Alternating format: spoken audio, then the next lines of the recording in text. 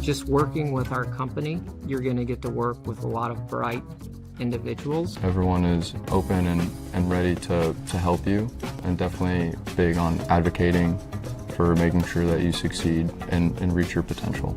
Everyone's goal is the same, to make the best products that we can for our clients and make sure that it is everything and more that it could be. What's kept me here? Our culture. We're genuinely a very great group of people. Everyone's just always willing to lend a hand. When I have a suggestion or a concern and I voice it, leadership actually hears me. As a consultancy, every person has a role and has something to bring to the table. There's just a lot of opportunities here if you're up for the challenge. Jump on board, be part of the fun ride, because we're going places.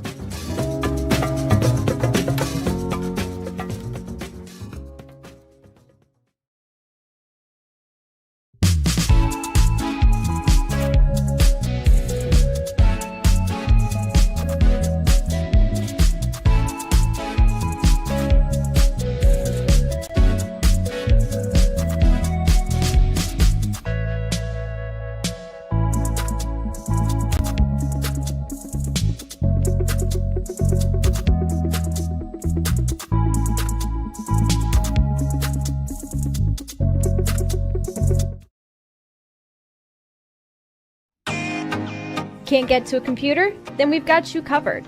Just go to the IndianaSRN app and stay up to date with all of your favorite teams. You can watch live coverage or relive the experience with our on-demand service.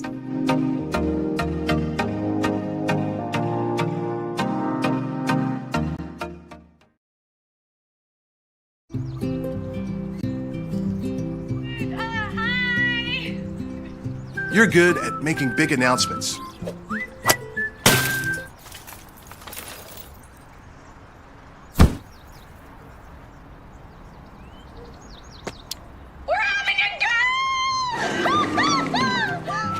We're good at your insurance.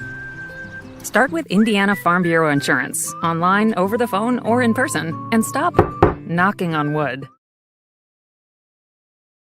From warehousing to transportation and everything in between, Piper Logistics does it all. Centrally located, Piper Logistics has 2 warehouses in Indianapolis and a warehouse in Cincinnati, Ohio.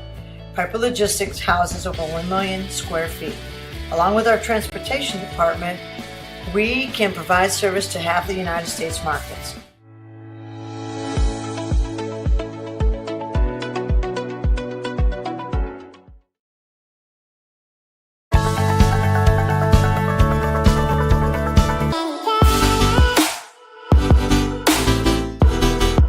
Aspen Creek Grill, we are a from-scratch concept with comfort fresh food. You can expect a world-class experience on a great budget. We've got incredible specials, great service. Today's dish that we're going to highlight is going to be our Aspen Blue Sirloin. It is, again, our premium Black Angus certified beef, and we top that with the blue cheese crust. Again, everything that we do here is made from scratch, and it's no different from our steaks. We hand cut all our steaks in-house. So our team back there is just an incredible team. Everything that they do, they take so much pride in. They put a little bit of themselves into everything that they do over here, especially since it is a made from scratch concept. We want everybody to come, visit us, enjoy some great food with some great service. Bring your friends, bring your family, come have some great food, have a great time with us with some of the best comfort scratch food.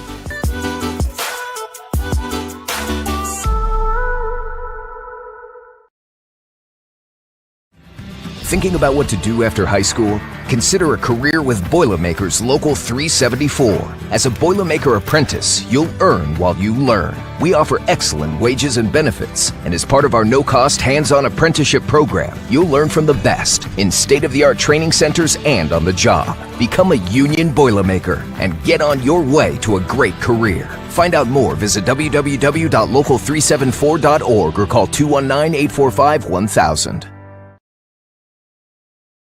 Vertner Electric Incorporated provides professional commercial electrical contractor services to to Indianapolis and surrounding communities. Locally owned and operated for over 30 years, our knowledge and experience make us the perfect choice for all your commercial electrical contractor needs. Contact us today. Thanks to you.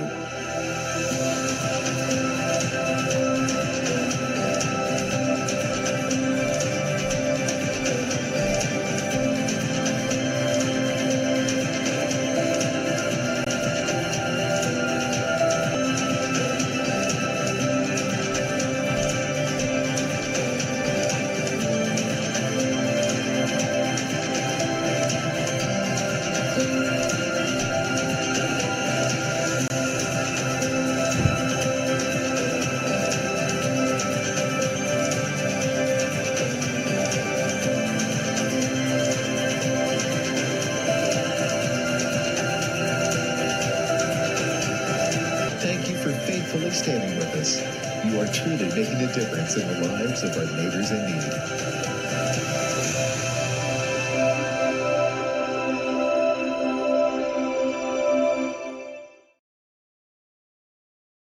Can't make it to the game? We've got your back.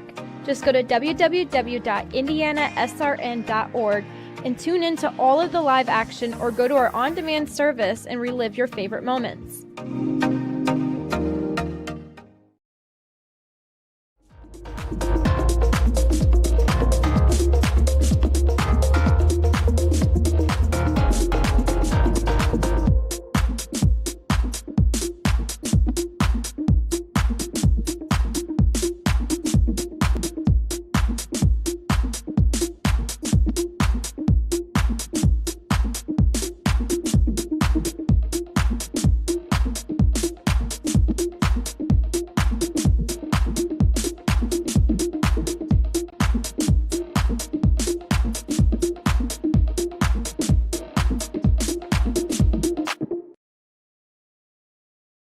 Sports fans, welcome back to Game Time, to pure spirit, to pure sport. Welcome back to high school sports. Fans, I'm IHSA Commissioner Paul Knighty, and I just want to say, welcome back. This is Game Time. This is Indiana high school sports. This is your IHSAA. Hey, Indiana, let's clear the air about vaping. Glue, rat poison, paint. We all know these products contain poisons like formaldehyde, arsenic, and lead. And these are just a few of the chemicals you'll find in e-cigarette vapor.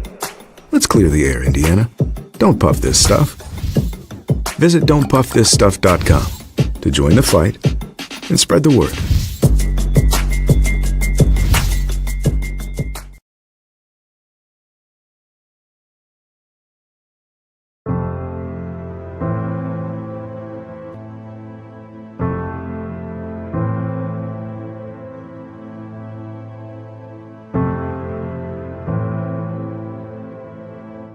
Calling officials cheaters or corrupt, it's not a game. Insulting referees, it's not a game. Threatening officials, it's not a game. Berating young umpires, learning the ropes, it's not a game. Violent language in the stands, it's not a game. Verbal abuse from the sideline, it's not a game. Screaming at a referee in the parking lot, it's not a game.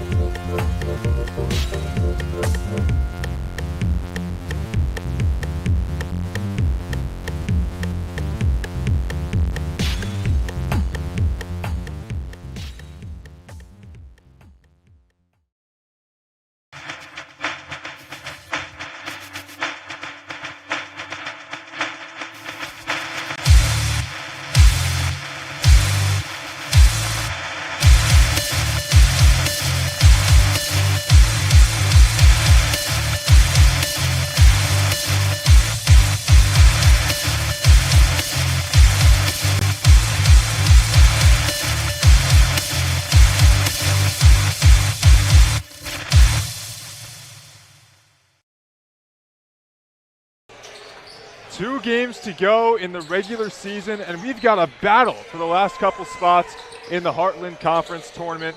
Rose-Hulman currently in position and will look to finish strong against the Bluffton Beavers. We're proud to bring you Heartland Conference Hoops, and it's all made possible by Reynolds Farm Equipment. Reynolds Farm Equipment is a leading equipment dealer since 1955. Passion to care, delivering care with more than 24 years of experience. Boilermaker Local 374. Boilermakers Local 374 represents highly skilled, highly motivated workers in field construction and metal fabrication throughout the state of Indiana. Wheeler Mission. For over 131 years, Wheeler Mission has been a pillar in the Indianapolis community. Bertner Electric, your trusted electrician partner since 1986. Morales Group. We're in business to create a better future for you and your family.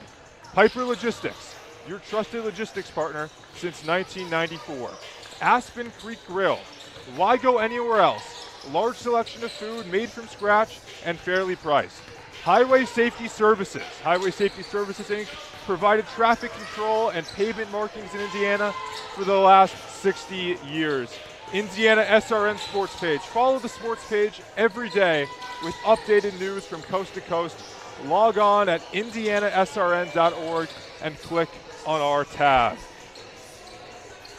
Welcome in to our broadcast today. Heartland Conference Hoops, Sam Cinder, William McDermott. We just got finished talking with Devin Paul, the Rose-Hulman head coach, and something he really pointed out was Jamie Baum's impact, not only on the court, they're only senior, but also off the court. It is senior day here at Holbert Arena. It's a very exciting day for Jamie Baum, the lone senior on this Rose-Hulman roster, and she's just been a difference maker in her entire college career at Rose-Hulman. She's the 1,000 career point scorer. He talked a lot about her leadership over the course of the season and over the course of her career, her ability to kind of calm them down in tense moments. She will be missed, but more importantly, the game against Bluffton today is a great opportunity for Rose-Hulman to build momentum heading into the HCAC conference tournament, which they need 1 win to clinch a bid in. They sure do. That's something that Coach Paul really did specify. They've got 8 freshmen,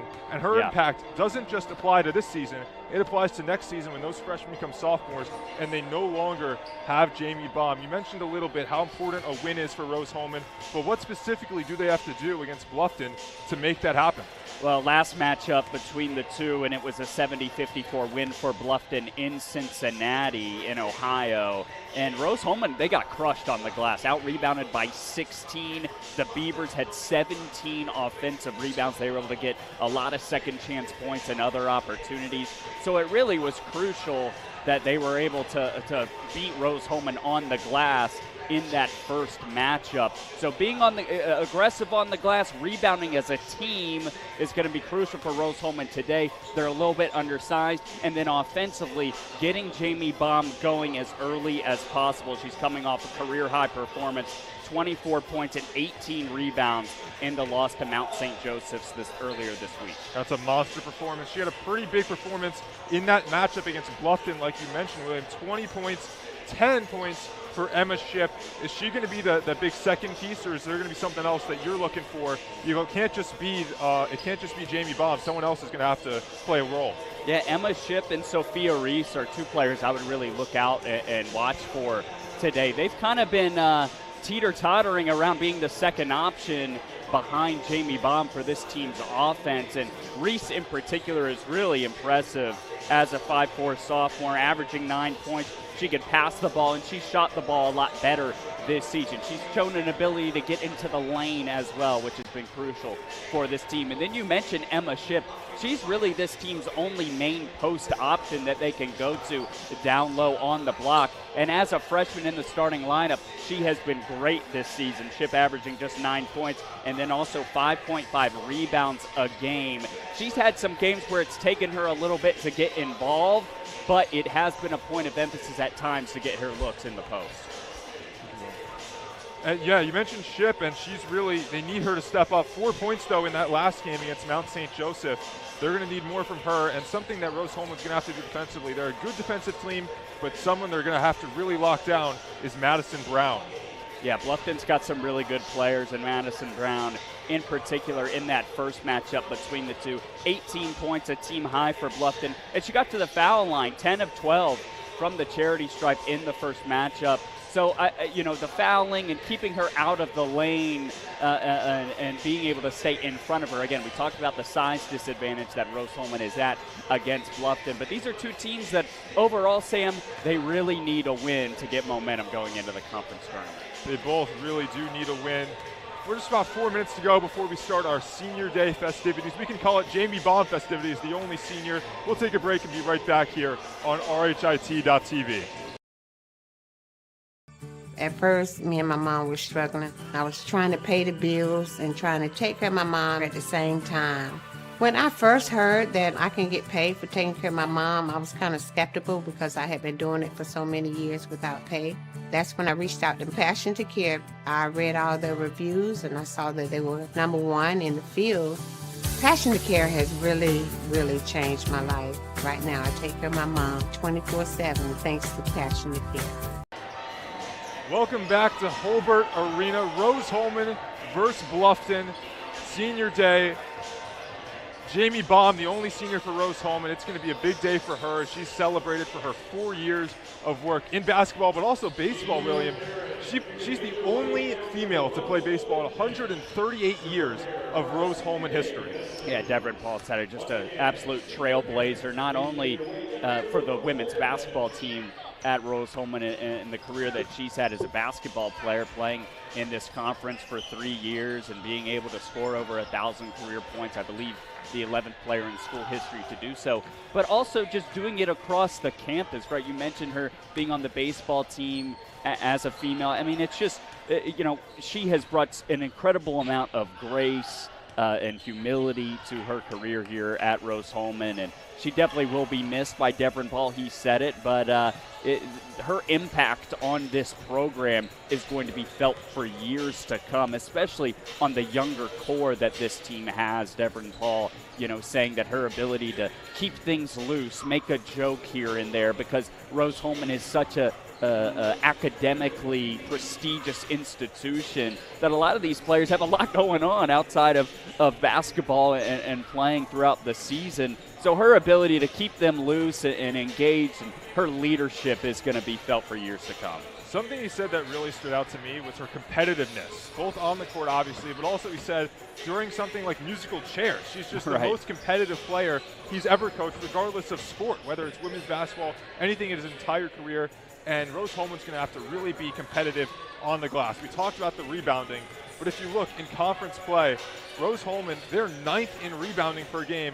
Bluffton 2nd. They really do crash the boards. 41.3 rebounds per game for Bluffton. On the season, that's a plus 4.8 rebounding advantage for Bluffton in their games. And they do a lot of it on the offensive glass. Mentioned they had 17 offensive rebounds in the first matchup between the two schools, and they out-rebounded Rose-Hulman by about 15. So getting on the glass early and often, being physical with this team is going to be pretty crucial as well. And then you talked about Jamie Baum, her leadership. I mean, yeah, all those things are great, and then it also helps that she's the 3rd leading scorer in the conference, right? Averaging, let's see, I mean, she's at 16.4 points a game. So when you have a player like that, and as she's about to be honored right here, it makes things a lot easier on you.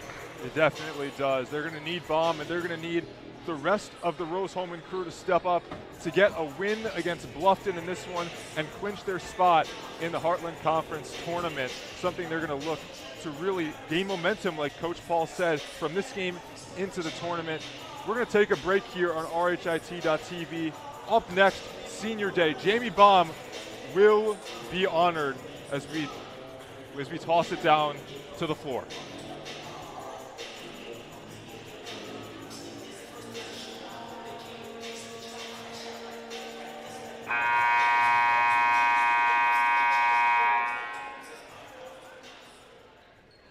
Ladies and gentlemen, at this time we ask you to direct your attention to the court as we begin our Senior Day celebration. Our first senior today is Josiah McGee. Josiah has been a student manager with the women's basketball team for the past 2 seasons. Following his 2 seasons as a member of the men's basketball team, On campus, the computer engineering major from Bluffton, Ohio, is a member of the National Society of Black Engineers, the Nobel Scholars Program, and the Bowling Club. Following commencement, Josiah will either enter industry or attend graduate school to obtain his master's. Josiah is joined today by his parents, Greg McGee Sr. and Felicia McGee, as well as his brother, Greg McGee Jr., and his sister-in-law, Cassie McGee. Ladies and gentlemen, Josiah McGee.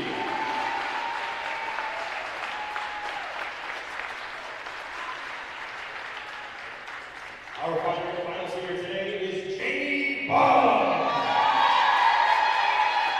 Jamie has appeared in 75 career games and became just the 11th player in school history to reach 1,000 career points earlier this season.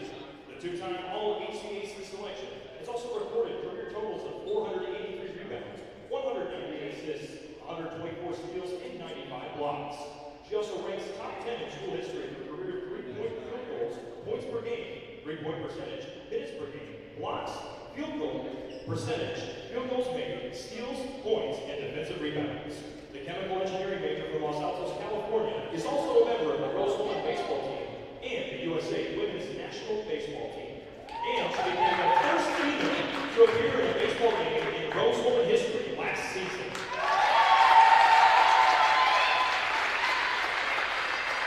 Following commencement, Jamie will be attending graduate school at Stanford University. She will also be converted to instructional engineer for Doubleheader in Palo Alto, California. Jamie is joined today by her parents, Peter and Andrea Bond. Ladies and gentlemen, Jamie Bond!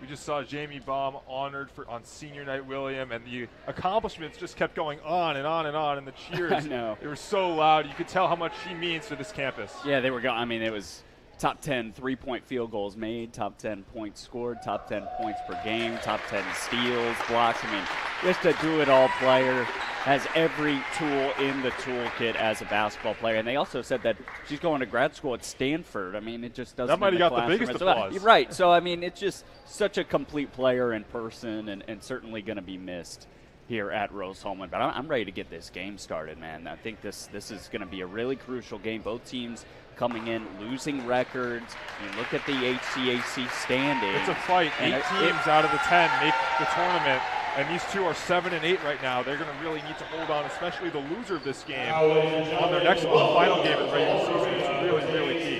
Yeah, it really is going to be an interesting, talking to Devin Paul, he said that they needed one win to make it, basically, to clinch that they're going to the tournament for the HCAC, and so this is a great opportunity to do so. And we're going to take a break here as we honor our national anthem. We encourage you to subscribe to our YouTube channel, IndianaSRN. Hit the bell to get notifications for upcoming games and more. Watch as many games as you want, as many times as you want. A good engineer, a good mathematician, a good scientist can identify problems. But in order to be a great scientist or engineer, you've got to have curiosity and you've got to have creativity, and that's what's going to set you apart. You can't teach curiosity. You just need to encourage your students to be curious. Curious in anything that they do. Curious so that it brings out the innovations, the new ideas. 575 of them from 40 states and 19 countries, with a record-breaking number of applications. Did you forget about Rose's outstanding class of 2023 and how 99% of the graduates have landed a position in their dream fields, graduate school, or the military? The renovations to Munch Hall are finally complete, so I'm sure he'll have plenty to eat at the updated Munch Cafe by the new Living Mall. We just broke ground on a new residence hall that will be ready for fall 2025. We celebrated a record-breaking homecoming with more than 2,000 alumni, students, and friends commemorating the 100th anniversary of the bonfire with our first ever drone show. We also welcomed 267 employers for our fall career fair, And perhaps the greatest gift of all, the Wall Street Journal named us to one of the top 20 best colleges in America, and U.S. News & World Report named us the #1 undergraduate engineering college. You can be a little old for a lot of things, but you're never too old or too far away for Rose-Hulman. 2023 was a year of adventurous journeys, of coming together, of growth. No matter how far away you roam this holiday season, you will never be truly alone as long as Rose is your home. We are nearing tip-off here at Hobart Arena. We see Bluffton was just announced, and we'll send it down to public address for the Rose-Hulman starting lineup. At the guard, the Blackpool sophomore from Doubleheader, Indiana, #3, Sophia Reed. At the other guard, the 5'6" sophomore from Fort Wayne, Indiana, #4, Australia Diaz. At the other guard, the 5'10" senior from Los Altos, California, #5, Jamie Ball. At the 4, the 5'10" junior from El Paso, Texas, #12, C.K. Rodriguez. At the other 4, the 5'10" freshman from Jasper, Indiana, #23, Emma Shen. And leading the front unit today is head coach, Nicholas Paul. Rose-Hulman, 5 starters: Sophia Reese, Amelia Diaz, Jamie Baum, C.K. Gallegos Rodriguez, and Emma Schiff round out to 5. Nearing tip-off here. We got 10 minutes on the clock for our first quarter of play. We got the band here at Hobart Arena, William. Yeah, this is a packed house. It's a doubleheader, the men's game following this one. It's senior day for both programs, and this place is rocking. I'm excited. This is going to be a competitive game. It's going to be fun. Rose-Hulman trying to get revenge on the earlier season loss to the Beavers. Lindsey Smith tips it right to Amelia Diaz, and Rose-Hulman will start with possession. It's Baum.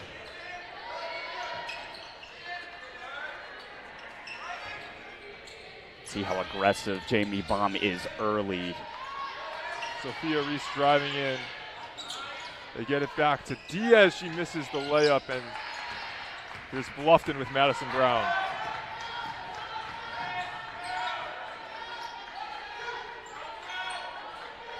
Bluffton trying to get it inside. Lindsey Smith. And a little miscommunication there over the head of Brown. She'll settle down. Driving on Gallegos Rodriguez, she lost it. It's like a foul there on Diaz. Coming over a little bit too hard, but a solid defensive first possession for the Engineers there. Spin up, and missing it was Tamron Brinkman. She's been a good player for Bluffton, averaging about 7 points per game. Yeah, she's been one of their primary post players, kind of can do it all over the floor. And how about Reese there getting into the lane, that spin move. Double spin, Jamie Baum, look at the aggressive, nearly a turnover, but it was her effort that kept the possession alive. And the layup off the glass is good for Schiff. We have a score. It's 2-0 Rose-Hulman. Devin Paul said that a goal for this team coming into the game is to shoot over 40% from the field. And on the season, Rose-Hulman shooting below 37%, so that would be well above their season average. How about that pass? Got it inside, and the three is off the mark from Rachel Clark. And now here, Rose-Hulman in transition. It's Sophia Reese. She'll put it up. It's off. And Bluffton, we're moving with some pace here early.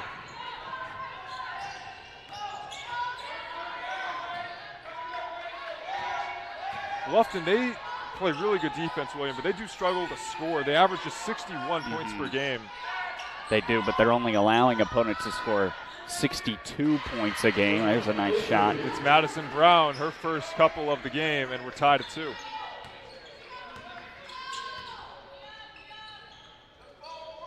So with Bluffton's defense, we talk about Baum a lot, but what else does Rose-Hulman have to do to penetrate their defense? As we see Nice two-point jumper from Ship. Well, she scored all 4 for Rose-Hulman. Yeah, we've seen a lot of activity from Emma Ship, and that mid-range for her is something that she has been kind of developing over the course of the season. At the start of the year, she was more so just right around the basket, getting to the rim, especially with her right hand. But if she can knock down that shot consistently, it unlocks a lot for this offense.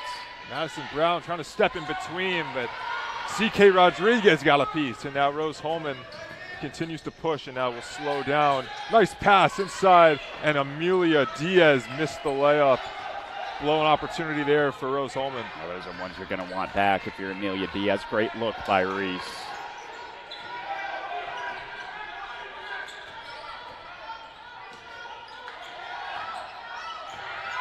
How about that defense? Jamie Baum getting on the floor and stealing it for Rose-Hulman. Ship gets it into Baum. Layup is good. Rose-Hulman up 4 early. How about Emma Ship being able to bring the ball up the floor and make a pass? That was impressive ball handling by her, and then obviously the great defensive play by Baum as she sticks here. Rachel Clark handles for Bluffton, and almost another steal. C.K. Rodriguez does have it. It's all her. She'll pass it up, and sharp. Sophia Reese puts it in. Early timeout. Rose-Hulman up 8-2 early here in this first quarter. We'll send it to break on RHIT.TV.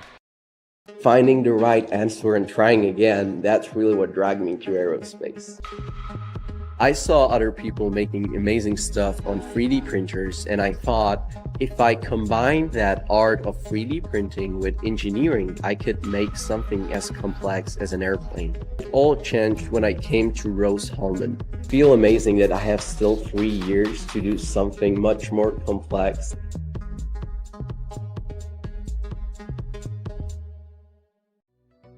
Hello and welcome to Game Day. My name is Keith Myers. I'm the Vice President of IndianaSRN. We're glad that you joined us today. If you'd like to see more content just like tonight, just hit the donate button. Every dollar that you donate will go right back into more games right here on IndianaSRN. This means more games for you. It's IndianaSRN, where you always have a front row seat.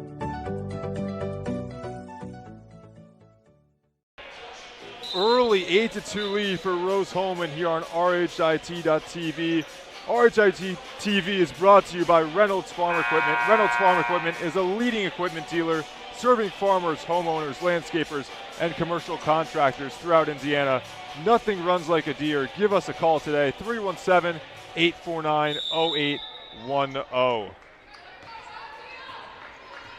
William, Rose-Hulman's jumped out to that lead that Devin Paul wanted. It's been a lot of Emma Ship. 3 assists on 4 made field goals. Ship able to get to the basket. She had that smooth mid-range and then the pass to Jamie Baum, which led to the timeout. She's been excellent early for Rose-Hulman. It looks like a little bit of a zone here for the Engineers. And another steal. Amelia Diaz comes up with it. The defense has been smothering Bluffton, but now she gives it away. Jamie Baum takes it back. Diaz for 3 is short. But they have been active on defense, has Rose-Hulman. The effort has been what Devin Paul would have wanted. Yeah, back to man-to-man now. So they go to the zone, the 1 possession out of the timeout, and come back with man-to-man defense. There's Brinkman. I mean, they are just all over them. Baum pushing. Taking it herself all the way to the lane. Jamie Baum. She is left-handed, and once you let her get downhill with it, it's pretty hard to stop her.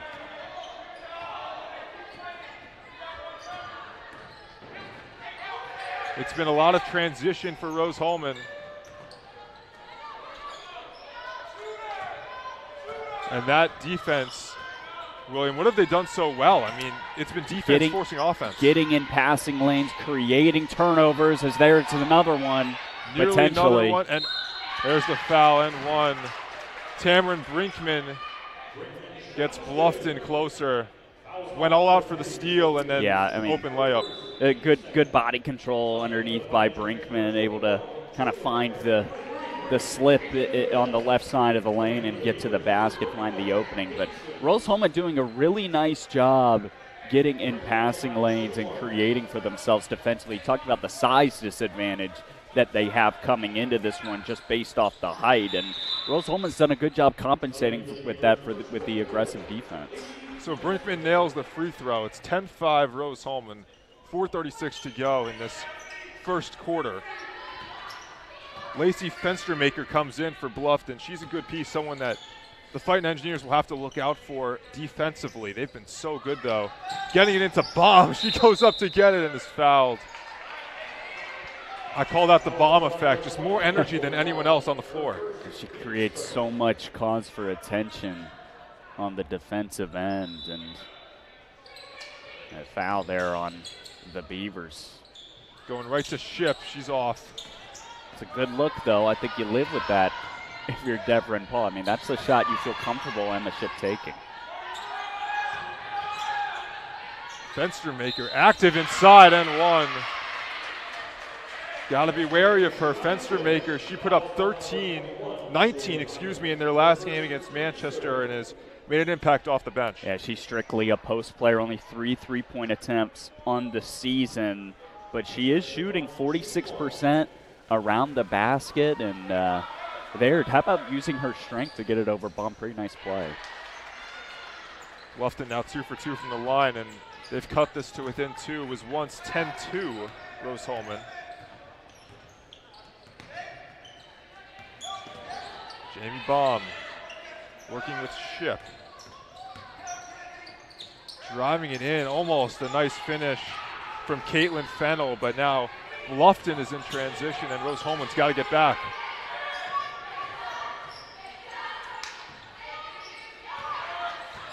We haven't seen a lot of Madison Brown. There she is, and someone must have got a piece of that. Jamie Baum's doing an excellent job on her so far in this game. Madison Brown, one of the best players in the league at getting to the foul line. Baum took the 3. It was short. Rose-Hulman has not connected on their 3 balls, and now Caitlin Fennell is off as well, so that shooting percentage going down as we close out this first quarter.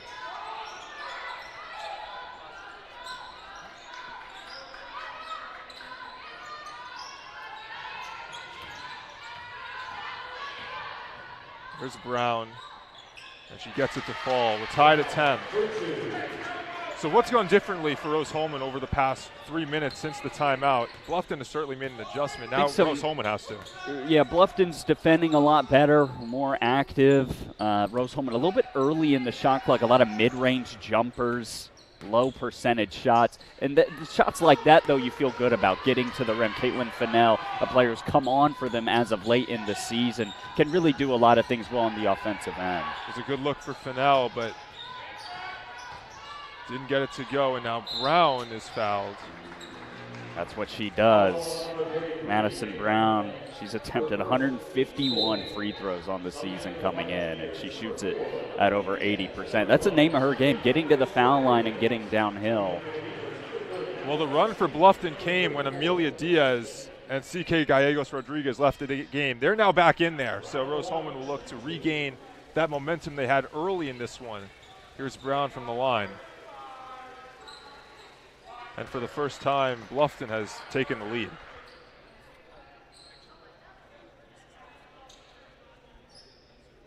Turnovers have been a problem for Bluffton so far. At least they were through the opening minutes, but they've trimmed down as of late as they just take the 2-point lead. 3 turnovers for Bluffton, 0 for Rose-Hulman. The shots just aren't going in. And that's what was so key early in this one. Where they were very active defensively. Going to have to find that again. And Rose-Hulman was able to get a lot of fast break opportunities through that, and since in the half court they've struggled. Julia Meyer from 3. That's what Rose-Hulman needs. Huge shot by Meyer. Just her 10th 3 of the year and the first of the game for the Engineers. So we're swinging a little back and forth here. A couple lead changes. Rose-Hulman back out in front. 13-12, under 2 minutes to go in this first quarter. Nice pass inside over to Fenstermaker, and she's a solid player, William. She's come off the bench, and she's made 2 huge baskets, that and one right out of the timeout, and that mid-range jumper, the offense for the Beavers picking up, starting to figure out this Rose-Hulman defense. Good ball fake from Fennell, but again, Rose-Hulman can't finish. There's Baum from 3. She's got it. talked about the offensive rebounding, right? I mean, just being able to stay active on the glass, creating opportunities on things like kickouts from around the basket. And that's something Bluffton really excelled in their first matchup, something Rose-Hulman is doing a much better job in this one. Brown gets it to Fenstermaker, and there are the hands defensively for Rose-Hulman. Amelia Diaz has been big.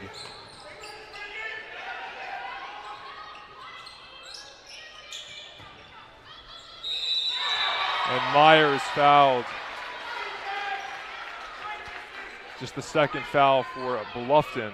Yeah, it looks like they're going to get Lindsey Smith with that one. Pretty good idea by Meyer, trying to get to her left side.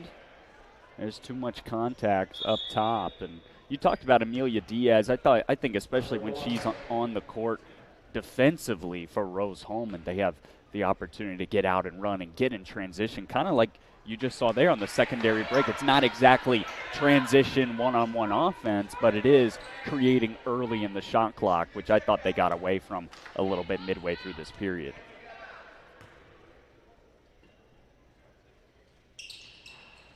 One for two from the line for Meyer, and Rose-Hulman has extended the lead to 3. Close game here in this first quarter, 55 seconds, and Rose-Hulman will press defensively.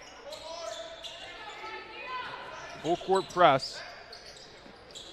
And Bluffton looks to their point guard, Madison Brown, to get it across the timeline. This is a fun matchup here. Diaz guarding Madison Brown.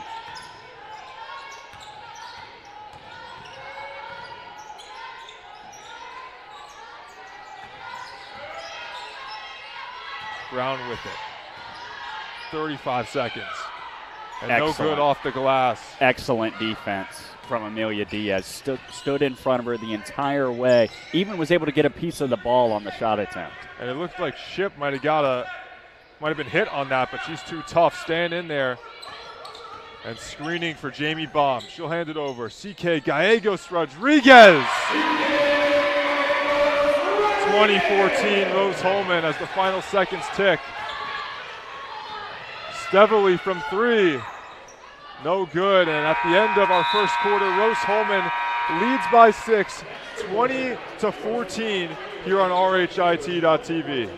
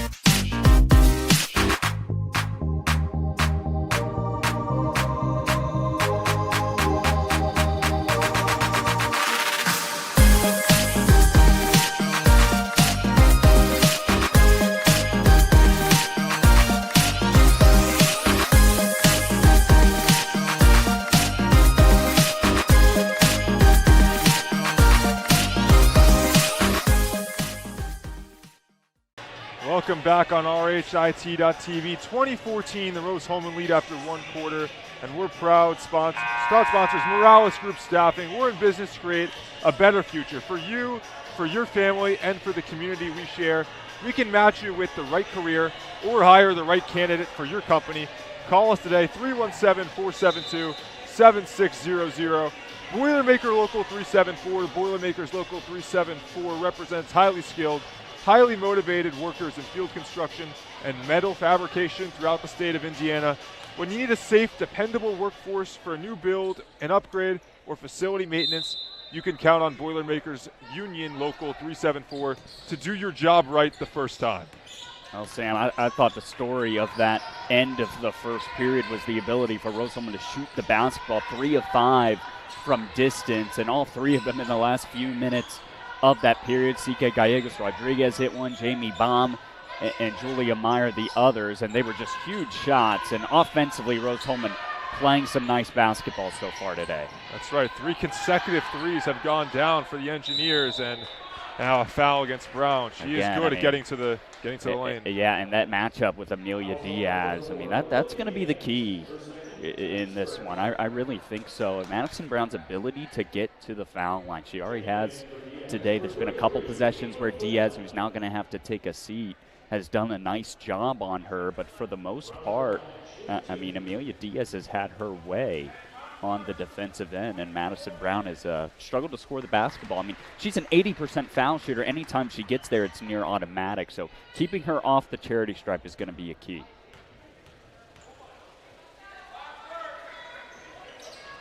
It's the first miss from Bluffton from the line. They're As 5 I for say 6. that, right? 5 for 6, but it is a trend that we have to keep Yes. aware of in this game. They've gotten to the line more than Rose-Hulman, and Rose-Hulman, they're going to have to do a better job of getting downstairs. And 3 from Caitlin Fennell, no good. You know, that breaks up the 3 straight, but still much better shooting towards the end of that first quarter.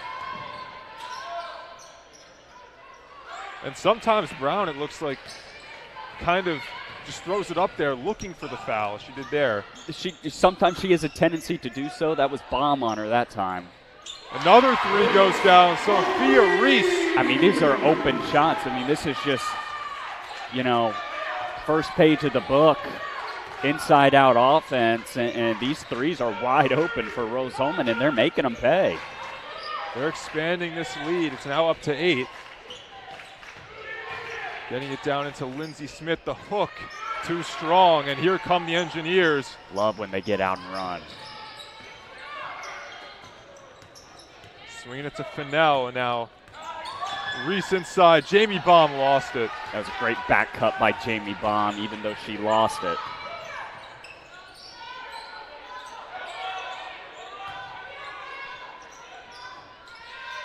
Fenstermaker out to Lindsey Smith.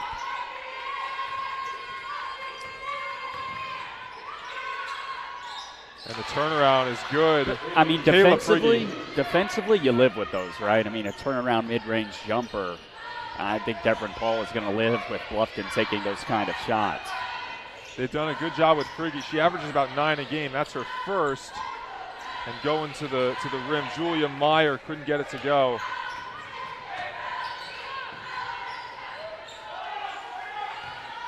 Fenstermaker a 2. Oh, Fenstermaker has kept Bluffton in this one. Lead is 4 for Rose-Hulman. Sophia Reese all the way is fouled.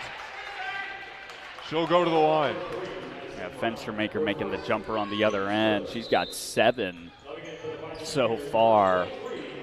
And she's been big for them. Coming in off the bench, Fenstermaker, she hasn't missed a shot yet. Got to the line. A rebound, and then the foul trouble with Amelia Diaz, certainly something to monitor. She picked up her 2nd earlier this period. She's on the bench right now. And when she hasn't been in the game, this Bluffton offense has been able to get in more of a rhythm. But you got to give credit to Rose-Hulman for the way they're shooting the basketball so far. Reese knocks down the first. Our broadcast is sponsored by Passion to Care, delivering care with more than 24 years of experience. As a prestige healthcare center, Passion to Care is driven by decades of expertise and a drive to go above and beyond. Call us today at 317-537-1811.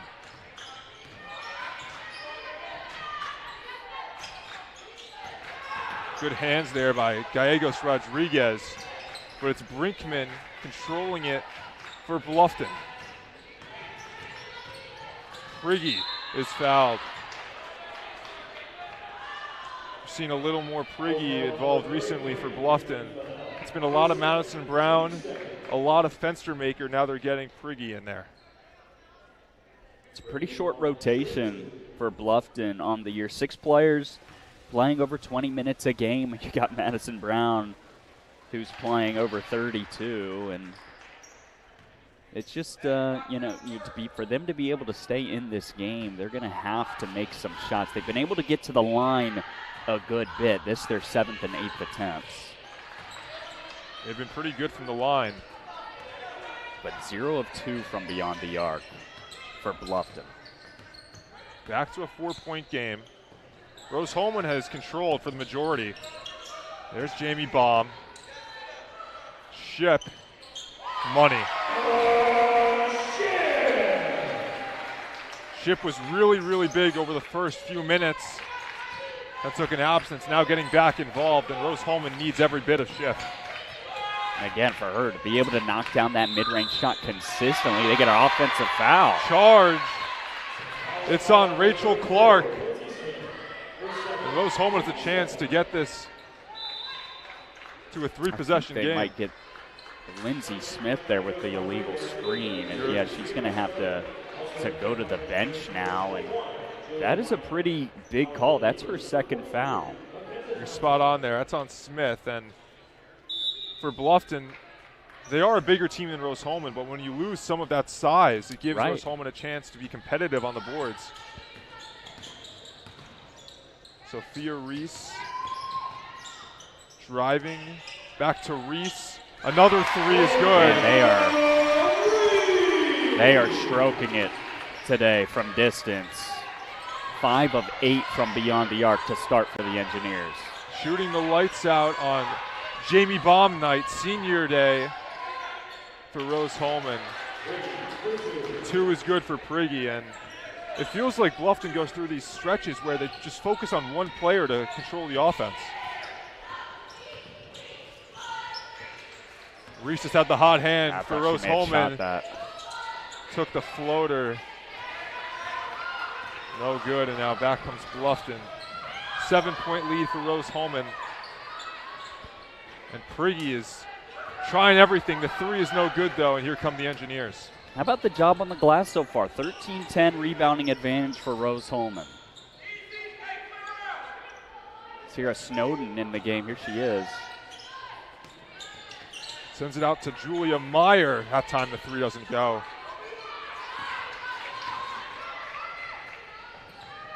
Prigge again.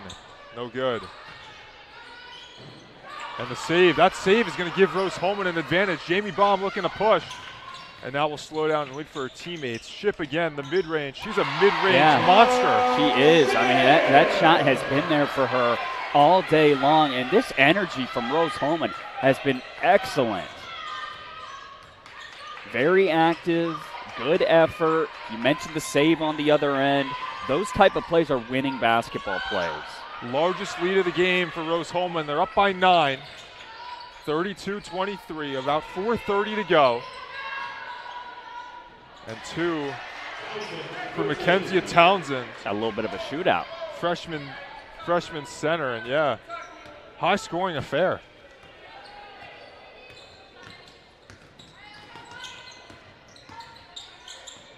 Julia Meyer getting inside. She walked, though. She did walk, and now Madison Brown will come back. We'll take a break here on RHIT.TV. Rose Holman with the 7-point lead.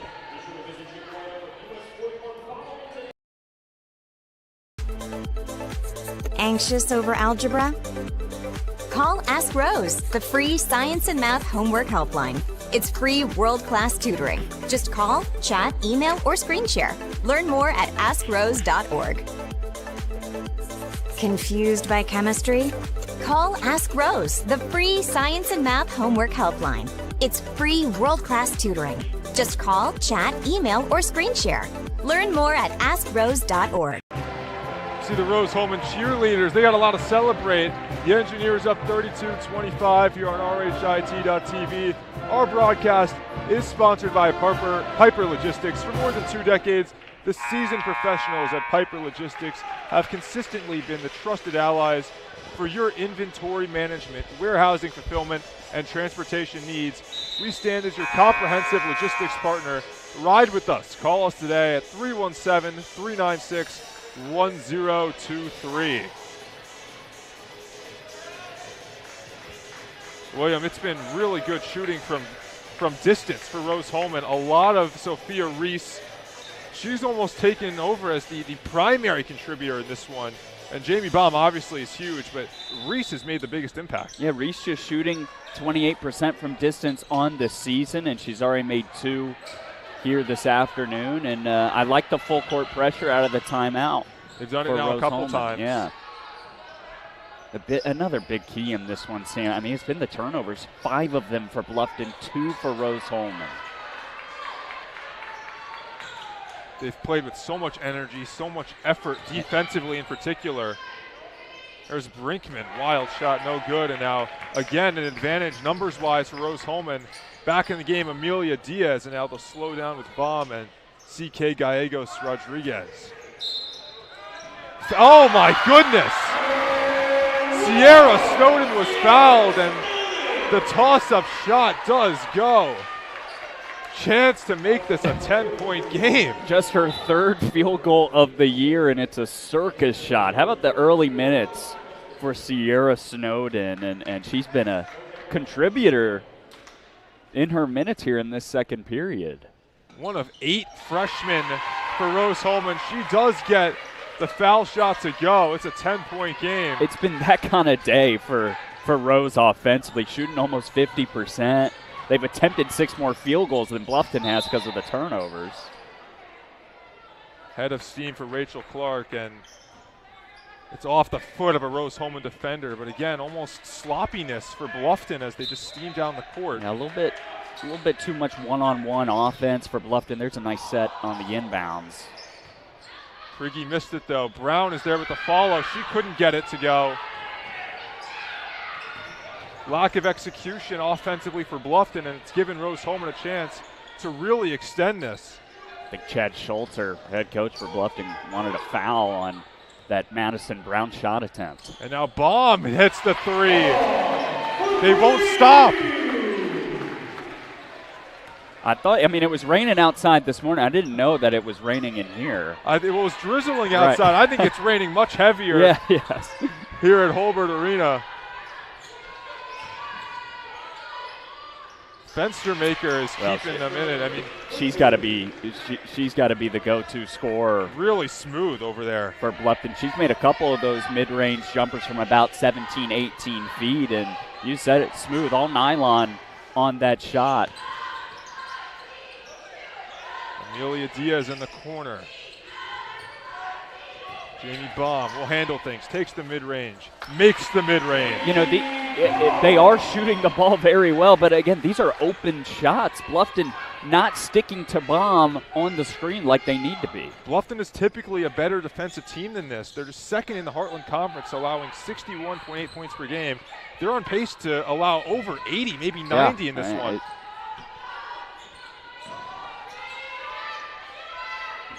Prigge, another 3, and she's lost the touch, and now here comes Rose-Hulman. Amelia Diaz way down court will slow down, and Ship, how about Ship inside?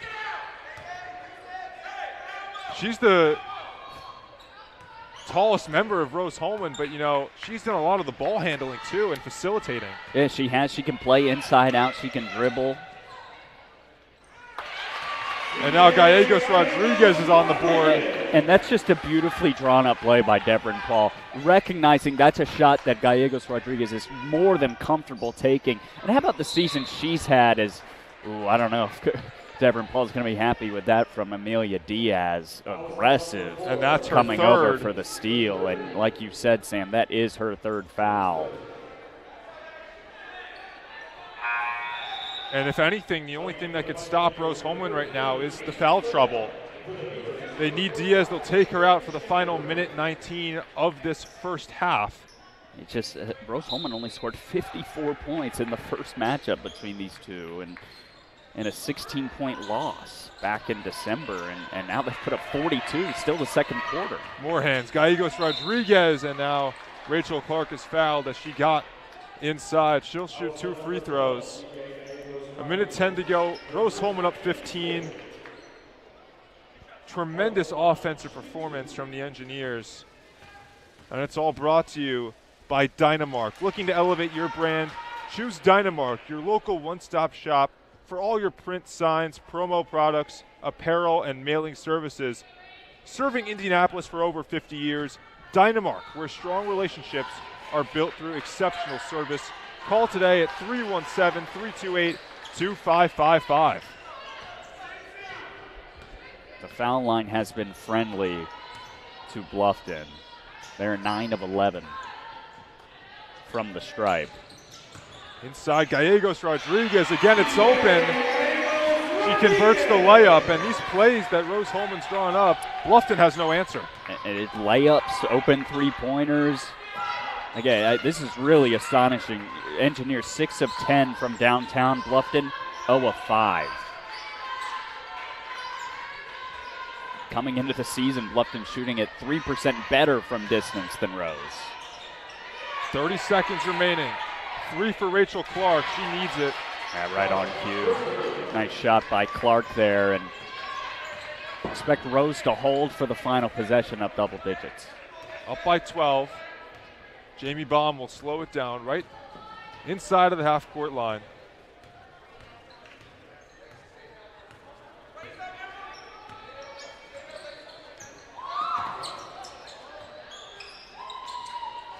Ship for 3, no good. That ends the second quarter of play, but one that certainly went Rose Holman's way. They lead by 12, 44-32, William, at the end of the first half.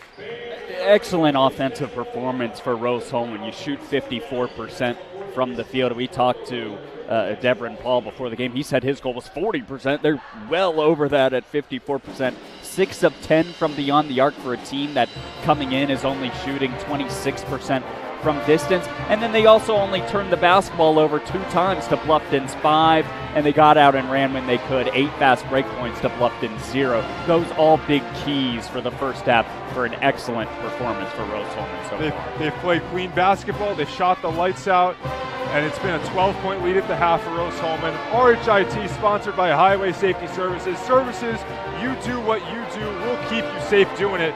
Contact us at 765-446-1500. Great first half for Rose Holman on RHIT.tv. Stay with us when we come back with John Lester, the golf coach for the Engineers.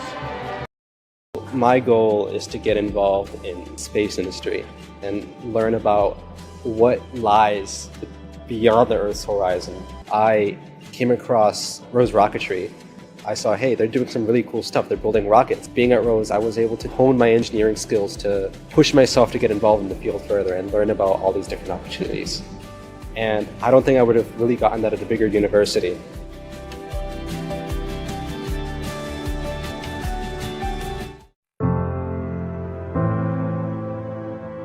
Calling officials cheaters or corrupt.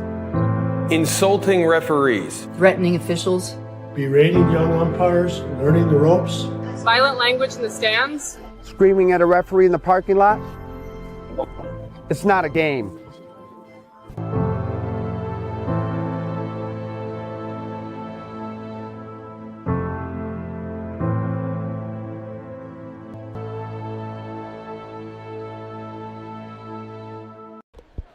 Welcome back here on RHIT.tv. Halftime here, Rose Holman and Bluffton. The Engineers lead 44-32. I'm here with the head baseball coach, Adam Rosen, here at Rose Holman. And Adam, you know, one of the star players for this women's basketball team, Jamie Baum, and she's on your team as well. Can you speak to her and how important she is? Yeah, Jamie's great. She's a great athlete, obviously, as you guys can see here today. But she's been with our program for 4 years. She was a student manager for 2.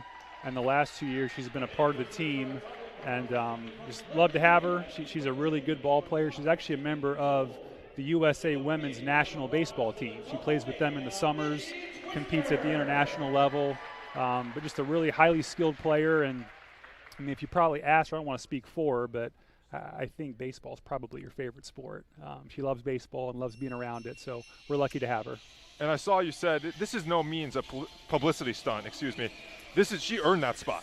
Absolutely, yeah. So she tried out after her sophomore year and went through the same process everybody else does, and just had a really good tryout, really good fall, very competitive in everything that she did. And to be honest, having her on the team, it really helped fill some holes that we had in the middle infield. So we were really lucky that she was a part of our program, and excited to have her for her senior year this spring.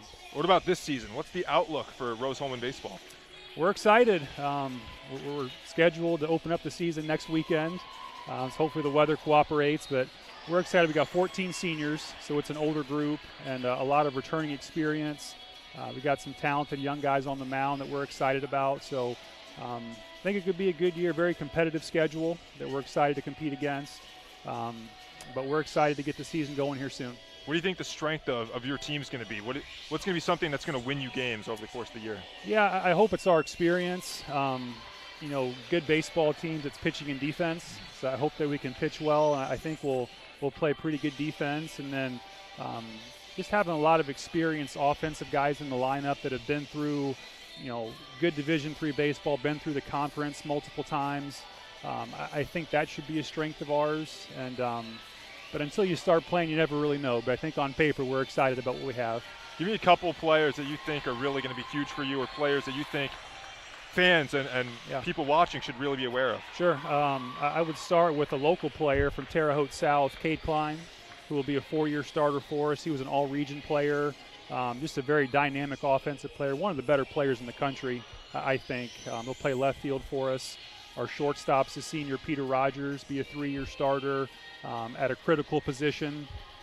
Jonathan Oliger, who also played for the football team here, he was one of the kickers, was an all-conference player for us last year as well. So those are 3 seniors that we certainly hope have big years for us. And said having 14 seniors, a lot of guys that we hope will just provide leadership and consistency for us throughout the year. And with your 14 seniors, because they're going to graduate next year and the program's going to keep going, how much have they played a role leadership-wise in helping the young guys that the success is maintained into the following season? That's a great question. They've been fantastic, and this is my 4th year as the head coach, so we've kind of gone through this together. When I started, they were freshmen. Those are your guys. They are, and they bought into what we're doing, and they do a great job just day to day of mentoring the young guys and just showing a good example of how to practice, how to prepare, how to go through drills. So it's so valuable to have good leadership, and we're very fortunate to have a big senior class this year. It's doing a great job for us. Anything else you want the fans to know about your program and what you bring to the table? We're excited for a great year. It's going to be, the conference is always super competitive, so it's going to be another challenging year in the league. I think our non-conference schedule is very, very difficult, so we're excited early in the year to kind of see where we stack up with some of the better teams in the country, and I certainly hope that fans enjoy coming out to the park once the weather warms up, and it should be a fun year for us. Well, we're excited. Great. Best of luck this season. Thanks for spending the time, Adam. We'll take a break here on RHIT.TV, and we'll have the second half of Rose-Hulman Bluffton coming up next.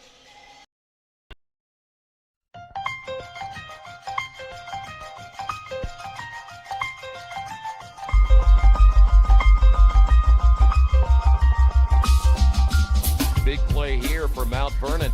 Ertl looking right, now over the middle, fires, and it's in there for a touchdown. What a throw.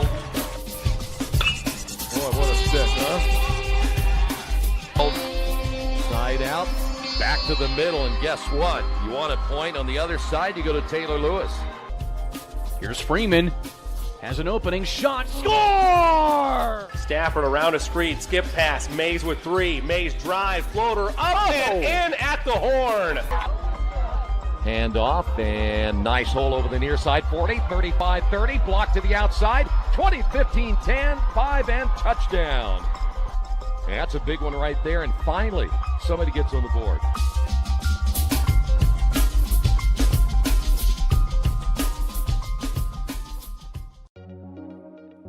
Rose Rocketry was founded to put Rose-Hulman on the map for places to go if you're interested in aerospace.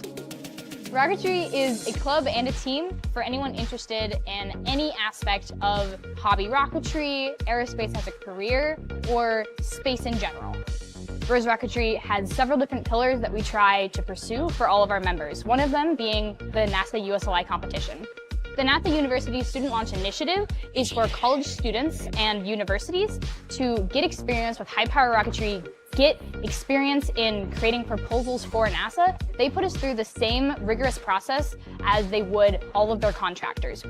We write proposals, critical design reviews, we write flight readiness reviews, and then we can go and present all of our learnings to the NASA board and they can ask us questions. And having that kind of hands-on experience where you can point to it and say, hey, I want to work at your company. This is what I've done to show that I'm valuable to your company. I've built rockets before. I've written proposals for NASA before. Another part of Rose Rocketry is the research aspect.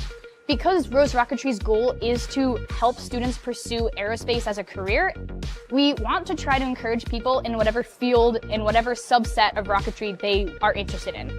For example, we have a bunch of students working on what's called Rose Propulsion Laboratory, and we are able to provide them funding, even mentorship. Another aspect would be electric ion propulsion. We have a couple students who are really interested in space propulsion specifically. And then there's also SmallSat. Rose SmallSat has the goal of launching a nanosatellite, which is around this big, into orbit within the next 3 to 5 years. And this is a really ambitious project, and it wouldn't be possible without the support of Rose Rocketry. My favorite thing about Rose Rocketry is how open we are. A lot of our people that are the most active are freshmen. And that's fantastic, because now these people are learning hands-on engineering skills before they even learn what engineering is. It's sort of given me a preview of all the engineering that is to come, and it's sort of put me on the fast track of learning mechanical engineering. Failure modes, effects, and analysis. That's not something you really learn as a freshman in your academics, but learning it in Rose Rocketry means I can apply those concepts to my current classes, which really helps me excel academically and prepares me for future classes. One of the goals I have after graduation is to be part of the aerospace industry. Rose Rocketry has helped me prepare for that goal in learning the design process of the aerospace industry and learning the documentation requirements. And it's also given me the opportunity to step into a lot of design areas and a lot of manufacturing areas that I haven't been exposed to before. And I think Rose Rocketry provides that really collaborative and friendly atmosphere. We really learn to work with each other, especially across multiple majors. What's special about Rose is the ability to really get involved. If you have that initiative, you can pursue it. And I think that's exemplified by how joining this team as a freshman, I was able to be elected the vice president. I was able to make a real difference on the team. That experience is something that you really may not find at other universities.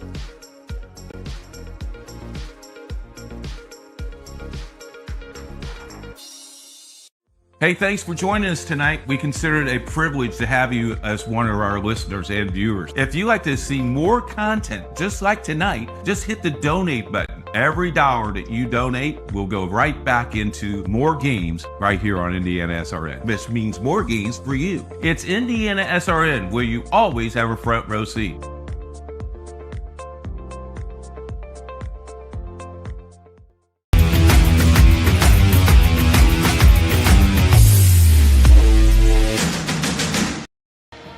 So my goal is to get involved in space industry and learn about what lies beyond the Earth's horizon.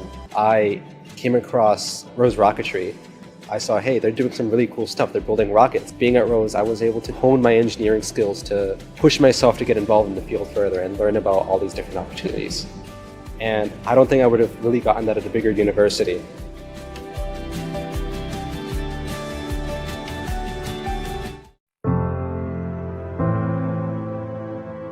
Calling officials cheaters or corrupt. Insulting referees. Threatening officials. Berating young umpires, learning the ropes. Violent language in the stands. Screaming at a referee in the parking lot. It's not a game.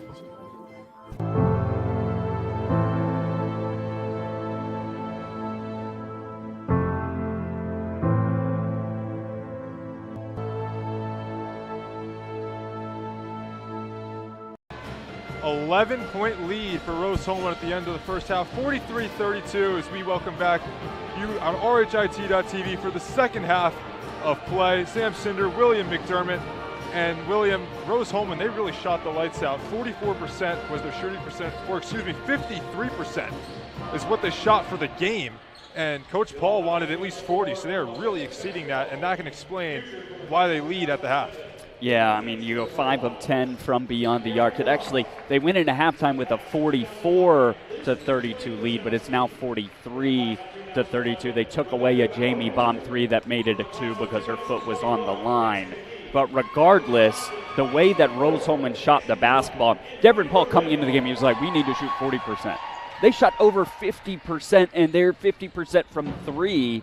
And a team that Bluffton coming in is shooting 3% better from beyond the arc than Rose Holman. And Rose Holman, or Bluffton rather, is one of 6 from beyond the arc. So the shooting, of course, was excellent, but you can't always rely on it. And I thought the defense from Rose Holman really made a difference in that first half, in particular on Madison Brown, who was only 2 of 7 from the field. Amelia Diaz did a great job on her. She does have 3 fouls, something to note in the second half. Amelia Diaz, you speak about her, and her impact is quantified by being plus 19 while she was in the game.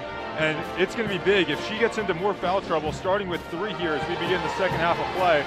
If this really becomes an issue, it could harm Rose Holman. So they're going to have to be really careful of her. But when she's on the floor, Rose Holman is at their best. Yeah, 5 turnovers for Bluffton and a steal by Diaz to her box score. And 8 points off of those turnovers for Rose Holman. Also 8 fast break points to Bluffton, 0 in that first half. When they were able to get out and run, they did, and they did it well. Baum leads the way with 11, but it's been multiple people on Rose Holman that have played a factor. 10 for Sophia Reese, 8 for Emma Shipp, and 7 for CK Gallegos Rodriguez. So they're getting good play out of a number of players, and that's what you want as a team.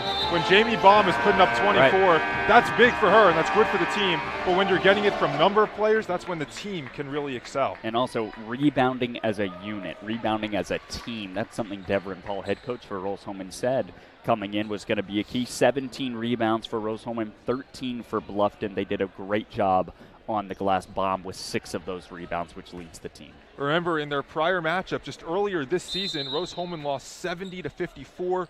Were out-rebounded by 16. Today, different story, adjustment made. Amelia Diaz back out there as we begin the third quarter of play, and an early steal for Bluffton.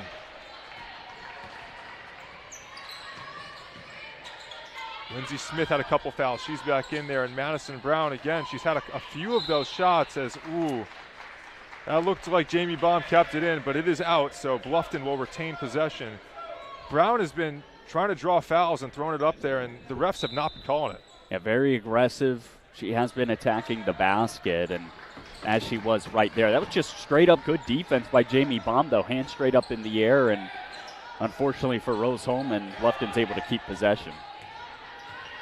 Fenstermaker came off the bench in the first half. She's fouled there. Probably had the biggest impact of anyone on Bluffton. She'll go to the line. She did. She came off the bench and immediately provided a spark for the Beavers, and 4 of 4 from the field, 9 points. She made a free throw. Her first basket, I think it was right after she checked into the game, was an and one, and she's going to have to keep making shots for Bluffton if they want to get their way back into the game. And one thing you got to credit Bluffton on, which has kept them in this, is their free throw shooting. They're now 11 for 12 from the line. Yeah, as a team, 69% from the stripe on the year. So they've scored the first 2 of this second half. Here's Sophia Reese for Rose Holman. Amelia Diaz, Jamie Baum, Gallegos Rodriguez driving on Fenstermaker. Too strong, and there's 2. CK Gallegos Rodriguez has really blossomed over the course of the season. Earlier in the year, was that certainly getting some playing time, but statistically the numbers maybe weren't showing it. And now she's really come along as of late offensively as a player. They use her on that baseline, and right as you saw her there, get to the rim. 3 is off for Rachel Clark, and that's just been the story for Bluffton. Have not converted many threes, just 1 in this game, and now Jamie Baum does convert the mid-range. She just cannot miss today. Trailing behind the play after the rebound, and she's able to get back, and defense sunk a little bit too deep into the paint. She just finds the hole and pulls up from a spot she feels comfortable. And it's almost like Bluffton is not respecting the shooting ability of Rose Holman, which you could quantify by earlier play this season, but not in this game. An adjustment needs to be made. Prigge guarded by Sophia Reese. Brown blocked by Diaz. Clark will hoist up a 3, and defensively Rose Holman, oh my God. Like white on rice, Diaz is on Brown.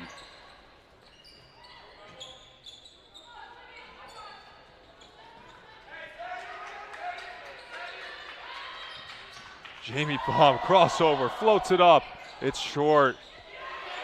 Baum putting the moves on. And now Reese is stuffed, or excuse me, Diaz is, but there is a jump ball. It will head Bluffton's way. pretty good start to the quarter out of the break for Rose-Hulman, staying true to a lot of the things that got them the lead in the first place. Again, all season long, looks like we got a clock issue here. All season long, he's talked about how important it is for this team to get the lead and maintain the lead. And we're going to see if they're going to be able to do that against the Bluffton team that is searching for a win. Again, both these teams, if you look at the HCAC standings, they're right there. Neither of them have clinched a bid in the tournament yet with 2 games to go, but certainly both can with a win. They've got a 13-point cushion, and you're right, they need a win. Rose-Hulman currently in the 7th spot. 8 teams make the conference tournament. Bluffton right behind them in the 8th spot, but they're tied with Manchester, so this game arguably means more to them. Getting inside to Lindsey Smith, but it's stripped away, and the foul is called on Smith, and that's her 3rd. Remember, Smith picked up that 2nd foul in the 2nd period. She went to the bench. She did not return, and it looks like Chad Shuttler is opting to keep her out there with 3 fouls. It's been bombed so far this 3rd quarter. There's CK Gallegos Rodriguez. 3 just off. Rachel Clark pushing, and bad pass stolen away. There's Rodriguez, but then she loses it.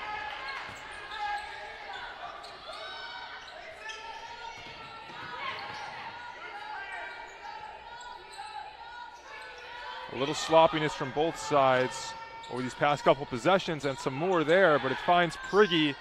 Her 3 is good. Well, she is the definition of a sharp shooter, Kayla Prigge. 36 of 120 on the year. She's only shooting it 30% from the field. She's 30% from deep.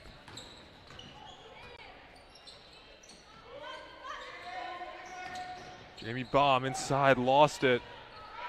But it's stolen away by Amelia Diaz, and it falls. And again, just her constant activity. Look at the way she's face guarding Madison Brown on the inbounds. It's the energy that Coach Paul wants. And look at the result. You get games like this. She's everywhere. Prigge was fouled.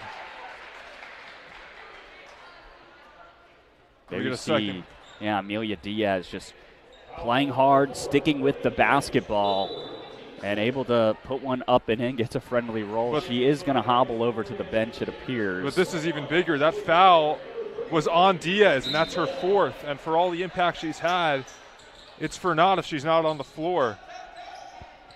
Rose-Hulman, though, at this point when she goes out, 5:37 in this 3rd quarter, they lead by 12. Well, sometimes it's typical. You'll see the best defenders struggle with foul trouble because they're so aggressive. Another mid-range for Fenstermaker. And in the case of Amelia Diaz, I really think that she is just playing very aggressive. At times it's been very beneficial for Rose. They probably wouldn't have this lead if it wasn't for her aggression, but also the 4 fouls early in the 3rd period, something that Devon Paul's going to have to work through with the substitutions. Sophia Reese, right to the basket and is fouled. So she'll go to the line to shoot 2. Could hear that one from up here. Brown smacked her on the wrist.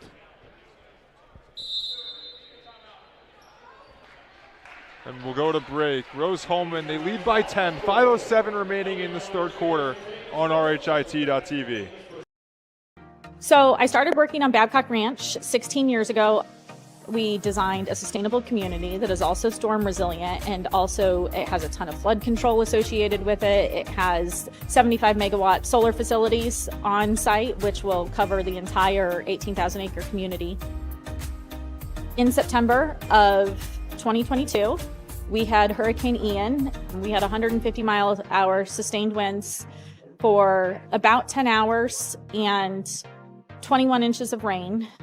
Babcock really had little to no damage at all. We were the only place in a 2-county area that had any electric or any available drinking water that did not need to be boiled. And Rose really prepares you to go out, think outside the box, and problem solve. And I think for any major at Rose-Hulman, that's what you're getting. You have the ability to go out and create something new and innovate and change the way that we live as humans today.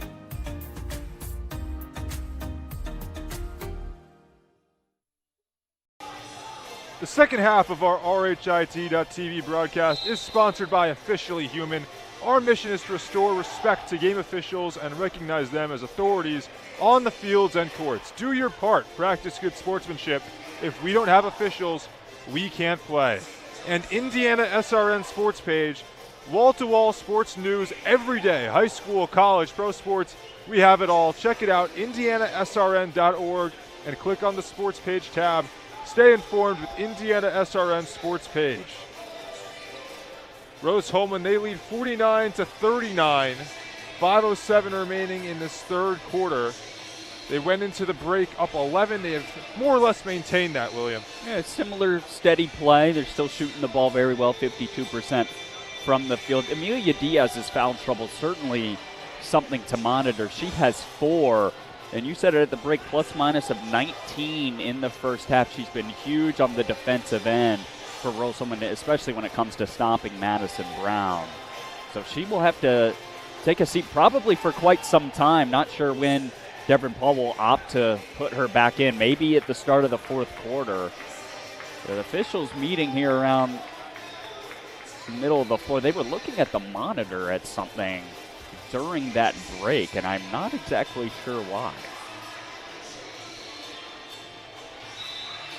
Of course, the monitor, they're using our IndianaSRN feed, which is pretty awesome. I'll take some pride in that. Yeah.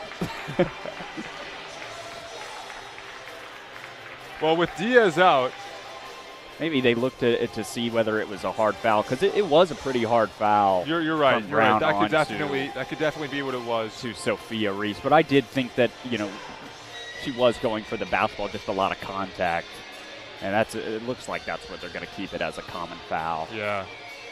Well, Reese will shoot 2, and Diaz goes out. In comes Caitlin Fennell. She's in there along with Julia Meyer. Meyer made a couple threes in that first half.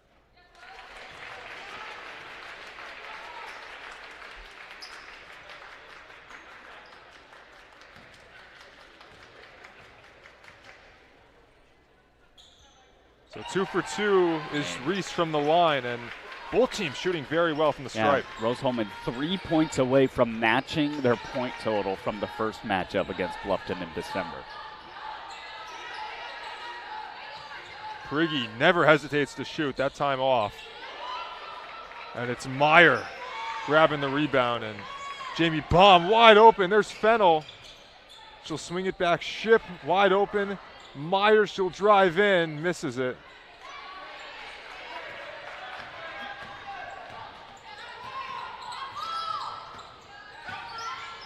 And Fenstermaker is fouled. There was no resistance to the ball there. Super strong take by Fenstermaker. Yeah, you said it. Nobody stopped the ball. And she was just able to take it right to the hole and get fouled. I believe they got Baum with it. And because, yeah, it was first dead ball after 5 minutes. So Bluffton will shoot a pair. Rose-Hulman up by 12, 51-39. We'll take a break here and come right back on RHIT.TV. They say nice guys don't finish first.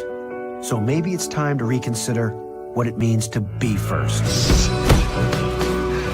It's about being your best, but knowing you could be even better. It's being present, but respectful of history. You sure you want to make that move?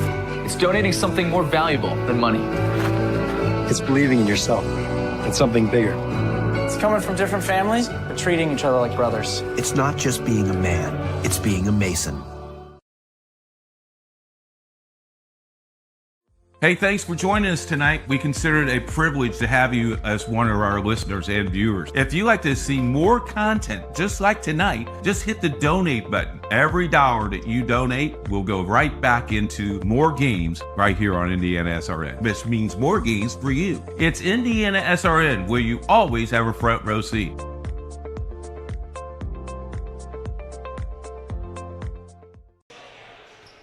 (51-39), the Rose-Hulman lead. Fenstermaker to shoot a pair and makes the first. We've had a slowdown in the pace of play recently, a couple fouls. Yeah, Fenstermaker really has been the key, though, for Bluffton offensively, and single-handedly has been able to keep them in the game. 15 points now for her. She hasn't missed a shot from the field. Fennell driving on Brown. Jamie Baum is just missing that one. Looked like a forced shot that time. Could have gotten something better. But when it's Jamie Baum, you never really question it. No, not at all, especially when she gets to her spots in the mid-range.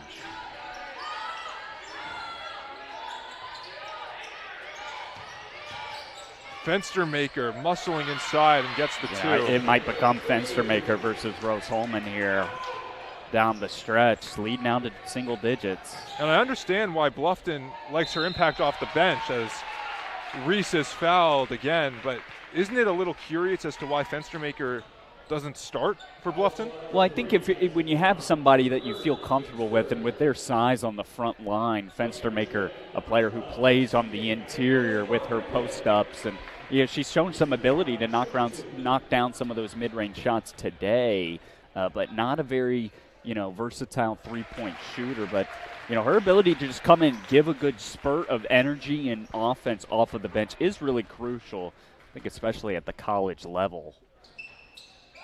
Reese has been very solid from the foul line. Makes another two there. Solid is a good way to describe her game so far. 14 points, an assist, steal, knocked down 2 triples. Bluffton runs through Fenstermaker, gets it out to Clark. And they're searching for something. Prigge drives in and gets the layup to go. Nice drive from Prigge, and Bluffton's cut this to 8. Yeah, Fennell had to get up on Prigge because she's such a good three-point shooter and gave up the drive. Nice pass inside to Fennell, but couldn't get the follow to go. Thought there was a lot of contact on that drive.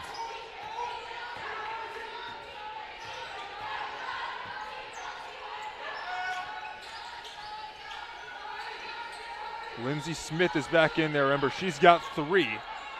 3 fouls for Bluffton. Rachel Clark, clock down to 7, 6, 5. Prigge with 4. Has to go, shoots the 3, and it's no good. But Bluffton, Madison Brown with the rebound. And Lindsey Smith for 2. Rose Holman, up until this point in the game, they've done a great job rebounding, and it looks like Devin Paul is going to want a timeout. Lead cut down to 6. That's something that hurt them in the first matchup with Bluffton. Something they've done so well at for the first half of the third quarter.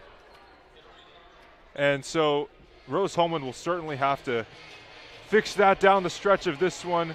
RHIT TV is sponsored by Make a Difference. Help us put more student athletes on TV by logging on to IndianaSRN.org, directing your donation to a specific school, or hit the donate button. More games, more opportunity for our kids. IndianaSRN, where you always have a front row seat. And Family Source Insurance. Pat Cherry is your independent agent representing Ohio Mutual Insurance. Call him today for coverage tomorrow. 317-894-7000. 2:19 remaining in this third period. The Rose Holman lead has been cut to 6. What can they do to get this back to the 10 to 15 range that they were living in for a while? Well, go back in time and hope Amelia Diaz doesn't pick up a 4th foul. But no, I mean, she's on the bench with 4 fouls. Certainly that is a storyline. Do you think Rose Holman, they've been a little bit careless with the basketball. 3 turnovers this period, uncharacteristic for them based on how the first half went. Ship, who's been so good over the course of this one, just misses, but nice rebound by Rose Holman, and Meyer is fouled. That was all CK Gallegos Rodriguez getting the position on the jump shot underneath the basket so she could get the offensive rebound, kept it alive, got it to her teammate Meyer, and she got fouled.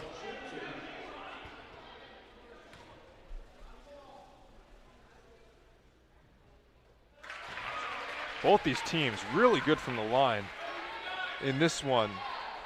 Rose Holman, 73% foul shooter for the season, and they've been way above their season average in this game as Meyer drains a couple. 10 of 11 for Rose from the stripe.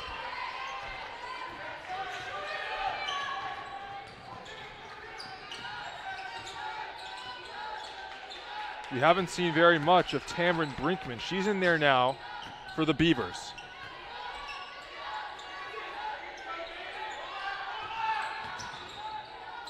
Kriegian working with Brown. And Brown is inside, but the foul call did not get the shot off glass to go. And now our streak of players at the line continues. This time it's Madison Brown. Bluffton, they're trying to get Madison Brown going, and she's just 2 of 9 from the field, 7 points, 8 rebounds for Madison. But, you know, we talked about her ability. She's one of the best free throw shooters in the league, over 80%. She's attempted coming into the game over 150 free throws on the year. And that's really the name of her game. I thought, for the most part, Rose Holman, especially with Diaz in the game, has done a great job on her. But if Bluffton wants to get back in this, Madison Brown is going to have to be a scorer.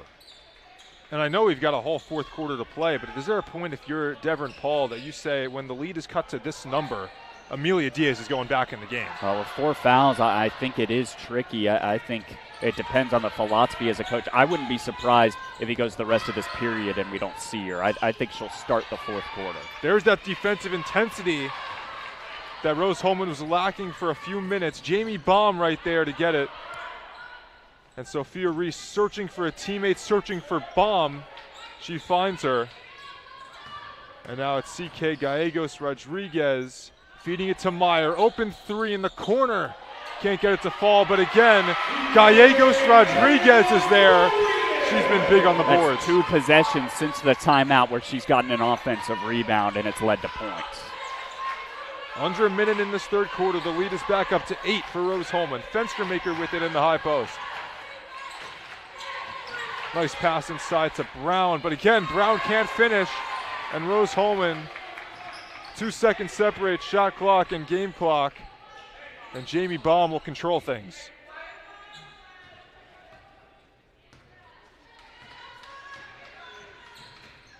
Baum inside, out to Reese. Reese can't get it to go. 12 seconds. Bluffton. Madison Brown, they'll have a shot here. Brown with 4, 3. Puts it up, it's off the side of the backboard. So an 8-point lead is what Rose Holman will go into the fourth quarter with. 57-49. 10 more minutes to go. Rose Holman searching for the win that will cement them in the Heartland Conference Tournament. We'll take a break on RHIT.TV.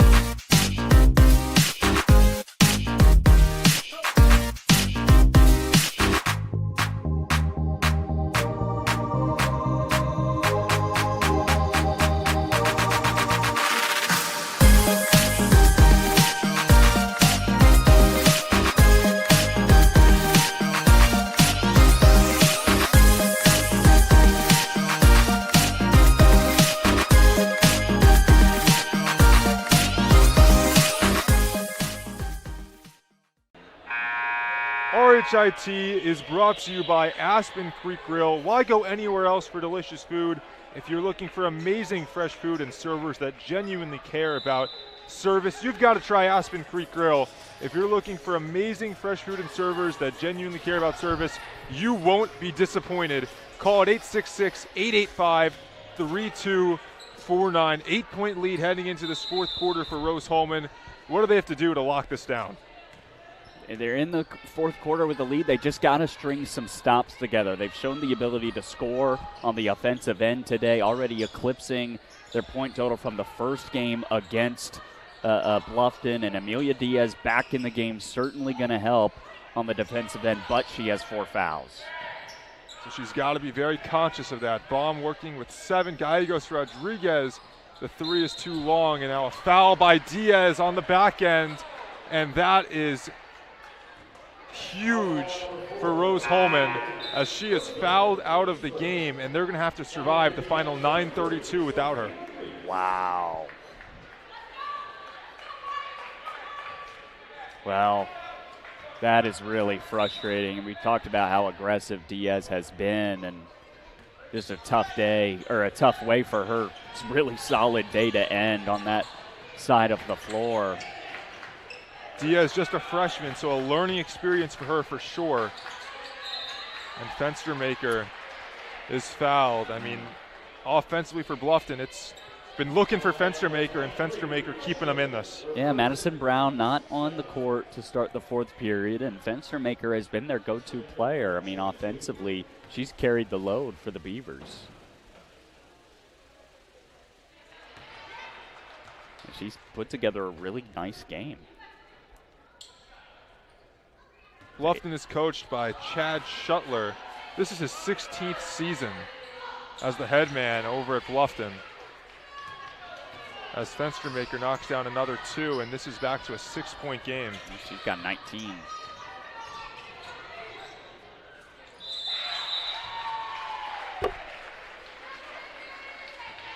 Jamie Baum is fouled, so she'll go to the line as we're getting a ton of fouls here at the end of the third, fourth quarter. Rose Holman up by 6. They will not have Amelia Diaz. Who do you look to be the player that Rose Holman has to go to make sure they can secure this? Well, it has to be Jamie Baum. Offensively, we've talked a lot about how spectacular she is. It's her senior day. Those are 14th and 15th points.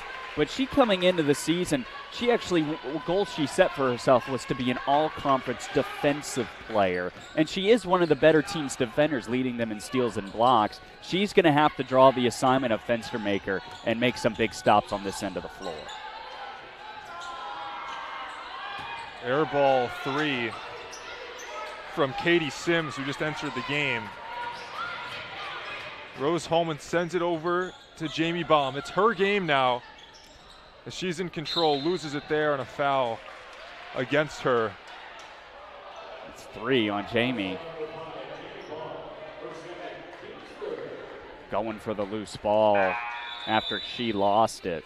You like that with Baum, creating in space, just a little sloppy with the ball handling, turns it over. I mean, she is a vocal leader. You can tell that from here, from where we're standing, and of anyone on the floor for both teams, she's always the first to dive for the loose ball. Right. And I think that brings, not only are you getting those turnovers, but it's a mentality, it's a personality of your team. And for a very young team as well. I mean, there she is. And she gets the steal for Ship. Ship just on Clark, and the Euro step in 2. Look at the Rose Holman bench explode. Timeout Bluffton. That was pretty sweet, wasn't it? The steal from Baum, talked about how she's got to make an impact defensively, and then Emma Ship downhill the Euro step. Beautiful finish. It's those energy plays that are going to be most important for Rose Holman down the stretch for momentum, and they lead again by 10 with 8:15 to go. Ship has been big, but Jamie Baum forcing the turnover and letting Ship finish. Yeah, 4 in double figures for Rose Holman now with that Emma Ship basket. It's just an all-around complete performance from them, and really balanced as well. They've done it from beyond the arc. They've done it in transition. They've done it from the foul line, and they've done it down low. I mean, they're doing it all offensively. It's just one of the better performances they've put together. But you were talking about Jamie Baum and her leadership. You know, for such a young team like Rose Holman, with only one senior and all the freshmen that they have, it's really crucial for a player like her to lead by example, and I think she does that better than anybody else in this league. And she really, vocally, you mentioned it, but I think the way she carries herself on the basketball floor, it sets a great example. She does it here on the basketball floor. Adam Rosen, the baseball coach, we talked to him over the break during halftime. He said she does it on the field as well. She's one of the most crucial pieces in Rose Holman, regardless of sport. And over the final 8:15, they're going to look to her to hold on. Remember, at the end of the game, stay with us for the Morales Group post-game show, where we'll talk to the Piper Logistics player of the game and coach. Madison Brown back in for Bluffton. Fenstermaker working around Baum. Baum, you could tell, conscious to not commit. Doesn't want to pick up her fourth foul. Fouls have been ramping up here, and this one's on Bluffton. It goes on Lindsey Smith, and I believe that's her fourth. That is.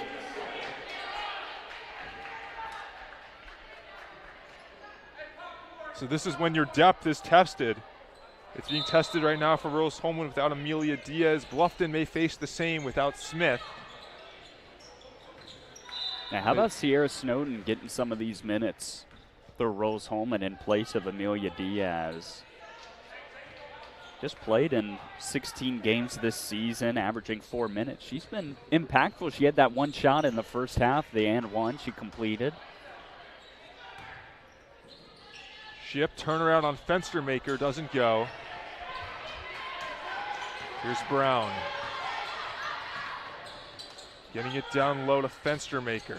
I might consider a double team on Fenstermaker when she gets it in the post here. They have Ship guarding her now. Here's Rachel Clark around Ship. And how about Ship's defense there? Straight up and down. Yep, hands right in the air, textbook. And they go inside. Gallegos Rodriguez is fouled. Fenstermaker late on the rotation down once the ball got into the lane. And Gallegos Rodriguez, she lives on that left block.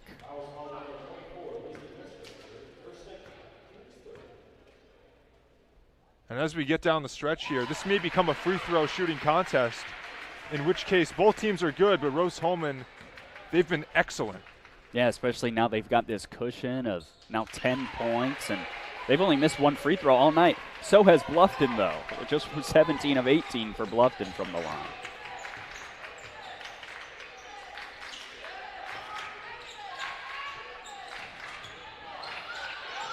Rachel Clark a three. It's a pretty good look for Clark.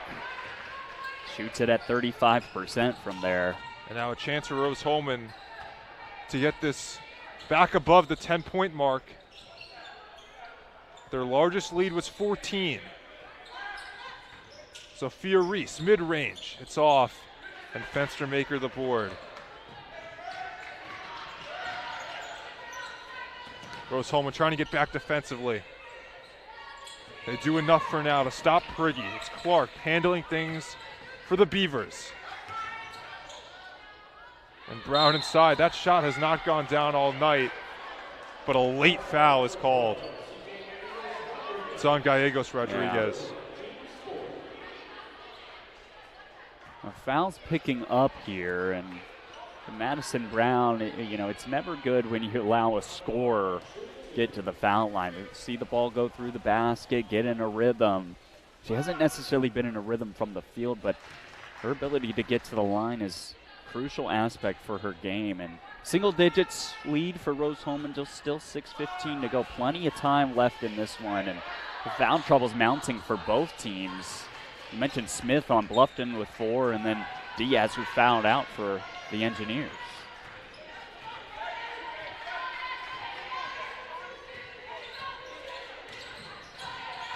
Ship. Gallegos Rodriguez, she's taken a few threes. They get it over Snowden.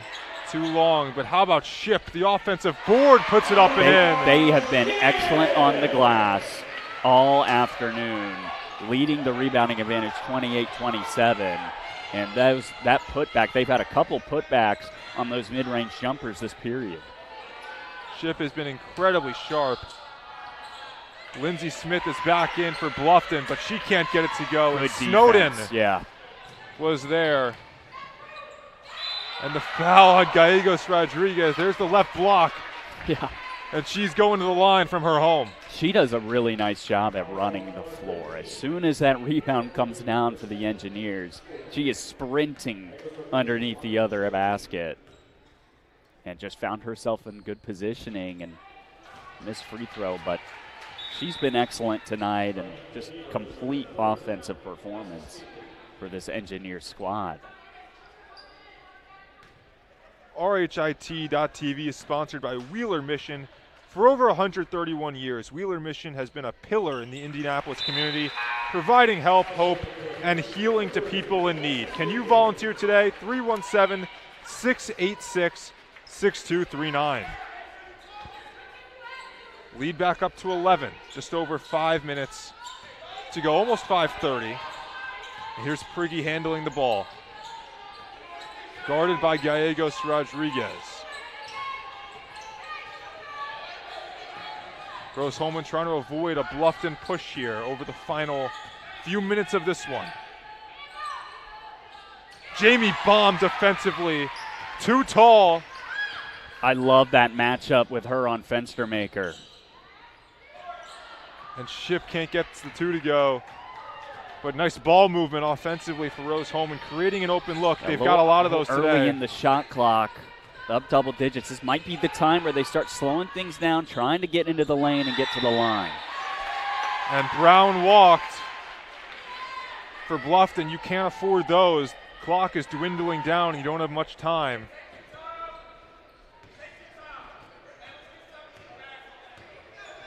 $12 turnovers for Bluffton today.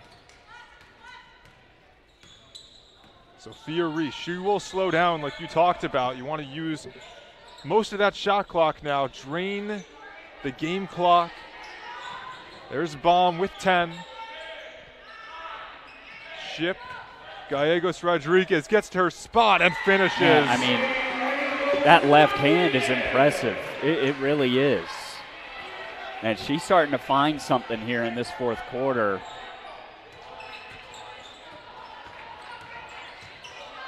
How about her defensively? Trapping Prigge. Here's Brown. She'll drive. Ooh. Foul is called. It's on Gallegos Rodriguez. It's going to be her fourth. You're right. You are right. Can't deny the effort, but again, another key piece for Rose-Hulman in foul trouble. But she's had a great game, though. 6 rebounds, 16 points, 2 steals, 1 block. Her length gives her so much versatility as a defender. And it's been difficult for Bluffton to get into the lane and get those shots over her. So she will come out. And Rose-Hulman, they're up 13. Bluffton heads to the line with 3:56 to go. We'll come back here on RHIT.TV. Anxious over algebra? Call Ask Rose, the free science and math homework helpline. It's free world-class tutoring. Just call, chat, email, or screen share. Learn more at AskRose.org. Confused by chemistry? Call Ask Rose, the free science and math homework helpline. It's free world-class tutoring. Just call, chat, email, or screen share. Learn more at AskRose.org. Final few minutes to go. Rose-Hulman, 13-point lead. Their largest was 14. They're going to try to hold on here. Bluffton is headed to the foul line. Foul was on Gallegos Rodriguez. She exits the game, but Rose-Hulman just got to hold on for a little bit longer. It's Madison Brown to the line to shoot 2.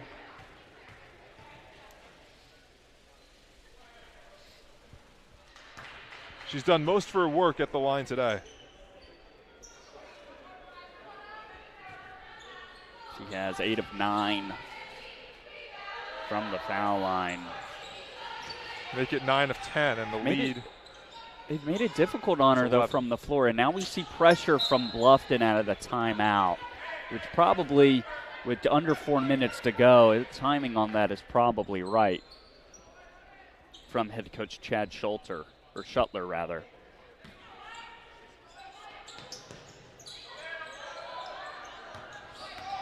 They try to trap Baum, but she escapes. Gets it over to Shipp. Rose-Hulman will want to slow down. And that's exactly what Shipp does. I think you got to get the ball into your best player's hands here. You want Jamie Baum with a chance to put this game away. But they get it inside, and one. Julia Meyer. Oh, she walked. She did walk. Nearly would have put the game on ice. Instead, it's going Bluffton's way.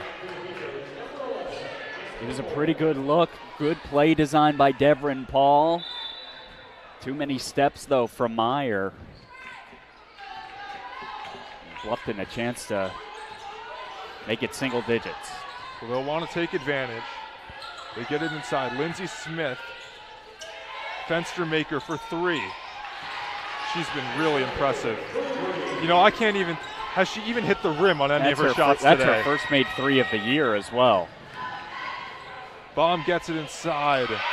That time it's Meyer. She's good for 2. Well, one thing with that press is that if you push the ball out quickly, you're going to catch some defenders missing their assignments, and that's exactly what happened. They got to the rim, nobody stopped the ball. So the lead is 11. Prigge, no good. Rebound. Brown, and she's fouled.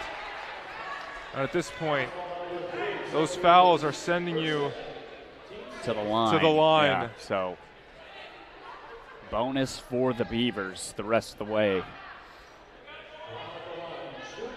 And the one person on Bluffton out of anyone you really don't want to foul, Brown. 9 for 10 from the line, and now 10 for 11. Gallegos Rodriguez has 4 fouls for Rose. She's not out there currently. Jamie Baum has 3. And obviously Diaz fouled out earlier this quarter. So it's back under 10, 70-61. Bluffton continues to press. Yeah.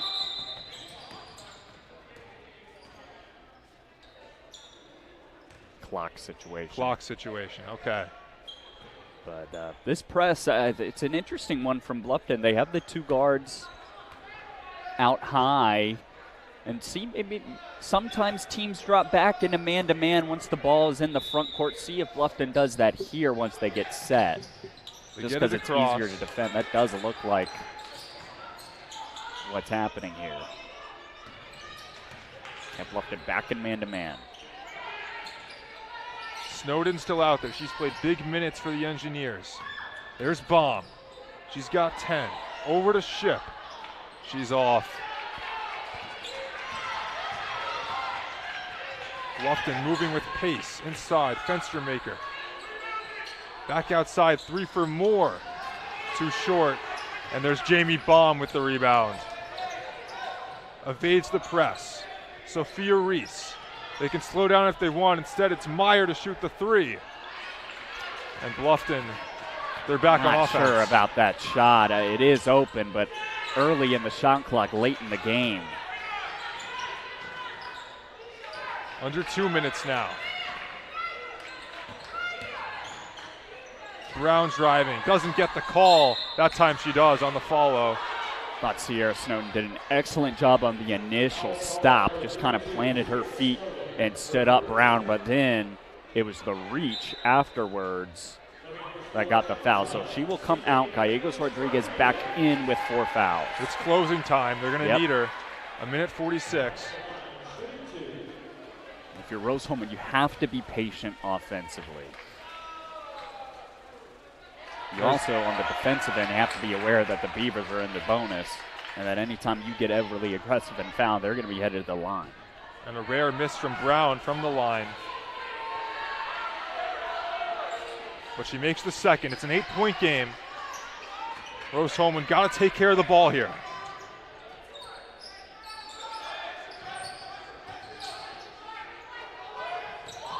Reese gets it across with Ship. Back to Reese. They'll slow down. Nice job by Rose Holman there.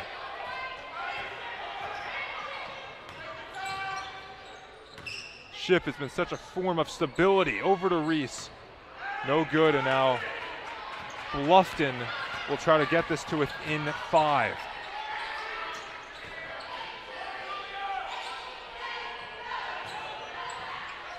Fenstermaker.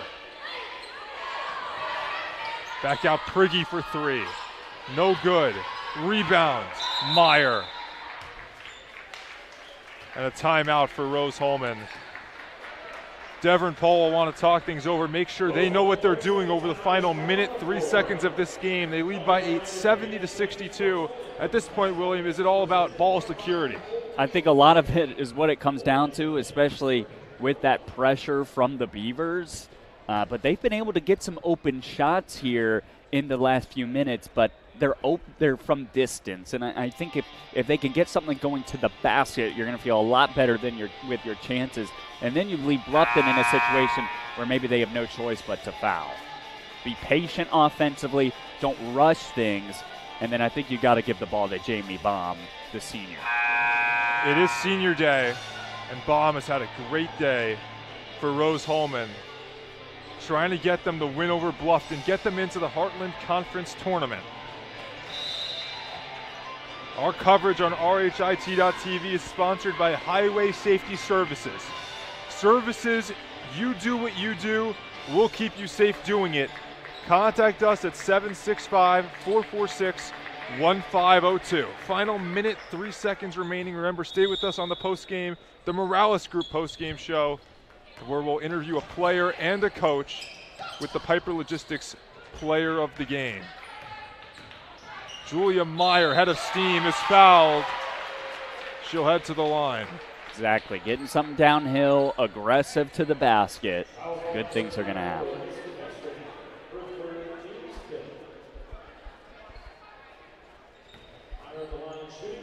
Freshman Myers played some good minutes for the Engineers. They've got a lot of minutes out of freshmen. Free throw rattles home.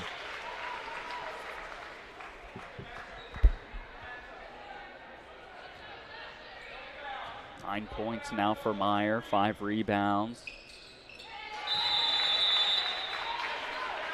Back to a 10-point game, and now it's Chad Shuttler to call timeout. Trying to draw up some desperation over the final 54.7 seconds. We'll take a break, be right back on RHIT.TV. Doing things so quickly. A lot of times we know that we need help. So our professors all know us by name. Basically, everybody knows everybody here. That one-on-one personal connection you're getting with the faculty, you don't get that a lot of places. We're not just saying, here, go do this hard project. We are right there with them. We work with them. The faculty are there for you.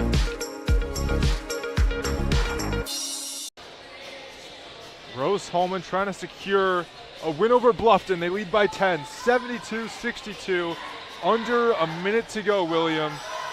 This becomes just take care of the ball, right, and this will go your way if you're Rose-Hulman. Yeah, no threes, no turnovers. That's typically how it goes. Bluffton, from distance so far this evening, they have not shot the basketball great. 2 of 16, 12.5%. But they are 24 of 26 from the line. And you definitely don't want to get them in a situation where they're just going to the line scoring without the clock even moving, especially now that it's under a minute. And then dealing with this pressure too. Reese and Baum have to be careful handling the basketball. I mean, that is a tremendous stat. 24 for 26 from the line, yeah. And although Bluffton, they've trailed, they haven't shot the ball well from the field, you got to give them credit from the line. They've done a great job. Rose-Hulman, though, has countered them. Yeah. Their numbers from the line have been excellent as well, and it's what's given them a 10-point cushion. 17 of 19.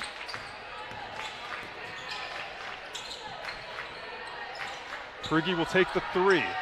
She drains it, and that's big for Bluffton. Rose-Hulman now just with a 7-point cushion. You have to stick to the hip of Prigge. She is a sharpshooter. Myers fouled.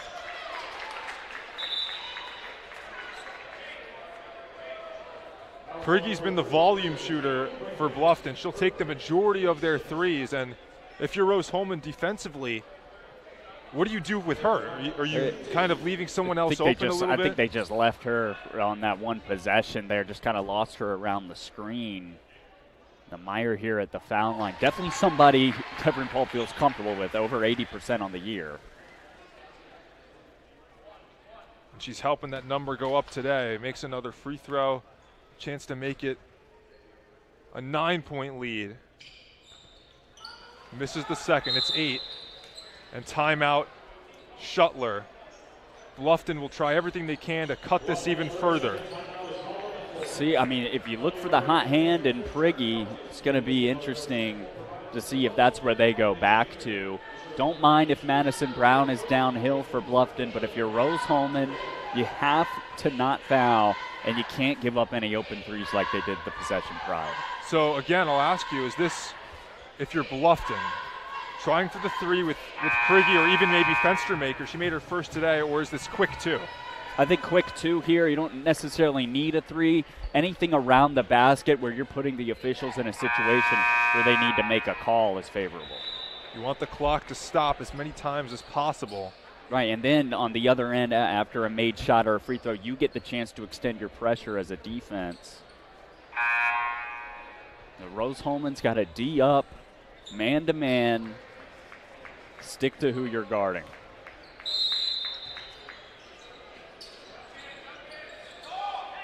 Get it into Brown. Prigge just made the three. She'll drive, put it up, is fouled. The foul is on Baum. That's her fourth. Prigge again with her jump shot ability. Just too hard on the closeout. Not sure, maybe it was Emma Shipp for Rose-Hulman closing out on her, and she's able to get to the baseline and make a play to the basket. Well, Bluffton continues to make free throws.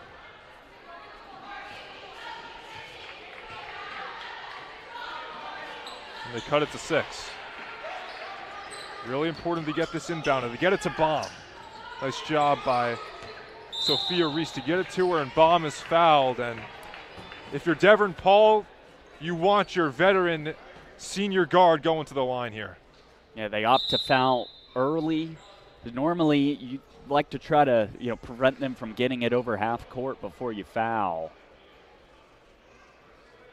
And it looks like we're going to have a review on the foul. I think it was Kayla Prigge who may have taken a shot to the face when she got tangled up with Baum on that foul. This reminds me of yesterday's Indiana game, actually, with Leal, when Leal was hit after he was fouled. A little bit, and we'll see how they rule this. I didn't get a great look at it. But if it is ruled a dead ball technical, it would be free throws and the ball for Bluffton after Baum's free throws herself. And that would be monumental. It almost brought Indiana back in that game. Did, yeah. And with Bluffton trailing by 6, Rose-Hulman would not want that situation to unfold. A quick review. Yeah.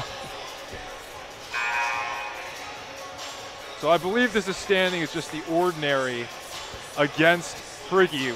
Yeah, that's what I believe it. Baum will shoot 2. But an early foul down 6. Just a 2-possession game.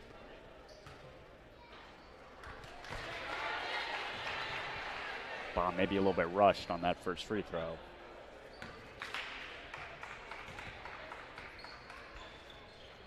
So 1 for 2 is Baum. It's a 7-point lead. And Rose-Hulman will avoid having Bluffton have free reign to run up the court. It's Brown, though, with it. They've got to go quicker. Down to 20 seconds. Rachel Clark just lobs it up underhand. Doesn't go.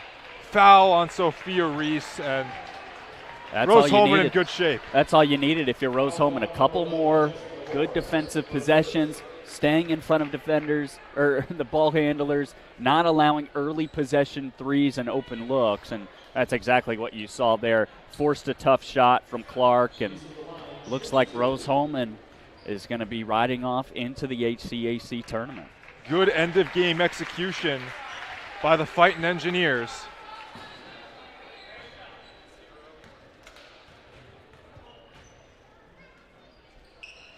Reese hits 2. It's a 9-point lead.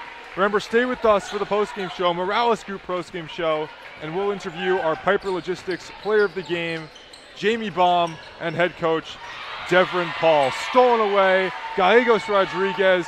Clock hits 0. The Fighting Engineers are headed to the Heartland Conference tournament. They secure the win, 76-67. Remember, stay with us. We'll be right back here on RHIT.tv.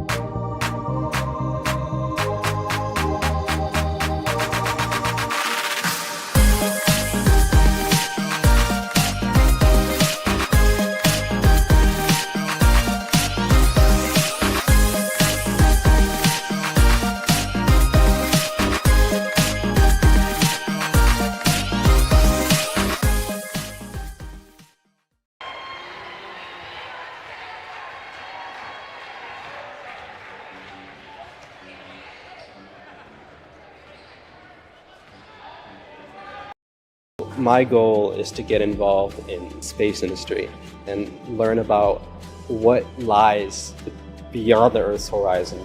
I came across Rose Rocketry.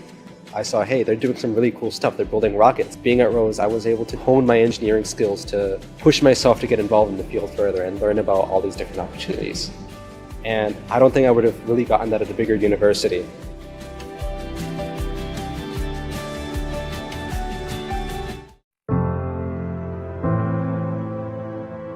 Calling officials cheaters or corrupt? Insulting referees. Threatening officials? Berating young umpires, learning the ropes. Violent language in the stands. Screaming at a referee in the parking lot? It's not a game.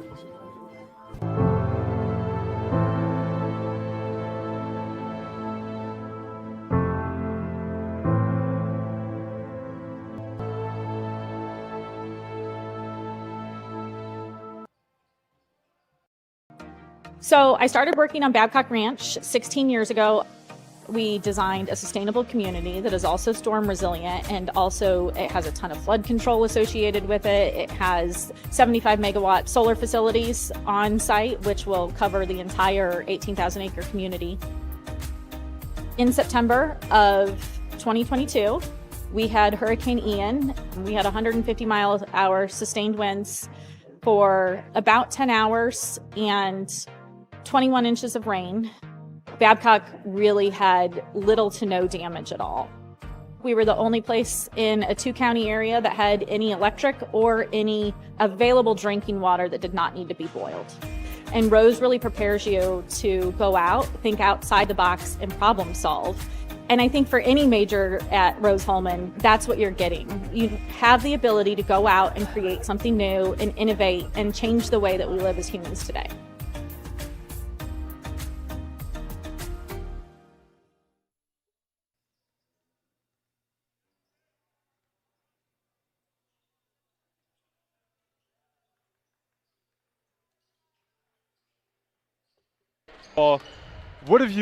What was the most encouraging thing from this game? We talked a lot before the game about momentum. That's something that we could clearly see from the broadcast.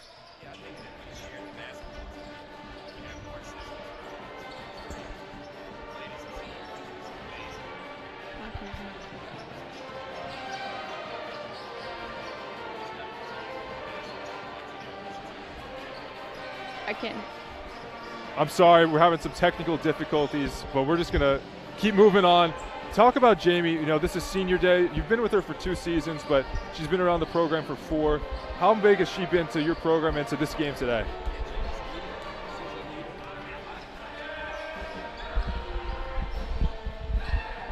Jamie's a leader, and Jamie's one of the people that we can depend on because of her work ethic. The work that she puts in is unmatchable, and she shows up every day and she wants to compete. You can't ask for much more as a coach. She's a great player, great person to be around, and a great leader for our team. What did this game do for you as a team going into the tournament? Now you've clinched it. You're going to be in the Heartland Conference tournament. What do you take from this? I think we take that we just have to execute. We have to execute. We got to play defense. We got to play together, you know. And I think this is just praise goes to God, because we know that with God all things are possible, and we knew this season we would be going to the conference tournament. So we just kind of sealed what we knew in our heart, and as long as we play as a team and stay together, anything's possible. You said before the game you want to shoot over 40% from the field. You did that. You guys shot 43%. What'd you like from the shooters? You know, we have Jamie shooting really well, but then also Sophia Reese. You got a ton of contributors from your team today. Yeah, well, I mean, I'm passing off to Jamie because she's the one that said we need to shoot over 40% from the field, as well as CK, and they worked to make that happen as a team. I really had nothing to do with that, so I'm going to pass this off to Jamie.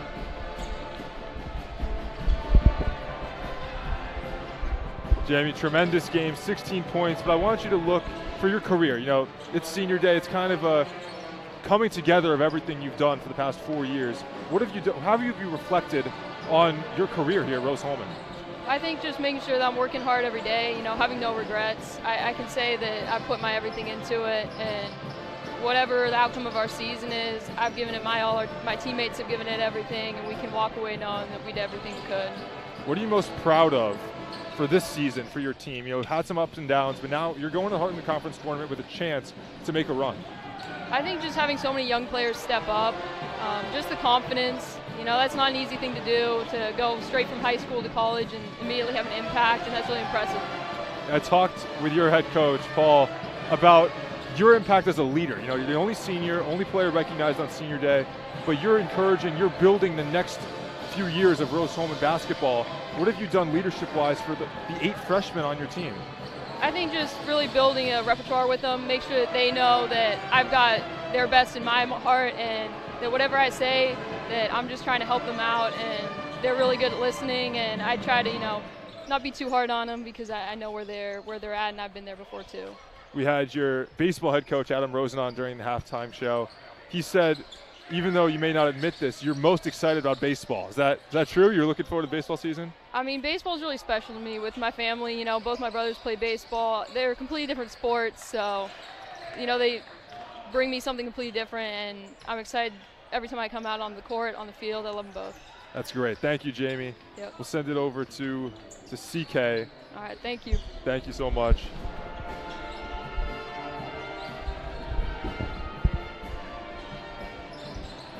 CK, great win for you guys today. Got the win over Bluffton. You're headed to the Heartland Conference Tournament, but great game for you individually as well. 16 points. What was so important for you in this one? I think today was special because after all, it is Jamie's senior day. And, you know, we really love her. She's been the cornerstone of this team, and we just owe it to her to put in as much work as she's put in this past 4 years. You know, we saw with you, with Jamie, with your whole team as a unit today, the defensive effort, defensive intensity. How much is that something that you guys take pride in and work on in practice? Defense is something that is crucial to our identity as a team, and that's something that is a non-negotiable, like, throughout every single game. Offense may come and go, but our defense is always our focus. And we're actually very intentional about it this week in practice to take up our defense intensity. Did a great job rebounding the basketball. That's something you guys struggled with in the first match against Bluffton. Is that something, how were you able to really rebound well against this team in this game to help you guys secure the win? I think rebounding just comes down to working hard and being physical. But, I mean, since the last time we played Bluffton, you know, it's been like a couple months, and we've gotten so much better as a team. We've grown a lot, and I think the results of this game really attest to that. You certainly did work hard, got the win. You're headed to the Heartland Conference Tournament. Thank you, CK. Thanks, Jamie. And thank you, Coach Dever and Paul. That does it for this women's basketball contest. Rose-Hulman got the win in this one. They're headed to the Heartland Conference Tournament. For Chuck Levine, I'm Sam Cinder, and now we're headed to the men's game. Rose-Hulman against Bluffton coming up in a few minutes. When I catch myself becoming curious, I notice my peripheral vision attenuating. There's definitely a thrill. Definitely keeps me up at night. I think I'm somebody who, when I'm curious about something, I take immediate action. I'm immediately, like, running. Curiosity for me, if I had to describe it in terms of a physical sensation, it would definitely be an itch. I have to scratch that until that sensation is gone. It is definitely just an itch I can't scratch until I figure out what's going on, figure out what is at the bottom of everything.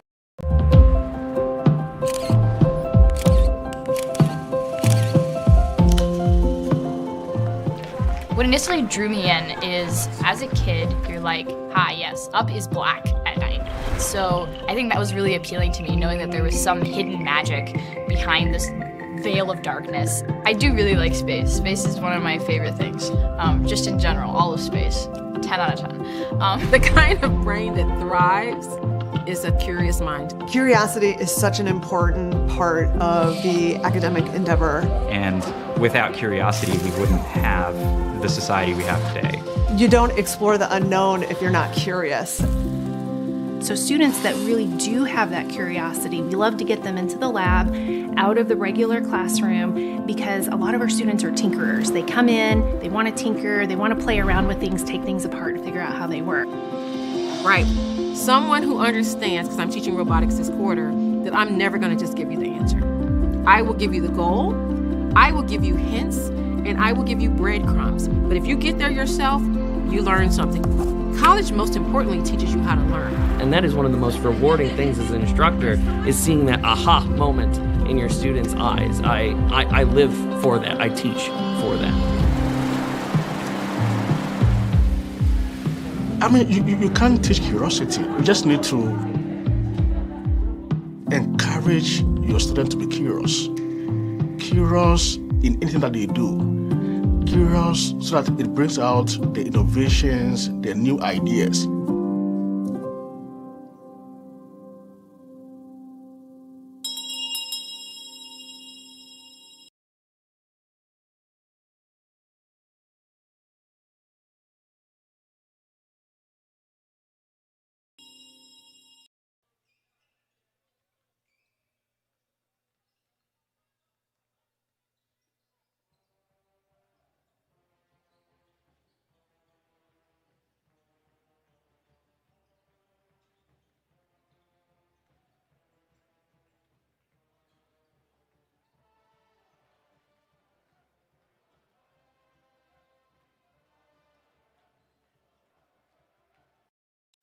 My spec for going to college was quite simple.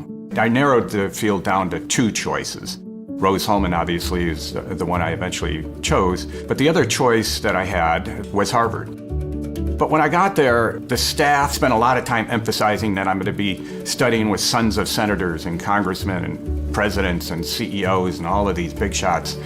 And the whole time I was thinking, I'm way not going to fit in here. And when I went to Rose-Hulman, I met a lot of really smart, really talented people that were much more like me. It's obviously a smaller community, but it's a smaller community with a capital C.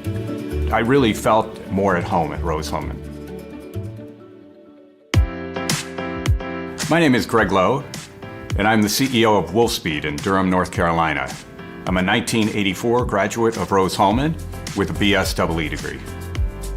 When I graduated from Rose-Hulman, I joined Texas Instruments as a field sales engineer and eventually ended up running the analog business at TI, and then eventually became the CEO of Freescale Semiconductor and now Wolfspeed Semiconductor.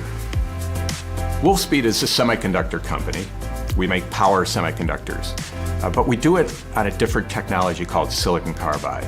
When you produce a chip using silicon carbide and you compare that with a chip on silicon, it's substantially more efficient. Basically, that means it wastes less energy. What I could see happening is the world moving from the internal combustion engine to the electric car. And what were going to be the key drivers of that? Well, it was going to be getting a long range and being able to refuel or recharge your car quickly. And silicon carbide does exactly that.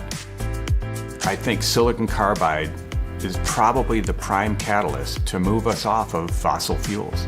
We're developing a technology that's actually going to enable bluer skies and cleaner air and less carbon emissions and less warming and so forth. And I think that's something that's very motivating to the organization. What it is that you're actually capable of. We're not just saying, here, go do this hard project. We are right there with them. I think that matters. Our job is to create a safe place to fail. That would be terrifying if you did that alone. That results in students that are ready to walk out of the door and into their place of work, ready to be a productive contributor. So our professors all know us by name. It was refreshing to know that I would have a relationship with my professors. And I think that's key. Because of the very low class size here, it gives me, the instructor, an opportunity to actually be engaged with the students. We know who's struggling, we know who's doing well, we know who's getting it. Basically, everybody knows everybody here. The faculty are there for you. All of our students are advised 100% by faculty. Your professors already know you. Even if you haven't met them, chances are your professors have talked about you to other professors. And we do all of our classes in 10 weeks. Very fast-paced. So as difficult as the courses might be, as rigorous and difficult as it might feel for those 10 weeks, you know that everyone here has your back. I think the big thing that I want people to always know when I talk about Rose-Hulman is we, the faculty, are here at Rose-Hulman because we love teaching. That is the reason we are here, and I think that sets us apart from all other institutions.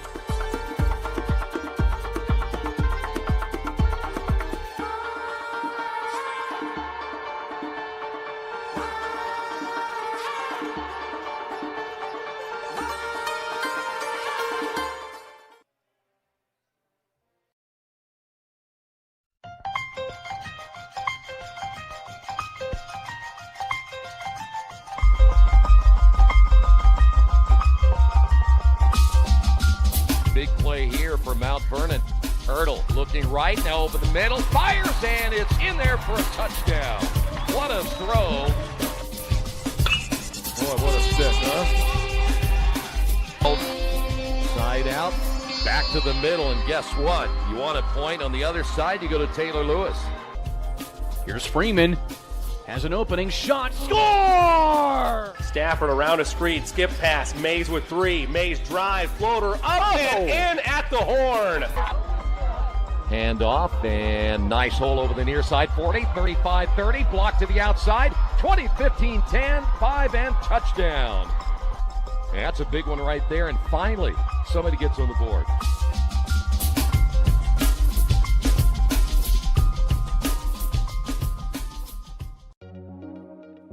Rose Rocketry was founded to put Rose-Hulman on the map for places to go if you're interested in aerospace. Rocketry is a club and a team for anyone interested in any aspect of hobby rocketry, aerospace as a career, or space in general. Rose Rocketry has several different pillars that we try to pursue for all of our members, one of them being the NASA USLI competition. The NASA University Student Launch Initiative is for college students and universities to get experience with high-power rocketry, get experience in creating proposals for NASA. They put us through the same rigorous process as they would all of their contractors. We write proposals, critical design reviews, we write flight readiness reviews, and then we can go and present all of our learnings to the NASA board and they can ask us questions. And having that kind of hands-on experience where you can point to it and say, hey, I want to work at your company. This is what I've done to show that I'm valuable to your company. I've built rockets before. I've written proposals for NASA before. Another part of Rose Rocketry is the research aspect. Because Rose Rocketry's goal is to help students pursue aerospace as a career, we want to try to encourage people in whatever field, in whatever subset of rocketry they are interested in. For example, we have a bunch of students working on what's called Rose Propulsion Laboratory, and we are able to provide them funding, even mentorship. Another aspect would be electric ion propulsion. We have a couple students who are really interested in in-space propulsion specifically. And then there's also SmallSat. Rose SmallSat has the goal of launching a nanosatellite, which is around this big, into orbit within the next 3 to 5 years. And this is a really ambitious project, and it wouldn't be possible without the support of Rose Rocketry. My favorite thing about Rose Rocketry is how open we are. A lot of our people that are the most active are freshmen. And that's fantastic, because now these people are learning hands-on engineering skills before they even learn what engineering is.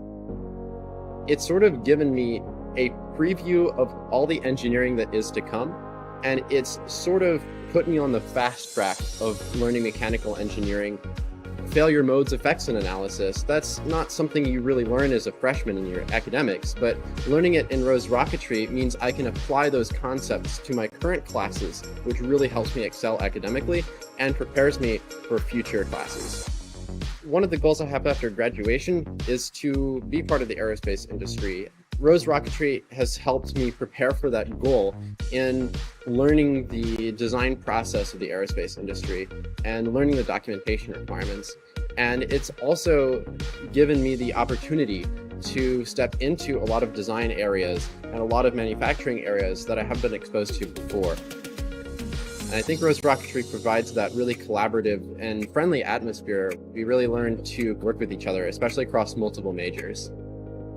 What's special about Rose is the ability to really get involved. If you have that initiative, you can pursue it. And I think that's exemplified by how joining this team as a freshman, I was able to be elected the vice president. I was able to make a real difference on the team. That experience is something that you really may not find at other universities.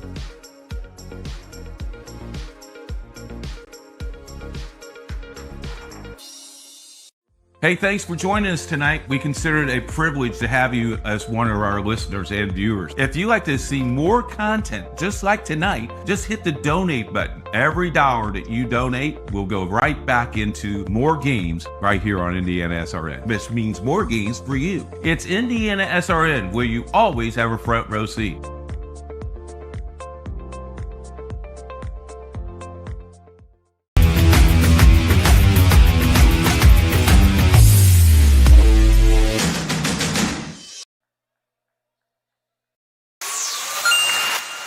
When I catch myself becoming curious, I notice my peripheral vision attenuating. There's definitely a thrill. Definitely keeps me up at night. I think I'm somebody who, when I'm curious about something, I take immediate action. I'm immediately like running. Curiosity for me, if I had to describe it in terms of a physical sensation, it would definitely be an itch. I have to scratch that until that sensation is gone. It is definitely just an itch I can't scratch until I figure out what's going on, figure out what is at the bottom of everything.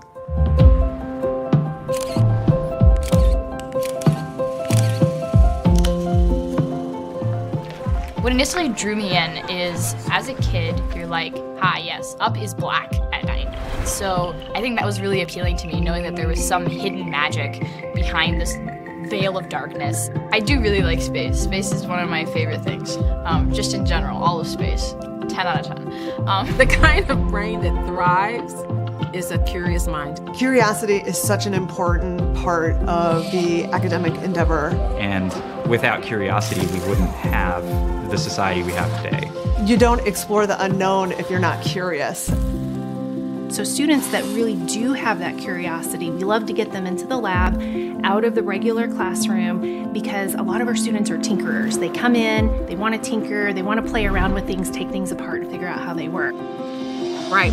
Someone who understands, because I'm teaching robotics this quarter, that I'm never going to just give you the answer. I will give you the goal, I will give you hints, and I will give you breadcrumbs. But if you get there yourself, you learn something. College, most importantly, teaches you how to learn. And that is one of the most rewarding things as an instructor, is seeing that aha moment in your students' eyes. I live for that. I teach for that. I mean, you can't teach curiosity. You just need to encourage your students to be curious. Curious in anything that they do. Curious so that it brings out the innovations, the new ideas.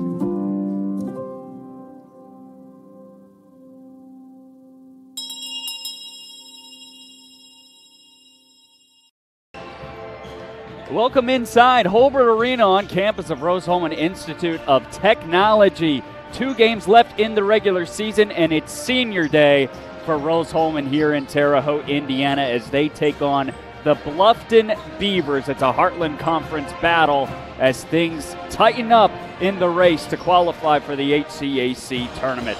Our broadcast today is brought to you by Reynolds Farm Equipment. Reynolds Farm Equipment, oh, sorry about that. It's actually, Reynolds Farm Equipment is a leading equipment dealer since 1955. Also brought to you by Passion to Care, delivering care with more than 24 years of experience. Also, Boilermaker Local 374. Boilermakers Local 374 represents highly skilled, highly motivated workers in field construction and metal fabrication throughout the state of Indiana.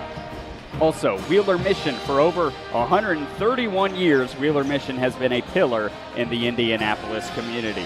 Burtner Electric, your trusted electrician partner since 1986. Morales Group, we're in business to create a better future for you and your family. Piper Logistics, your trusted logistics partner since 1994.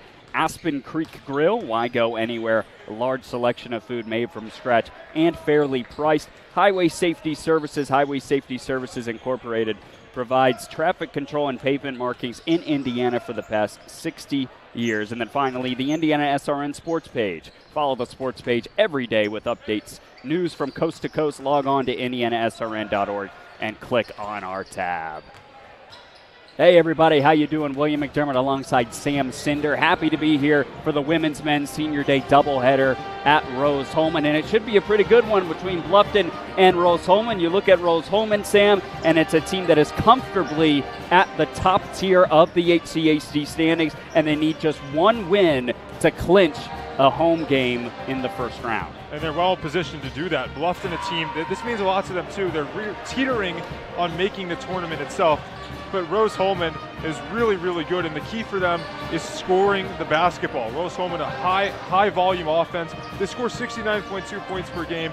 That ranks second, or sorry, their points allowed is second in the Heartland Conference. They do score the basket though, score the ball, but when they score over 65 points, William, 13-2. That's the mark to beat. 65 points, and Rose-Hulman's in good position. Yeah, Rose-Hulman, one of the best rebounding and defensive teams in the league, and much thanks to Miles McGowan, the senior forward who's going to be honored today from Indianapolis. He holds the school record for offensive rebounds in a career, and he set that in the first game of the season. He also had 19 rebounds and 23 points a week ago in their win over 25th ranked Anderson, and it was the first win over a top 25 team since 2013 for Rose-Hulman, who are led by Nick Sales in his third season as head coach. On the side of the Bluffton Beavers, Seth Clark is in his second season on the sidelines. They hold a 6-17 record, 5-11 in the conference.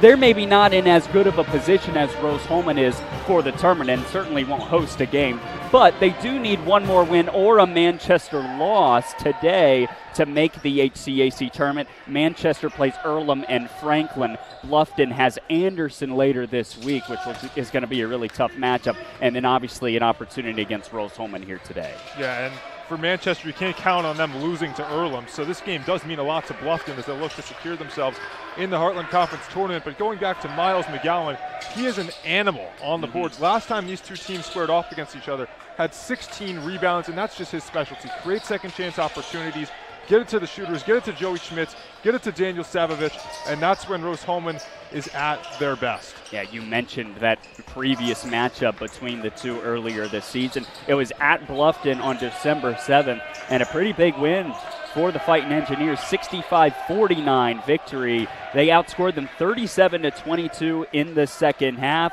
and the player of the game was freshman guard Joey Schmitz for Rose-Hulman, who knocked down 5 threes and scored 19 points. Bluffton in that game shooting just 28% from the field. Again, Rose-Hulman really makes their money on the defensive end. Yeah, and Schmitz, the 19 points, but Savovich also 19 points and 5 threes. And McGowan, 16 rebounds. You can see the impact of that. Second chance points. Rose-Hulman, 15. Bluffton, just 4 points. Second chance made the difference, and that's why Rose-Hulman got the win. They'll look to do more of that in this matchup at home against Bluffton. No, Bluffton missed a big opportunity in their last matchup against Manchester. 81-79 loss, a game where Manchester shot 11 of 30 from beyond the arc. Bluffton and head coach Seth Clark hoping for a better performance here tonight against Rose-Hulman. We're going to go down to the public address for Senior Day honors and introductions. Our first senior today is Simon Blair.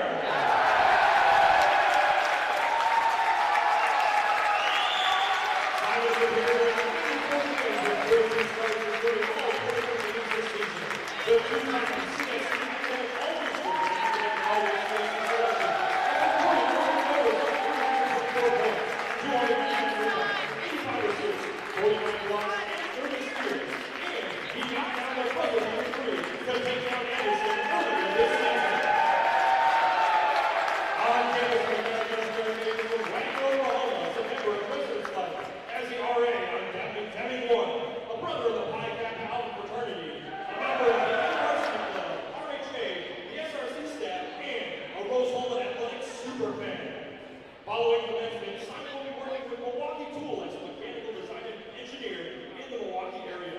Simon is joined today by his parents, Mike and Janice Blair. Ladies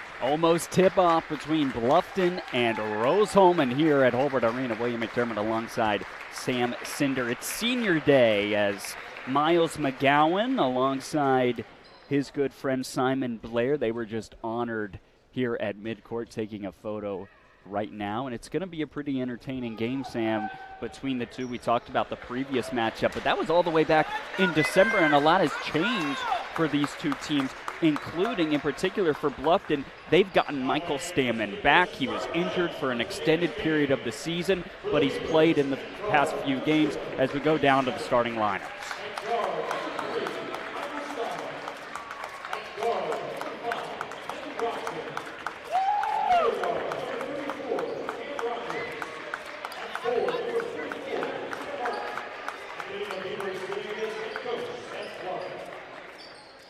Now let's meet the starting lineup for your Rose-Hulman Fighting Engineers.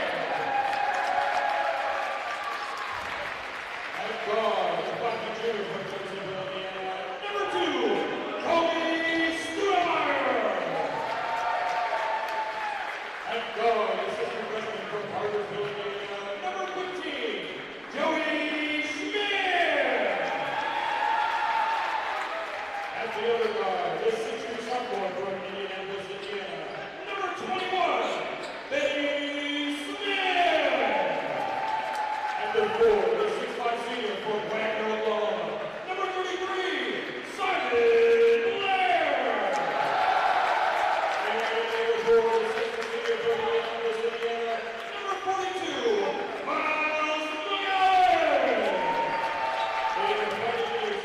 Starting five for Rose-Hulman: Joey Schmitz, Kobe Studemeyer, Miles McGowan, Simon Blair.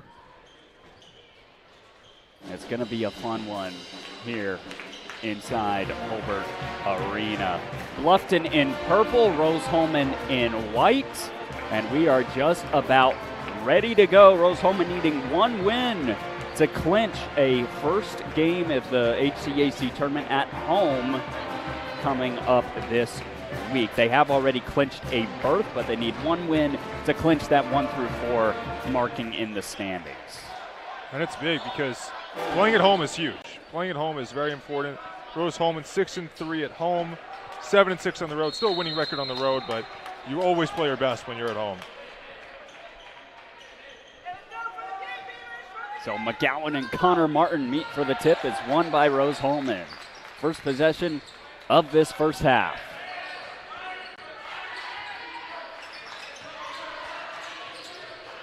Here's Benny Smith over to the freshman in Schmitz. Schmitz, a sharpshooter, pulls up about 15 feet on that jumper, no good, but there is McGowan on the offensive glass, keeping it alive. Second chance points. It's going to be the story of the game. It was the story back in December, and we'll see how much has changed. It may not be very much at the end of the day.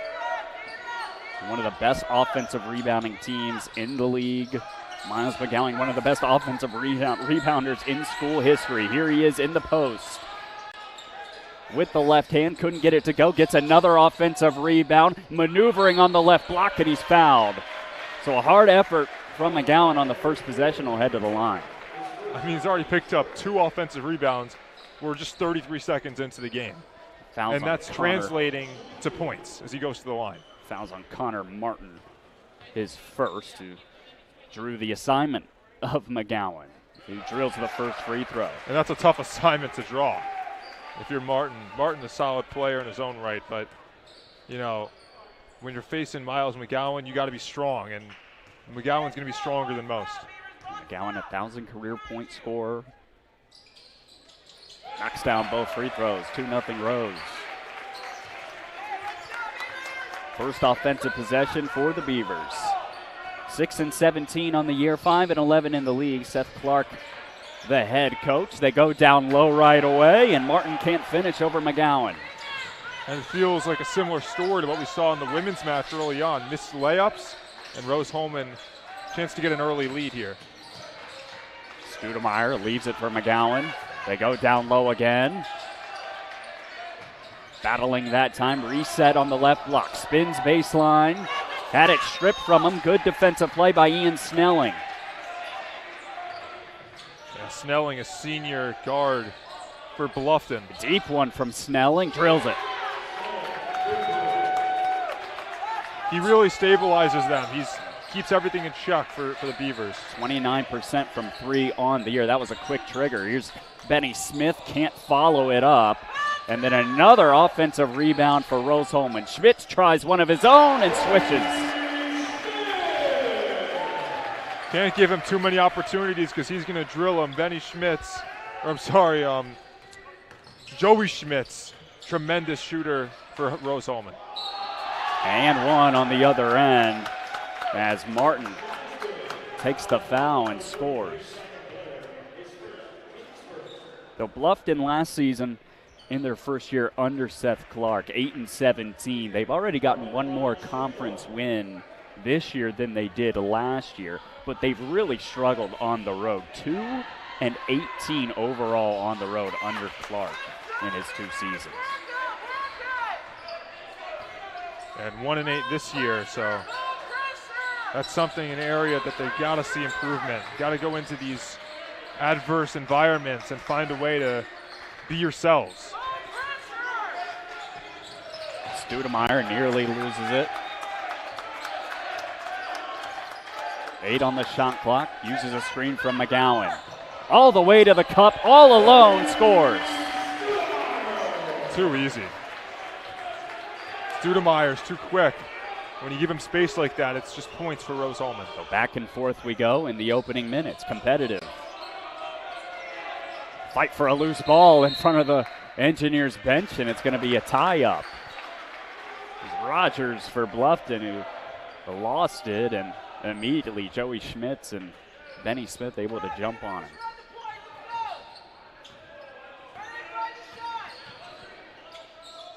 Here is Rogers. They look down low. Behind the back pass and a score for Snelling. Beautifully set up by Michael Stamina, who just caused a turnover.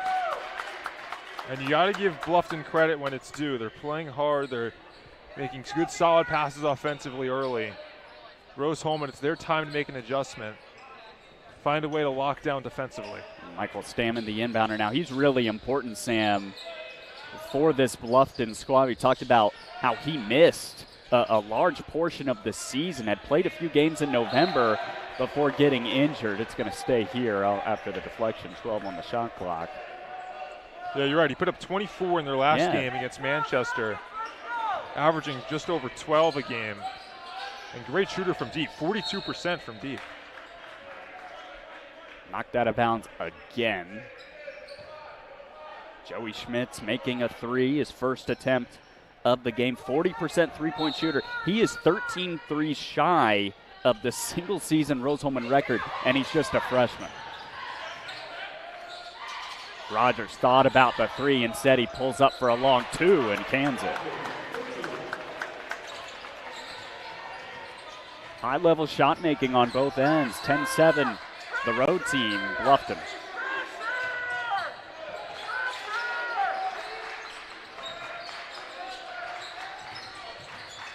Studemeyer looking for McGowan on the roll. Finds him, but he traveled. So a couple turnovers here early on for Rose that have been costly. And I wouldn't use the word rattled, but it just looks like they haven't found their rhythm. And I think that's just letting the game play. They'll find it. They'll get into what they have to do. They've already sacrificed 10 points for the second best scoring defense in the conference. We do have a foul underneath, and that is on Benny Smith. We do have a sub, Cole Pride, in the game, first off the bench for Rose-Hulman. And Pride there hard on the double team. Trap Robson in the corner, who gives it up to Rogers.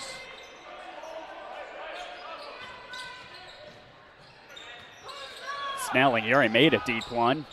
Can't hit his second attempt from distance. Offensive rebound, Connor Martin. Rogers has it poked free. Fast break opportunity for the Engineers. Smith trailing Pride. Now Schmitz, that's a deep one. He cans it. Make it 12 threes away from the single-season record. 40% shooter from three. Bluffton has to know where he is at all times because Joey Schmitz is going to make him. Stammen has it deflected. Schmitz saves it. What a play. The freshman doing it on both ends. Winning player. Studemeyer pulls the trigger and hits. Quick 6-0 run.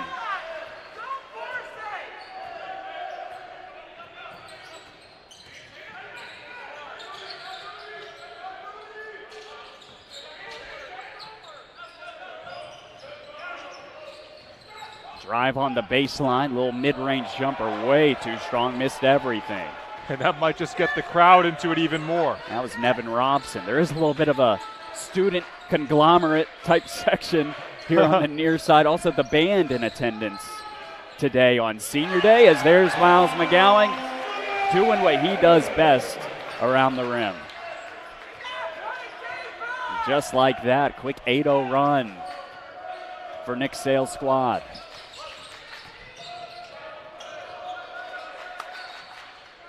Rogers wants to post up the freshman Schmitz, but he pokes it free.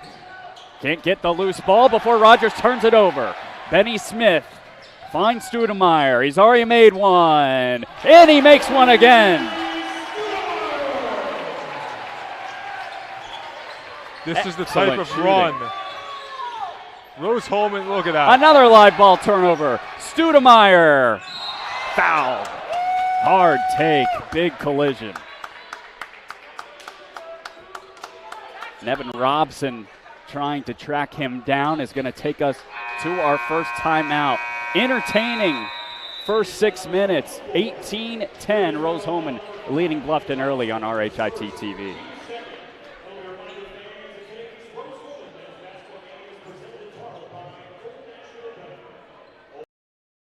So I started working on Babcock Ranch 16 years ago. We designed a sustainable community that is also storm resilient, and also it has a ton of flood control associated with it. It has 75 megawatt solar facilities on site, which will cover the entire 18,000 acre community. In September of 2022, we had Hurricane Ian. We had 150 mile an hour sustained winds for about 10 hours and 21 inches of rain. Babcock really had little to no damage at all. We were the only place in a 2-county area that had any electric or any available drinking water that did not need to be boiled. And Rose really prepares you to go out, think outside the box, and problem solve. And I think for any major at Rose Holman, that's what you're getting. You have the ability to go out and create something new and innovate and change the way that we live as humans today.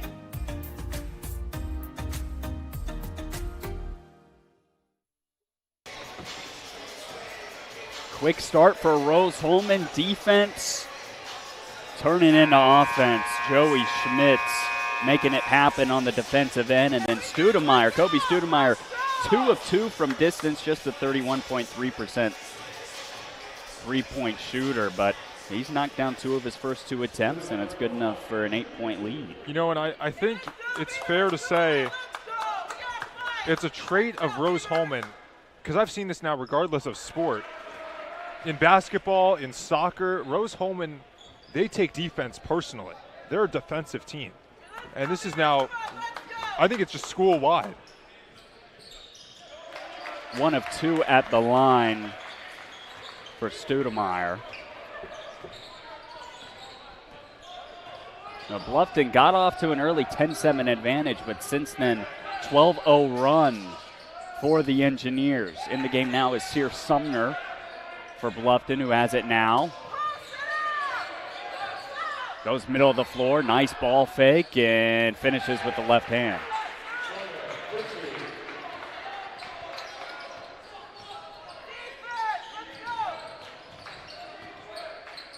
Pride, handoff, Schmitz.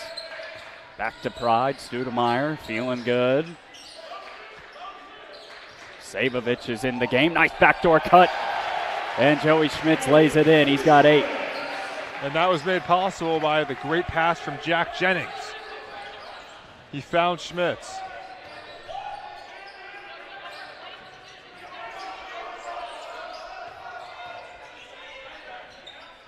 Sumner just scored the possession before this one. Again, another post up. That time can't get past Pride. And we've got a foul down low. Sudemeyer and Robson fighting for position. Well, Sam, we talked about the rebounding coming in as certainly being a factor. And so far, Rose-Hulman, they've been pretty dominant on the glass. Not a lot of second chance opportunities for the Beavers. And that's just what Rose-Hulman does so well. It's because Miles McGowan is a beast on the boards. They have a ton of other bigs between Jack Murphy and Simon Blair. They get after it. It's an energy team. That's what Rose-Hulman is. They're an energy school. Sumner drives, gives it up, and a nice cut. Carson Klum scores his first points.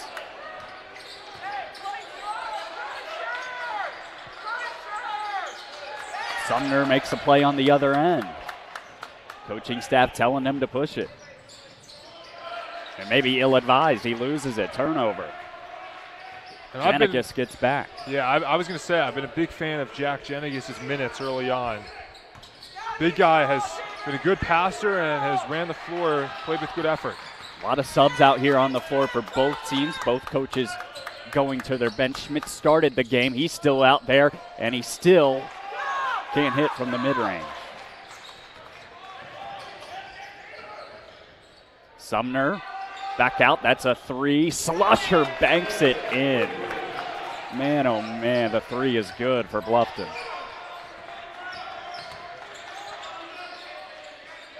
Just averages 3 points a game, Slusher does. Post up here, Janikis. Nice pass, Cole Pride.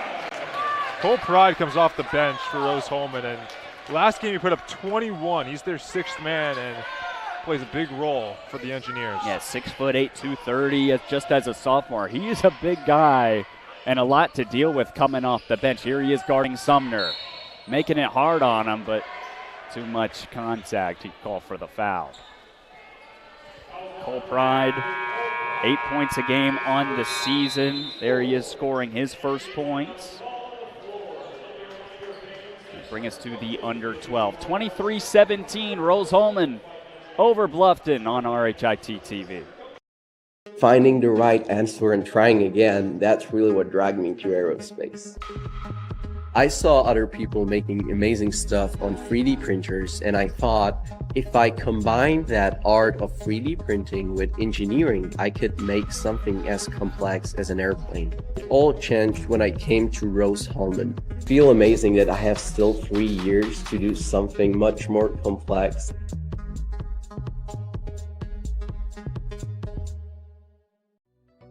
Hello and welcome to Game Day. My name is Keith Myers. I'm the Vice President of IndianaSRN. We're glad that you joined us today. If you'd like to see more content just like tonight, just hit the donate button. Every dollar that you donate will go right back into more games right here on IndianaSRN. This means more games for you. It's IndianaSRN, where you always have a front row seat.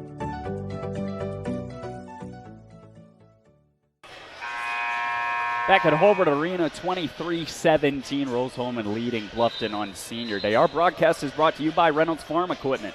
Reynolds Farm Equipment is a leading equipment dealer serving farmers, homeowners, landscapers, and commercial contractors in throughout Indiana. Nothing runs like a deer. Give a call today at 317-849-0810. Also, Morales Group Staffing. We're in business to create a better future for you, your family, and for the community we share. We can match you with the right career or hire the right candidate for your company. Call us today at 317-472-7600. Scrum for the loose ball, won by the Engineers. And it was Benny Smith at the rejection. More defensive effort. There is Smith who gives it up. Savovich now. Maybe a bad pass as McGowan's able to get it back though. Finds Savovich, corner triple, no. Daniel Savovich, the sophomore from Everett, Washington, averages 9 a game.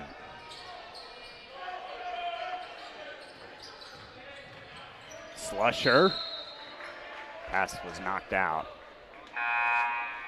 Well, with the way that Rose-Hulman defends, you see the block there from Benny Smith. It I mean, it is really all hands on deck. They are all over the basketball. Can lead to some open threes as we've seen on the Beavers side, but for the most part, been pretty good so far. But I would say those threes that Bluffton has hit, they've been either very deep or a little bit contested. Banked in by Slusher. Kind of lucky on that regard. This Rose-Hulman defense is legit. second in the conference in terms of points allowed. Sumner turnaround over Jenigis, can't get it to go. The length of Rose-Hulman is really impressive too.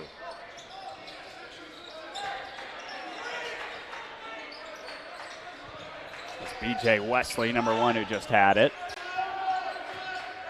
Now Sabovich navigating in the lane, contested 2, no.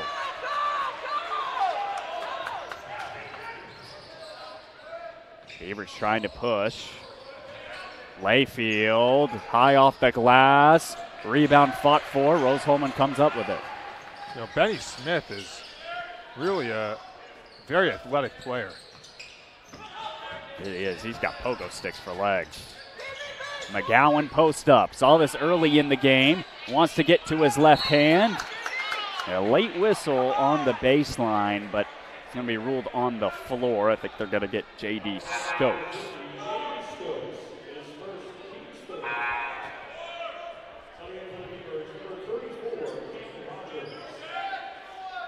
Boilermaker Local 374 is a sponsor for today's game as well. As they get it into McGowan, shot clock reset to 20.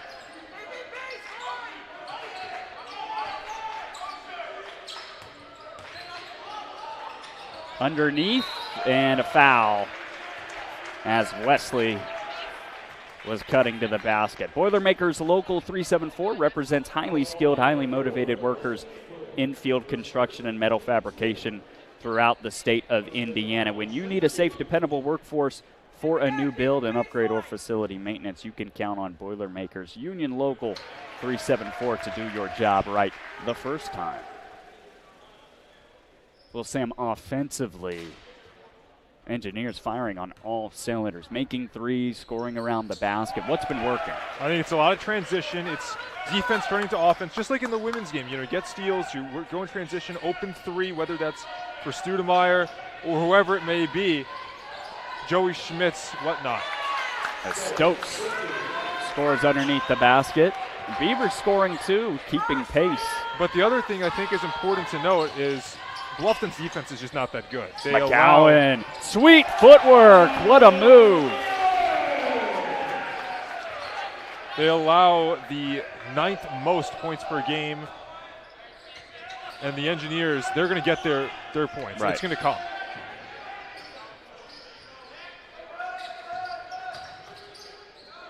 William Layfield almost lost it. Rogers back in the game now, sets a screen for Slusher. Rogers gets it back at the restricted area. No good on the right-handed floater. 6 players at the scorer's table about to check in. Sabovich guarded tightly by Layfield. Finds Wesley. We've got an illegal screen. Believe they're going to get Miles McGowan. They will. That'll bring us to a break. It's 27-19. Rose-Hulman still in front of Bluffton on RHIT TV.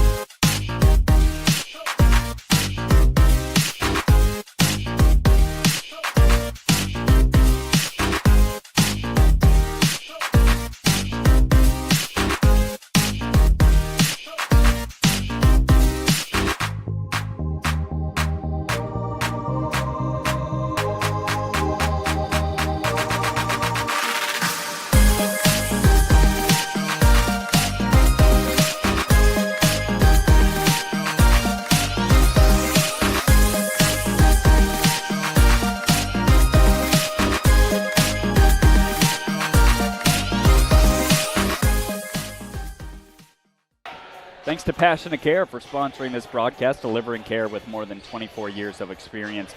As a prestige healthcare company, Passionate Care is driven by decades of expertise and a drive to go above and beyond. Call today at 317-537-1811. Solid start for Rose-Hulman. They lead by 8 at the under 8 in the first half. Bluffton's been able to stay with it a little bit, but not if they keep turning the basketball over. Studemeyer navigating underneath the basket. He's fouled. And again, it all happens because of his acts of hands. Gets the steal, gets down floor, gets fouled. Lead expands over and over. Routine. This one, they're not going to the line because haven't reached that point of the game yet, but still, this will create offensive opportunity.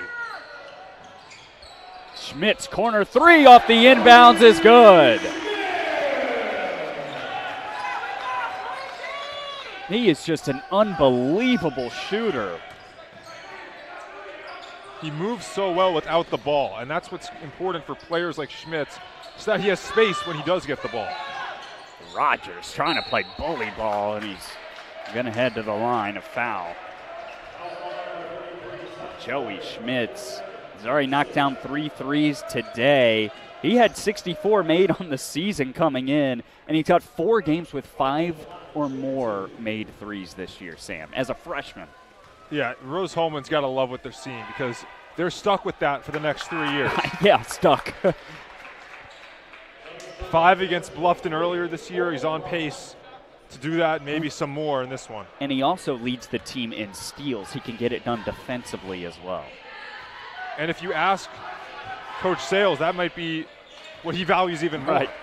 The steals, getting stops, steals, turnovers, transition opportunity. It's what's worked in this game. It's what worked for most of the season for Rose-Hulman. Some pressure here from Bluffton. Stammen guarding the ball closely. Studemeyer leaves it for Smith. Smith looks down low. Again, McGowan trying to get to his left hand. That time he shoots it with his right. And another offensive rebound. Pride on the other side snatches it. We got 2 towers you got to deal with if you're Bluffton. Pride, too strong.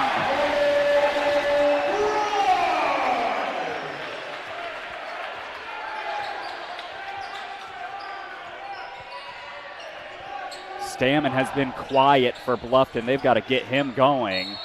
And it looks like Schmitz was in the restricted area. Cole Pride on the other end, just too big and physical. Bluffton is undersized in this game. Yeah.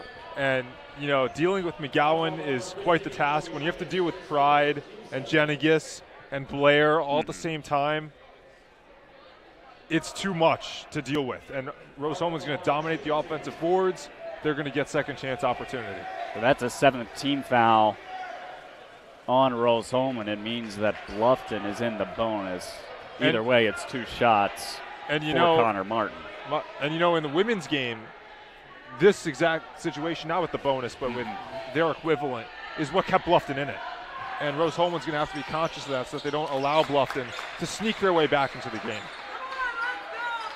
Still full court pressure on the Beaver side. Layfield guarding the ball.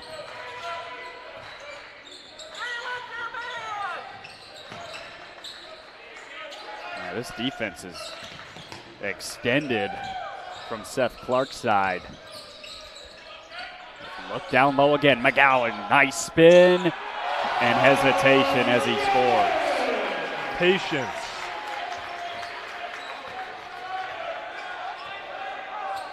I wish our live stats were working because I bet Rose-Hulman is dominating in the paint, although there is Connor Martin who puts it up on the other side. Bluffton's done a lot of their work from outside, and you're right, Rose-Hulman, they've been balanced too. They've had a ton of threes, whether it's Schmitz and Studemeyer. They're really a very complete team. Yeah, Schmitz hit 3 threes. Here he is. This time getting to the rim. And it was blocked out of bounds. It's going to stay here, 10 on the shot clock.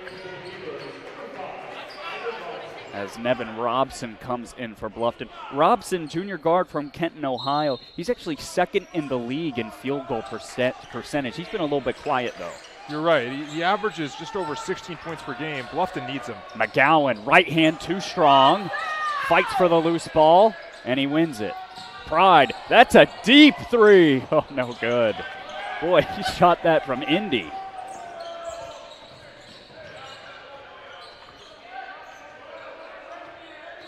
There is Robson trying to post up the smaller defender. How about the play from Benny Smith coming over and getting in his grill? Missed three from Snelling. He's the Energizer Bunny. The lead has kind of been sitting around 8, 10, 12 points for the past few minutes. Under 5 minutes to go in this first half on Senior Day. 8 on the shot clock for Studemeyer. They go screen and roll with Pride. Studemeyer with Layfield all over him. Pride's going to have to shoot a three, and it goes out. Better defensive sequence there for Bluffton. Layfield wide open. It's good. He can make those. Just 30% on the year. He's more of an energy guy for them, but some early minutes for William Layfield. He's been solid on Bluffton's side. Studemeyer bobs his head, can't put it in. And then on the other side, a rim run for Connor Martin. And Nick Sales is going to want to talk things over. 5 quick points for the Beavers. It's going to be a timeout. 34-29, Engineers still lead on RHIT TV. So I started working on Babcock Ranch 16 years ago.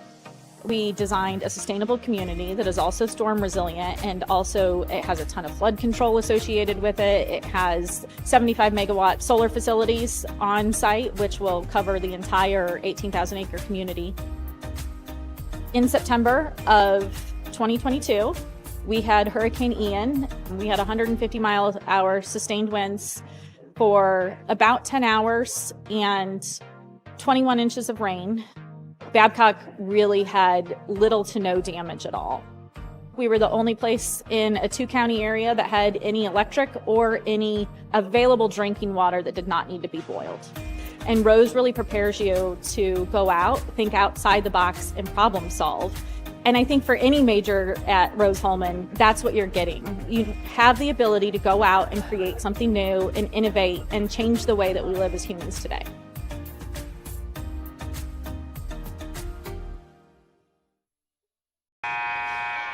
Our broadcast today is brought to you by Piper Logistics. For more than 2 decades, the seasoned professionals at Piper Logistics have consistently been the trusted allies for all your inventory management, warehousing, fulfillment, and transportation needs. We stand as your comprehensive logistics partner. Ride with us. Call us today at 317-396-1023. Benny Smith has been all over the floor for Rose-Hulman, hasn't he, Sam? Some players are just winning players. Whether they're not the star, they're not the guy that's going to score all the points, but they're the glue guy, if you will, the guy that really makes things happen. And for Rose-Hulman, that's Benny Smith. And that's such an intangible. It's something you can't really quantify, but he just does things the right way. First possession out of the timeout for Rose-Hulman. The lead was cut to 5. They immediately go to Miles McGowan, and he makes them pay.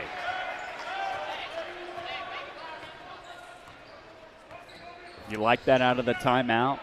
If you're Seth Clark, Sam? I certainly do. And, you know, gave up 5 in a row to Bluffton, and then you come back with a play that you designed that you're going to have to really get the momentum back on your side. Snelling there, right place, right time. He's able to take it away from Genegas and score. But you got to secure those defensive rebounds. You got the stop. You got what you needed. You're going to kind of build on what you just did with McGowan. Didn't happen. There's an offensive rebound for McGowan, who's just fouled. They are clobbering him down low as he fights for the ball. He has been a problem on the glass, as he is for every team. The team's 6 fouls, so the next one is going to put Rose-Hulman at the line. Hey, play smart defense. Let's go. Play smart. Let's go. Anticipate. Schmitz, mid-range step back. Too long. And then Stammen loses it. So look who caused it. Over to Benny Smith for a three. No. Transition opportunity. Layfield and Bluffton. They're going to slow it down with Stammen. Like a zone defense 3-2 for Rose-Hulman. McGowan takes it away with the swat. And then the putback rims out. So Bluffton's been able to get a few opportunities on the offensive glass. More than Rose-Hulman would probably like. You know, Rose-Hulman's done such a good job on their offensive glass, but you definitely want to be boxing out, get those defensive boards, avoid giving Michael Stammen and co. more opportunity to stay in this game, because they have. I mean, this is just a 4-point game. Call Dynamark if you're looking to elevate your brand. Choose Dynamark, your local one-stop shop for all your print signs, promo products, apparel, and mailing services. Serving Indianapolis for over 50 years. Dynamark, where strong relationships are built through exceptional service. Call us today at 317-328-2555. Just a 3-point game. The lead was once 10 for Rose-Hulman. Bluffton, they've been able to crawl back in it. Still first half, 2:20 to go. And I would say the biggest thing for Bluffton is when they're getting defensive stops, they're able to do what they want more offensively.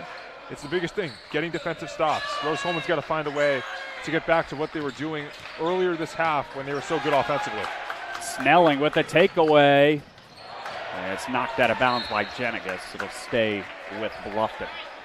Layfield has drawn the assignment of Joey Schmitz, and he's done a pretty good job on recent possessions. Yeah, he has. Joey Schmitz has been quieter in the latter part of this first half.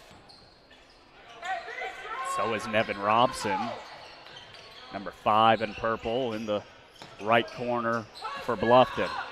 Snelling, strong aggressive take, leaves it short, and a stronger rebound by Jenigas. That's what they do best.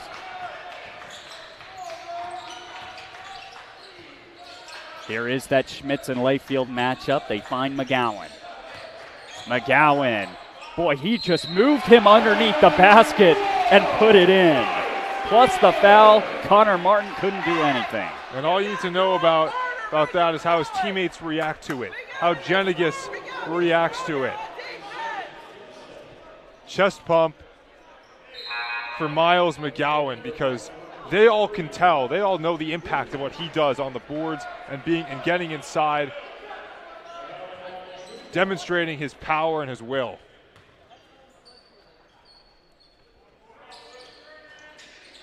No good on the free throw. McGowan just a 61% foul shooter. Minute and a half to go in the first. 5-point lead for the home team on senior day, Rose-Hulman. Snelling, he's made a deep three earlier, and this time he gets into the lane and puts it up. You know, I gotta say, I like what Snelling's done for Bluffton. He knows when it's his time and knows when to kind of distribute. Good activity on that Bluffton bench. Players clapping up. Here is Schmitz trying to find his offense like he did earlier in the half. McGowan has been the go-to guy. They swing it around. Savovich corner triple. No. Looked like Layfield may have stepped out of bounds on the rebound. Instead, he'll get it back, brings it into the front court. About an 18-second differential on shot clock and game clock. Layfield short on the triple. And Rose-Hulman might hold for the final shot here, up 3.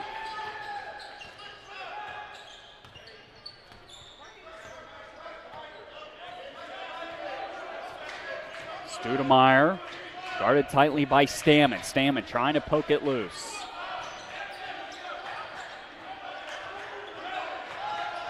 They send the screen, 7 on the shot clock, an offensive foul. And Nick Sales not a fan of that call, not one bit. Moving screen on Jenigas. And with that, it's going to be a timeout for Bluffton.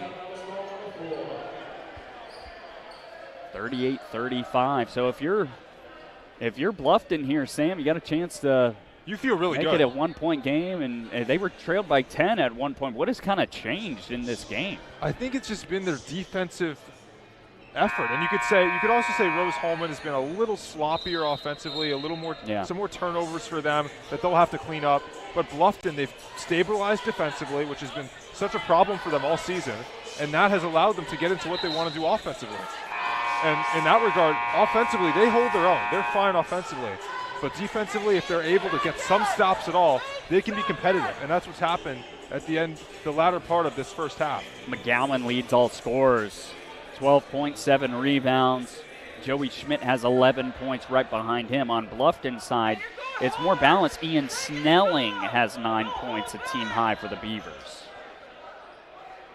It looks like we've got a cut or a laceration trying to get cleaned up, maybe some blood on the jersey of Jack Janicus. And you went through the scoring for Bluffton, and the name that is missing is Robson, who is their leading scorer for the season without any scoreless in this game. Second in the HCAC in field goal percentage. 5 seconds. There is Robson, who scores at the basket. 2 seconds, chance to get it in, and a half-court heave. Schmitz from half-court, one-handed, no good. So a good close to the half for Bluffton. 38-37 lead at halftime for Rose-Hulman. Our broadcast brought to you by Highway Safety Services. Services, you do what you do. We'll keep you safe doing it. Contact us at 765-446-1502. Stick with us at halftime and for the second half. Rose-Hulman leads 38-37 on RHIT TV.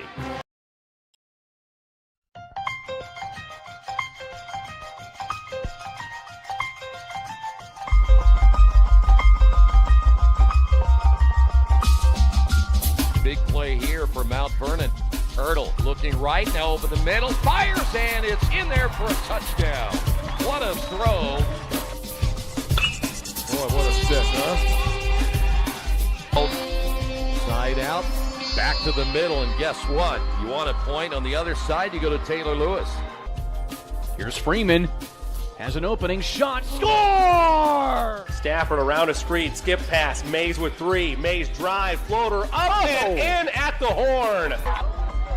Hand off, and nice hole over the near side. 40, 35, 30, block to the outside. 20, 15, 10, 5, and touchdown. And that's a big one right there, and finally, somebody gets on the board.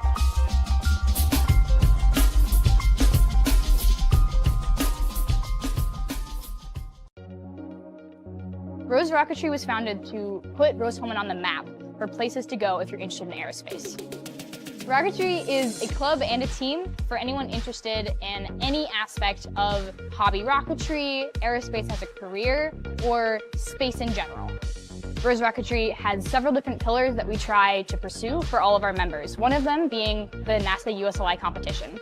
The NASA University Student Launch Initiative is for college students and universities to get experience with high-power rocketry, get experience in... Hey everybody, William McDermott here at halftime. 38-37, Rose-Hulman leads Bluffton here on Senior Day. But we're joined by John Lester, head men's and women's golf coach here at Rose-Hulman. How you doing, John? Doing great. Thanks for joining. Tell us a little bit about yourself, how you got to this position in your career, why golf, why coaching golf? That's a very complicated question. So I actually I spent 8 years as the assistant basketball coach here at Rose. When I came here, they told me, hey, you get to coach golf as well. And so I was the head men's golf coach and the assistant men's basketball coach for 8 years. And then 3 years ago, my AD came to me and asked if I would take over our women's program. And did that and have run with and just so I ended up having to give up basketball, which was my true love is probably the wrong word, but I gave that up, and I've been coaching our men's and women's program, and been really excited. Just the work that our players have been putting in. We've had a lot of success over the last 3 or 4 years. Our women have won 5 straight conference championships. Our men have won 2 of the last 4. So a lot of success, but it just comes from having great kids and players who put in a lot of hard work. So, speaking of that success, I think it's really hard for programs to maintain that over extended periods of time, especially when it's not, okay, this one group of players are really, really good, but you're continuing that. How do you maintain a successful program over the course of years and decades, and even more than it just being, okay, we just had a few good players for a few short period of time? Try to recruit really good players. No, I think the big thing is just at a place like Rose, it's trying to find kids that fit who we are, right? I can't go out and I can't find kids that don't fit our institution because they're not going to last very long. So trying to find kids that are smart, that want engineering, and then that put the work in to be really good players, right?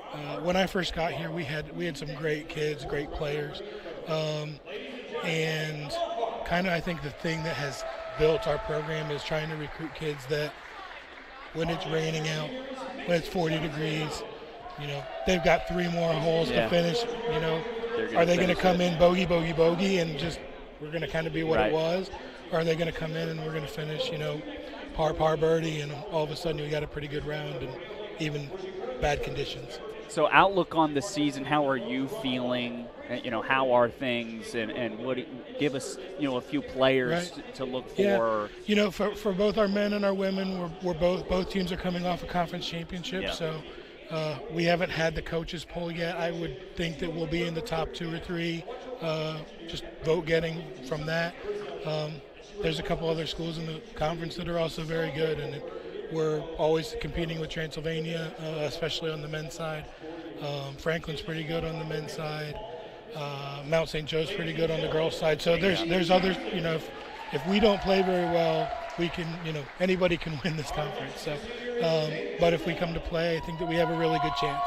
You mentioned you want to recruit players that fit not only the program that you have with the golf program, but also just Rose-Hulman as an institution as a whole. How difficult do you think it is for student athletes at this level to kind of balance that I want to play my sport, but I also need to do well in the classroom and those kind of things? I think that it's a challenge for sure. I think where you are, where you go, it can be harder or easier. Rose makes it definitely it's harder. So we have to miss some class to be on the road. When we went to the national championships last year, our women missed their finals week. Really? So I was proctoring final exams in the middle of the national championships. And it's just the reality of who we are, right? I've had to do that when we're on the road. If a kid missed a test, the professor will send it to me and we'll proctor the test in the hotel room that night after we play all day. So it's just the reality of who we are as an academic institution. Academics are really important here. And frankly, it's why kids choose to come here, right? When I talk to kids recruiting, I like to say this is not the path of least resistance, right? This is a place that's going to challenge you. You're going to get punched in the mouth sometimes.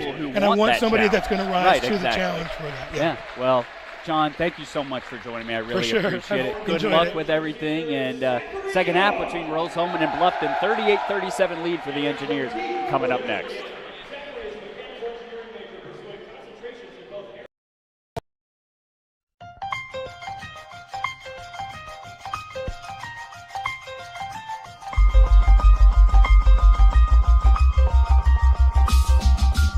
Big play here for Mount Vernon.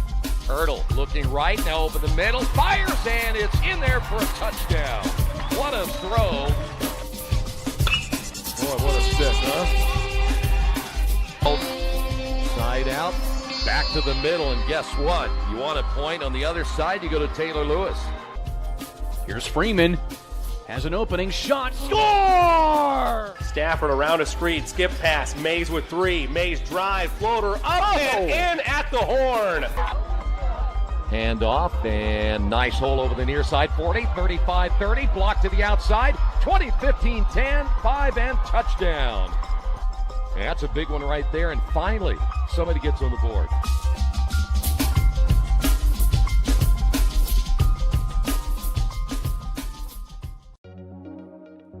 Rose Rocketry was founded to put Rose-Hulman on the map for places to go if you're interested in aerospace.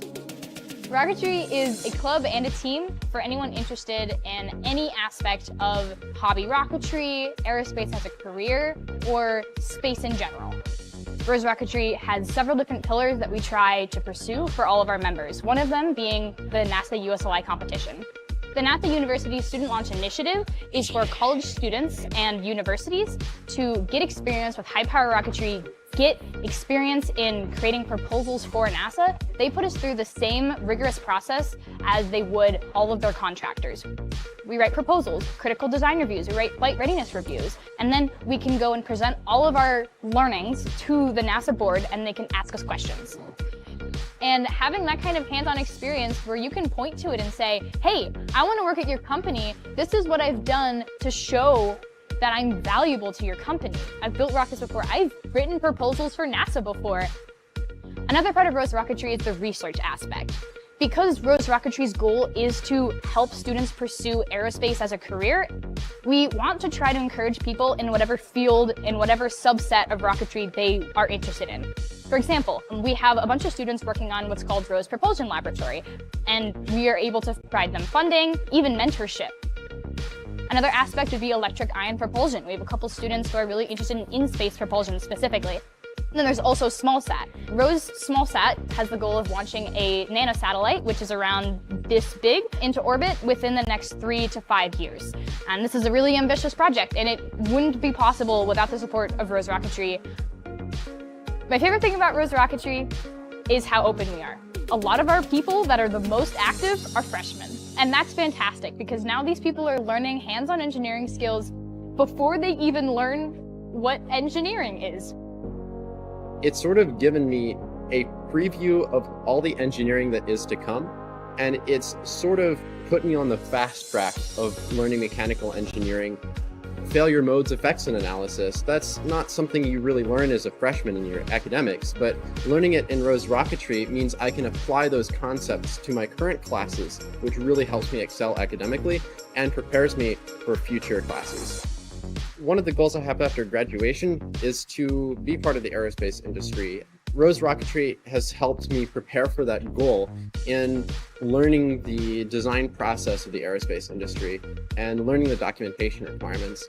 And it's also given me the opportunity to step into a lot of design areas and a lot of manufacturing areas that I haven't been exposed to before. And I think Rose Rocketry provides that really collaborative and friendly atmosphere. We really learn to work with each other, especially across multiple majors. What's special about Rose is the ability to really get involved. If you have that initiative, you can pursue it. And I think that's exemplified by how joining this team as a freshman, I was able to be elected the vice president. I was able to make a real difference on the team. That experience is something that you really may not find at other universities.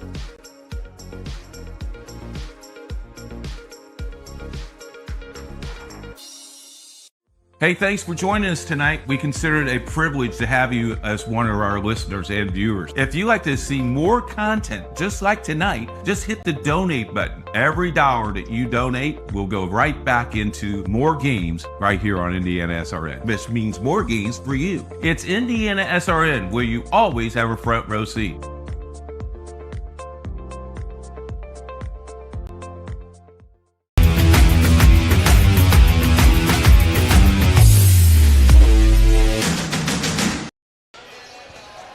Almost the start of the second half at Holbert Arena, Terre Haute, Indiana, campus of Rose-Hulman Institute of Technology. William McDermott alongside Sam Cinder with you this afternoon. Great senior day doubleheader. Had the women's game earlier, and the Engineers were victorious over the Bluffton Beavers in that game. The men's team hoping for the case to be the same in this later game as they lead by 1 over Bluffton. But Sam, I mean, Fighting Engineers, they led by as many as 10 in that first half, and Bluffton, they were able to crawl their way back in the game. Fighting Engineers got off to a really good start, an early start. You said they were up by 10 and 12 actually. They were up by as many as 12 yeah. actually. So then Bluffton towards the end of that first half really closed down the lead. And the biggest thing for them was getting stops defensively, because they're not a very strong defensive team as Bluffton. And then once they were able to get some stops, slow down the Rose-Hulman offense. Rose-Hulman, I believe they only scored about 6 points since the 8-minute mark of that first half. Then Bluffton was able to get into some of their sets, into their offense, and score the basketball. I want to point out, though, for like if we look at the first half score, what Rose Holman did so well in the first half when they were leading by 12 was points in the paint, dominating rebounds. After a half, it's pretty even, 20-18 in terms of points in the paint. So Bluffton has narrowed that down. Rose Holman's got to get back to what worked so well, going with McGowan, going with Jenigas, with Blair, and dominating inside. And how about the turnovers for Rose Holman? They really were crucial. 9 of them in the first half for the Fighting Engineers, and a lot of them pretty costly as well. Bluffton able to score 9 points off of them. Yeah, Rose Holman's got to do better at protecting the basketball.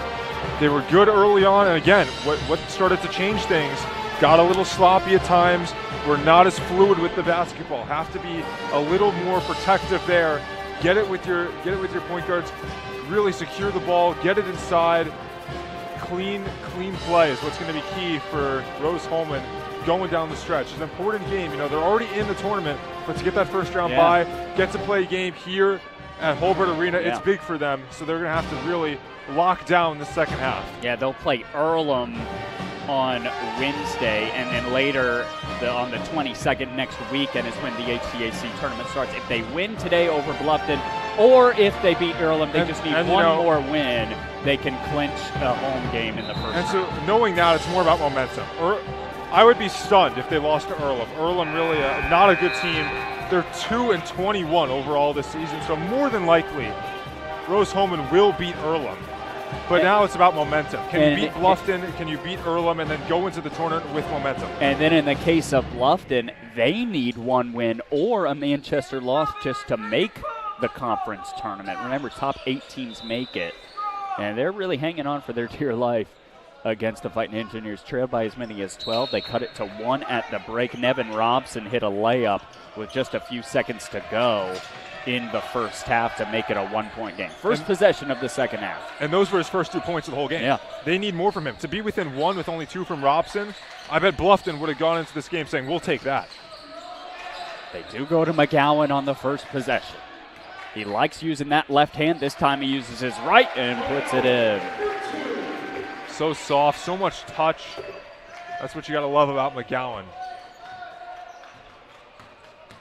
Stammen has been a little bit quiet. He's only got 2 points.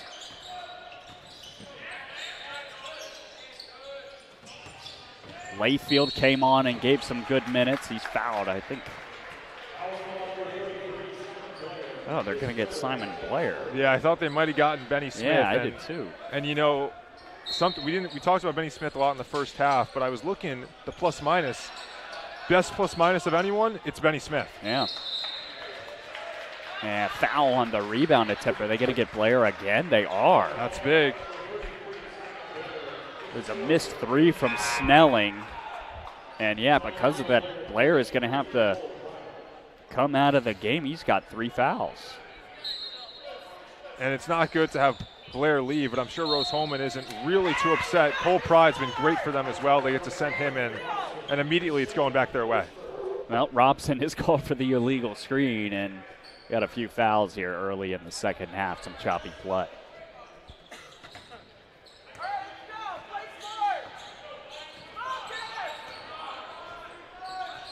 So Smith brings it up for Rose Holman. Smith, 15 minutes in the first half, 3 assists. Didn't score, but he made a lot of good plays as Studemeyer gets to the rim.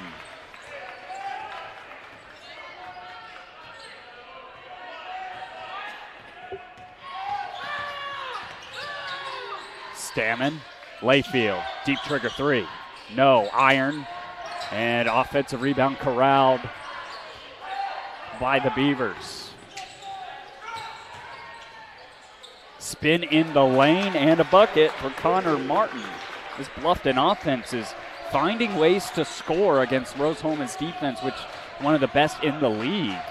Really nice footwork from Connor Martin. Gave me flashbacks of watching Trace Jackson Davis at Indiana right there. Smith are trying to look for Pride. They do find Pride. He missed a 3 in the first half. Can't hit one in the second. Layfield up ahead. That pass was deflected. And underneath, and another basket for Martin. Just like that, the Beavers have it at a 1-point game again.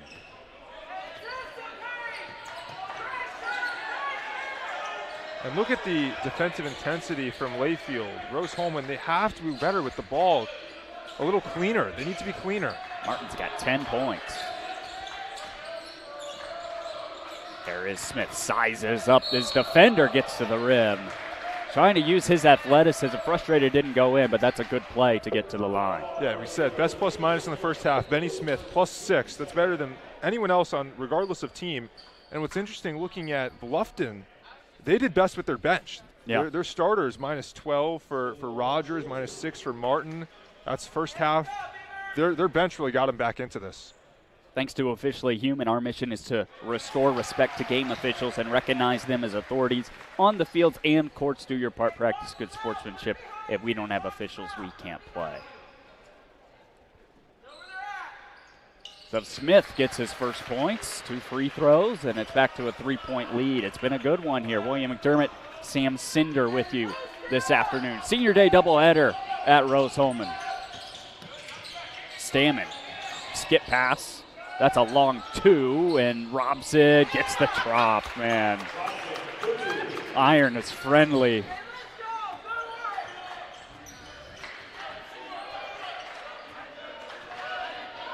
Studemeyer hit 2 early threes. Has been pretty quiet since. Did score the opening points of this half. Pride coming off a 21-point performance against Mount St. Joseph, trying to get it to him down low. Instead, McGowan with 5 on the shot clock, powers his way underneath. Early this second half, they went to McGowan, got 4 straight points. They jumped out to a lead, then went other places. Bluffton got back into it, made it 1 point again. Rose-Hulman is at their best when Miles McGowan is involved. That's a turnover. Here comes Rose. Studemeyer, open 3. No. Rebound Schmitz. Pride. No whistle at all, and he scores. Man, you got to call something there. That's a lot of contact. At least a block. It was Robson who hit the floor.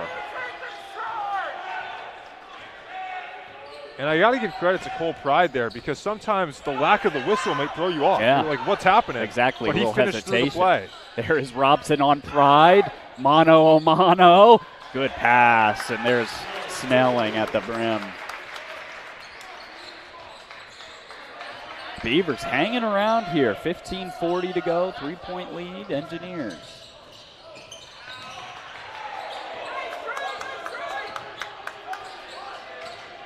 Screen and roll, Studemeyer. Mid-range pure.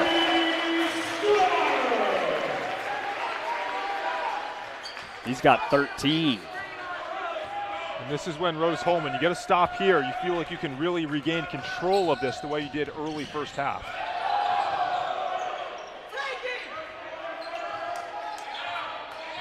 Robson on Pride. This has been a pretty fun matchup. Wow, what a block!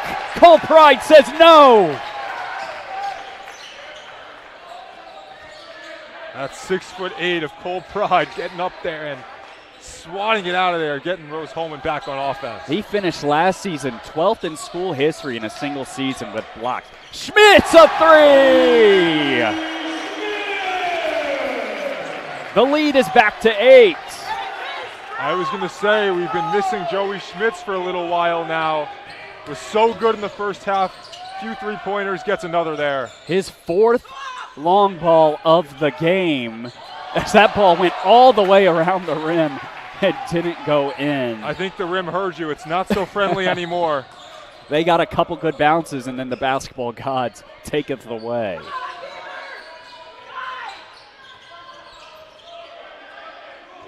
Pride on Robson. Backing him down. That's a tough hook. And no good. Snelling up ahead. Stammen in transition. Lays it in. He's knocked down underneath the basket. In a lot of pain here. That doesn't look good. Doesn't look good. And foul on the other end. William Layfield kind of picks that up. There's a block from Cole Pride. Just an excellent defensive player. He's got a ton of length, and it really helps him out. As we're going to take a quick break here with the injury. 53-47, Rose-Hulman leads on RHIT TV. Say nice guys don't finish first. So maybe it's time to reconsider what it means to be first. It's about being your best, but knowing you could be even better. It's being present, but respectful of history. You sure you want to make that move? It's donating something more valuable than money.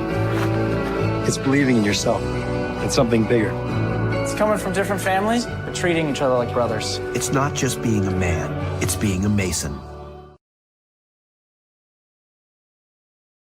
Hey, thanks for joining us tonight. We consider it a privilege to have you as one of our listeners and viewers. If you'd like to see more content just like tonight, just hit the donate button. Every dollar that you donate will go right back into more games right here on IndianaSRN, which means more games for you. It's IndianaSRN, where you always have a front row seat.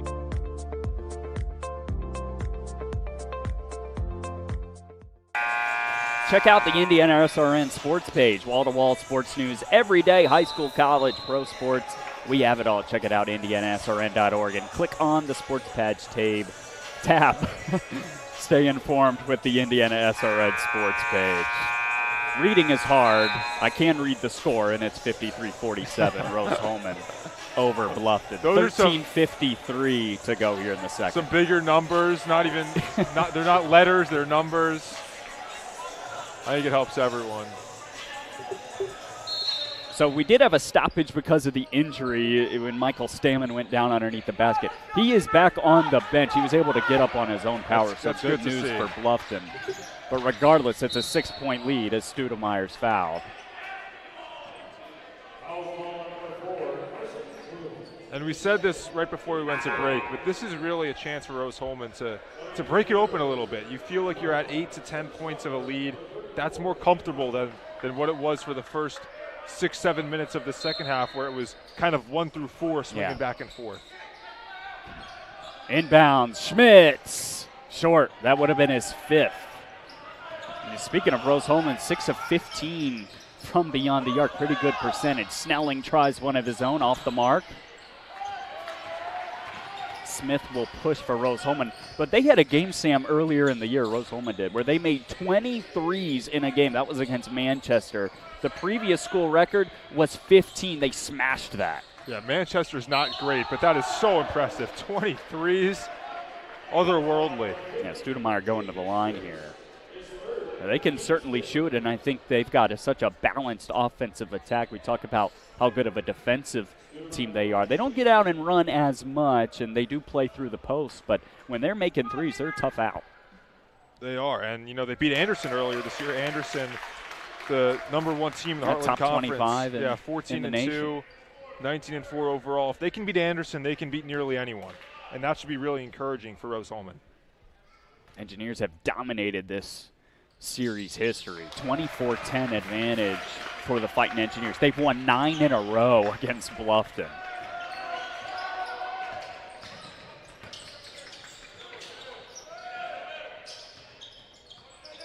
Sumner uses his quickness.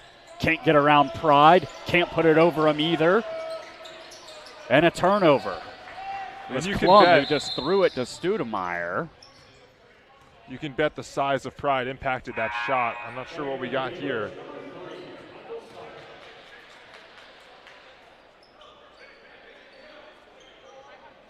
I have no idea what just happened. They stopped it, and then they had a sub, maybe an injury or. The referee pointed towards Bluffton. Table. Yeah. Interesting. Well, they sub anyways.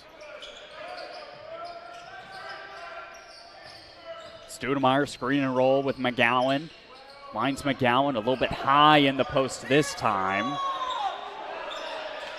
And short with the left hand. Nowhere to go. That was pretty good defense from J.D. Stokes. Sumner tries an open 3. Banked it in. The second banked 3 for Bluffton this afternoon. Yeah, you can call it a little bit of luck, but the luck has kept them in the game. And if you're Bluffton and you're teetering on that last spot in the conference tournament, you need all the luck you can get. Pride lost his dribble and then off the back of the iron on the fadeaway. Stammen finds Sumner. Double team comes. Sumner picks up his dribble. I've really liked Sumner's energy. He plays a similar role to Benny Smith. And how about Cole Pride again on the defensive end? Although he's able to get it back, Sumner has it. 2 offensive rebounds this possession for the Beavs. Stammen, guarded by Schmitz, wants it in isolation. Step back. Boy, he gave a long look to the crowd after that shot. Michael Stammen, never a good thing when he gets going. And he's got some incentive to get going. I'm sure he's not been a fan of some of the calls that Bluffton's been receiving. He's got 7 points now. Remember, he missed a big chunk of time this season. Injuries have plagued Bluffton. He's returned for the past 3 games, including in the last one when he had 24 against Manchester. Pride answers with one of his own. If Cole Pride is hitting deep threes like that, he's really unstoppable. He's a tremendous player. Rose-Hulman is so fortunate to have him come off the bench the way he does. And he's so dangerous if he's able to hit that shot and not just be a presence inside. Klum open in the corner, way short. And then he fouls Studemeyer, and that's going to take us to a timeout. 58-53. It's a good one in Holbert Arena on Senior Day. Don't go anywhere on RHIT TV. So my goal is to get involved in space industry and learn about what lies beyond the Earth's horizon. I came across Rose Rocketry. I saw, hey, they're doing some really cool stuff. They're building rockets. Being at Rose, I was able to hone my engineering skills to push myself to get involved in the field further and learn about all these different opportunities. And I don't think I would have really gotten that at a bigger university.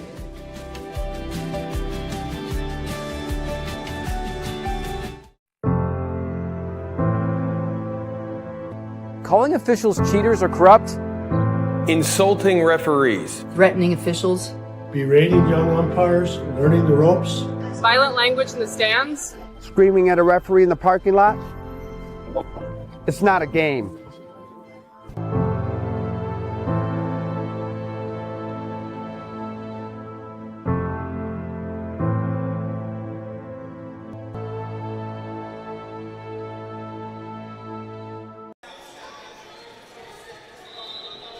Help us put more student athletes on TV by logging on to IndianaSRN.org and directing your donation to a specific school, or just hit the donate button. More games, more opportunities for our kids. IndianaSRN, where you always have a front row seat. Well, Sam, Bluffton's been able to hang in there. 58-53 Rose-Hulman.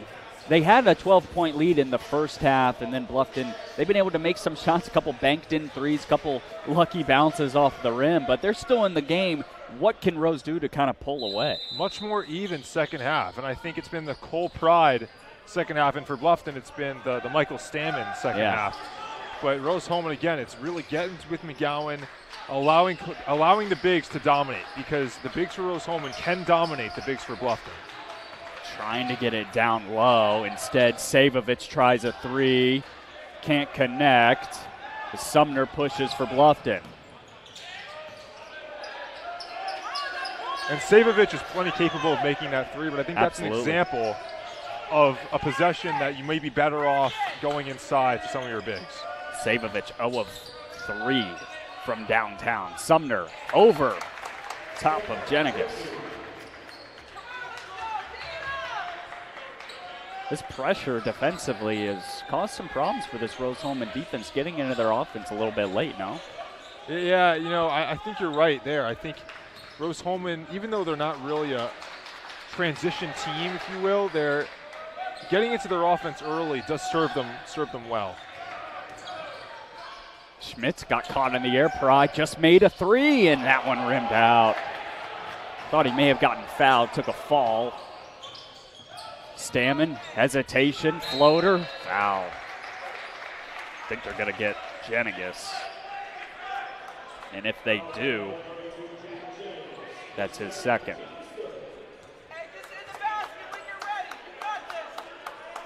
So Michael Stammen has come alive as he's at the line now for Bluffton.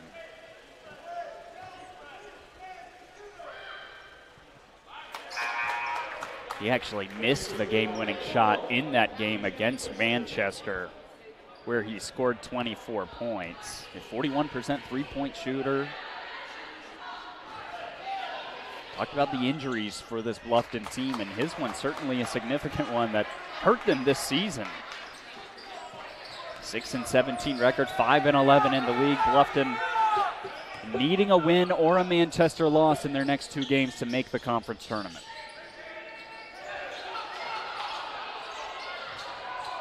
Jenigus bodying up Sumner. Goes over his left shoulder and they call a foul. Death by 1,000 post-ups has been the name of the game for the Engineers.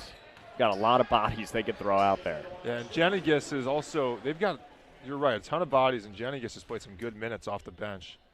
Pride's the guy that's going to get some more of the recognition for the blocks and other kind of big plays, but Jenigus has really done well for them too. It's been solid tonight. Jenigus has. 12 minutes, 3 rebounds, 2 assists, a steal. Hasn't scored yet. Now he has. Until now.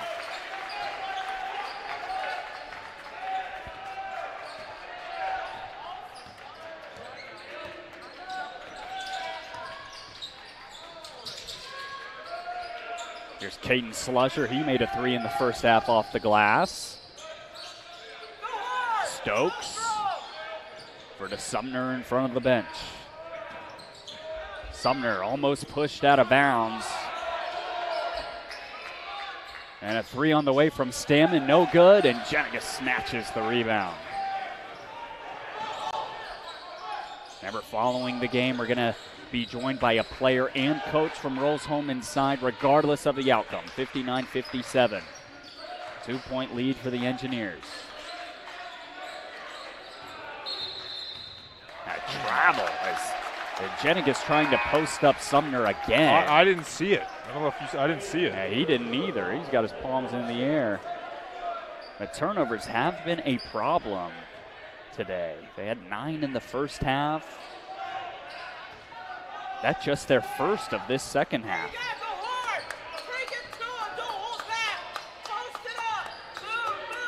Stammen, a little crossover. He's pretty quick and shifty. Slusher, Stokes now. Jenigus is on it. He lost it for a second. 6 on the shot clock. Sumner to the rim, and we're tied at 59. You know, Sumner really, he didn't play the first 10 minutes of this game, but he's a guy that's really, I think, been the most explosive player for Bluffton. You know, Stammen's been reliable, but Sumner brings the energy and can really provide a spark. 9 points, 4 rebounds for Sumner.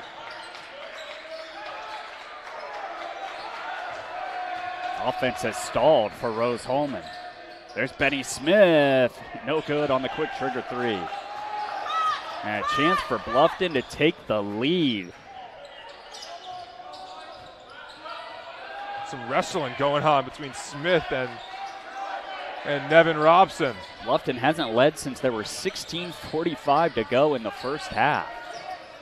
Slusher was fouled by Sabovich. He was going for that steal. And things are heating up here in Holbert Arena. We are tied at 59 apiece. You're not going to want to go anywhere on RHIT TV. Say nice guys don't finish first. So maybe it's time to reconsider what it means to be first. It's about being your best. Finding the right answer and trying again, that's really what dragged me to aerospace. I saw other people making amazing stuff on 3D printers, and I thought if I combine that art of 3D printing with engineering, I could make something as complex as an airplane. It all changed when I came to Rose-Hulman. I feel amazing that I have still 3 years to do something much more complex.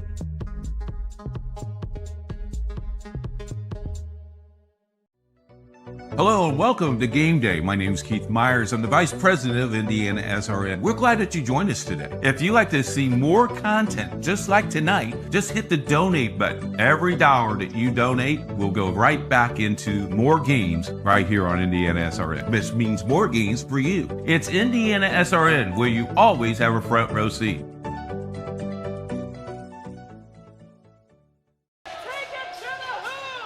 Coming into the game, Rose-Hulman second in the league in opponent points per game, giving up just 69.2 a game. Bluffton already at 59, and they're shooting 51% from the field. They've got a chance to take their first lead since there were almost 17 minutes to go in the first half.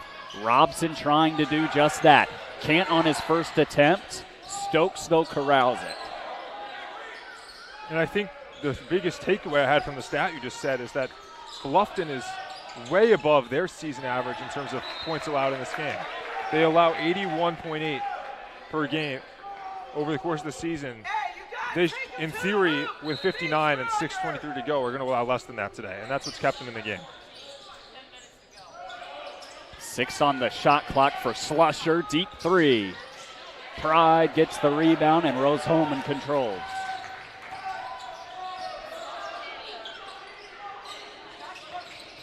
Aggressive defense from Nevin Robson. Over to Sumner, who flies high for the jam. Sumner's got some bounce. Rose-Hulman needs an answer. First lead since there were 17 minutes to go for Bluffton.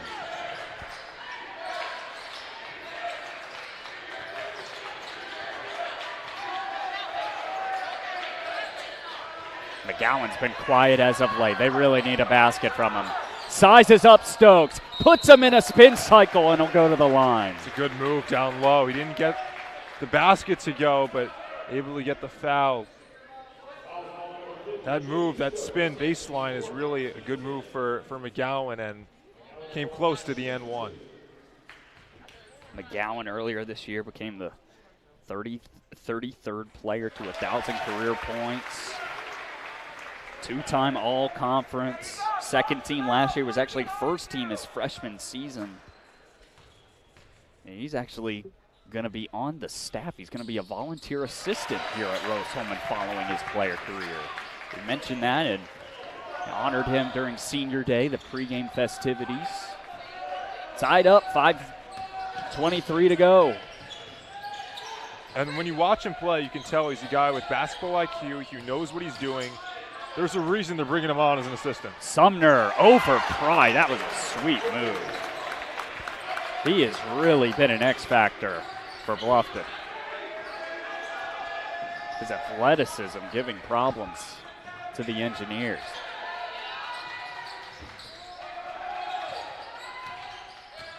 McGowan handoff, Stoudemire rather, and a block.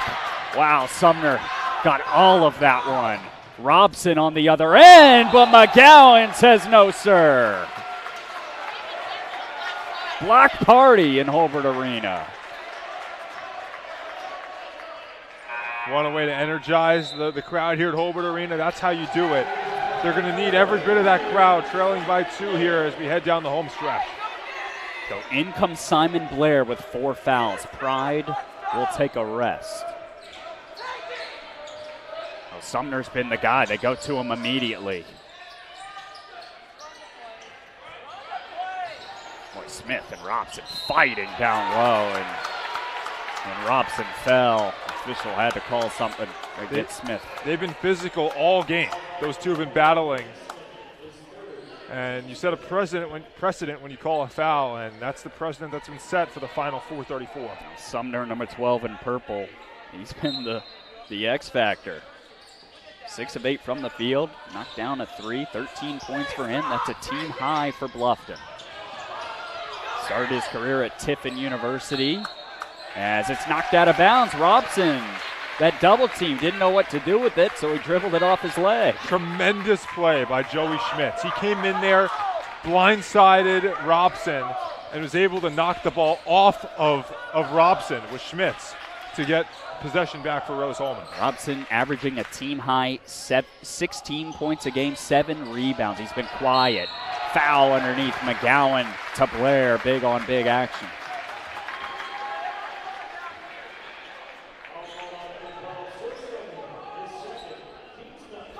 Simon Blair has been pretty quiet, and much thanks to that foul trouble. Just 7 minutes for him. He hasn't even attempted a shot.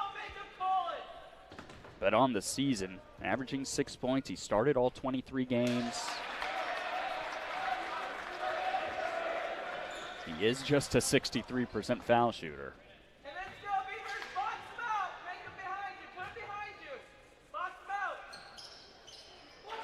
1 point game.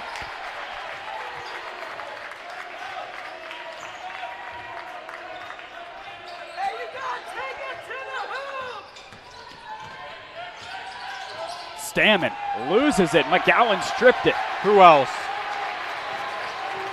Studemeyer throws his off of a cutting Benny Smith's head, who wasn't looking. Robston slows things down, reels it back out for the Beavers. Likes the size advantage over Studemeyer and puts it in.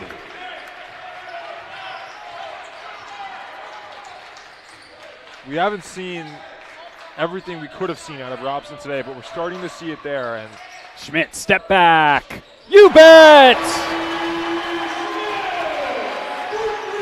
His 5th 3 of the ball game. We're tied. Ties the amount he had versus Bluffton earlier this year. Biggest moment, game winding down with 3 minutes to go. You're down 3. Who else? Give it to Joey Schmitz. Here is Nevin Robson. Smith on him. Double team comes. And he throws it away. Another turnover.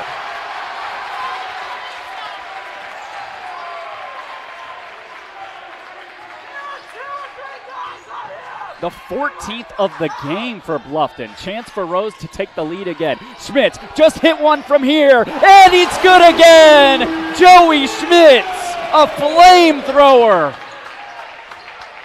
Oh, how smooth was that step back? Slusher can't answer. Joey Schmitz is feeling it. And the timeout. Joey Schmitz looks like he's lost some of his dressing, some of his undergarments.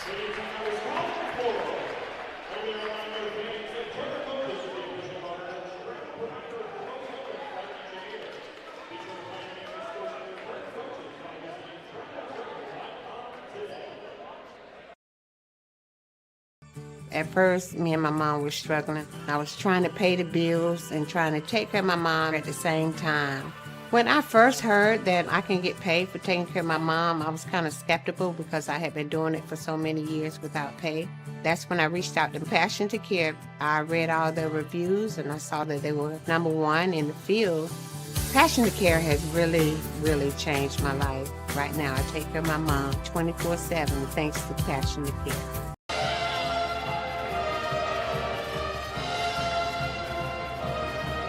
Pat Cherry is your independent agent representing Ohio Mutual Insurance. Call him today for coverage tomorrow, 317-894-7000. Also thanks to Aspen Creek Grill. Why go anywhere else for delicious food? If you're looking for amazing fresh food and servers that genuinely care about service, you've got to try Aspen Creek Grill. If you're looking for amazing fresh food and servers that genuinely care about service, you won't be disappointed. 866-885-3249. Heck of a game in Hobart Arena. Senior day, and Joey Schmitz just hit back-to-back triples to give Rose Holman the 3-point lead. They trailed by 3 just about 30 seconds ago. Yeah, there's been a lot of the senior McGowan, but the freshman Schmitz has really carried the team over the past couple minutes to give them the lead. Bluffton took the lead in this game. and it was Rose Holman leading for almost the entirety until Bluffton took it. Joey Schmitz is the reason that Rose Holman is the one in control as we start the 2-minute mark of this final half. Studemeyer running the point. McGowan finds a cutting Schmidt, who loses it. And Schmitz, rather, is going to go to the line, the freshman from Bargersville, Indiana.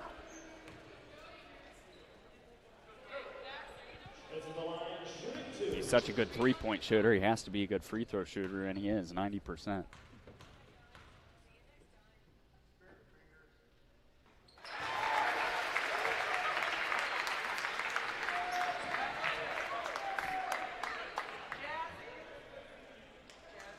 Just a reminder, following the game, we're going to have our Morales Group post-game show along with our player of the game. We're going to be brought into another timeout, still 69-65. Joey Schmitz at the line for one shot when we come back. 2:08 to go on RHIT TV.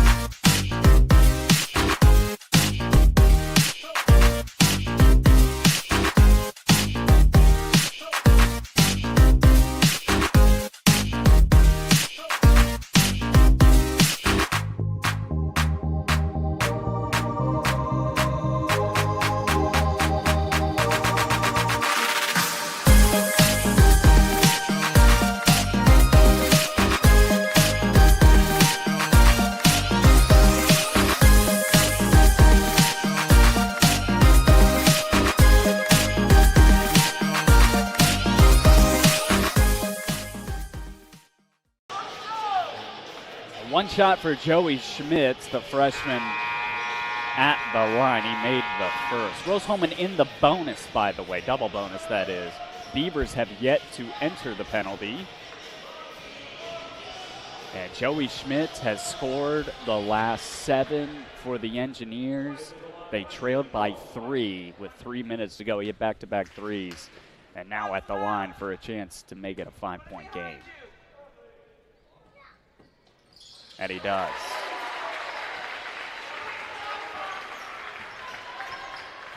.204 to go, 5-point lead for Rose Holman. They need one win to clinch a home game as there's a turnover. Schmitz comes up with it. He's going to reel it back out.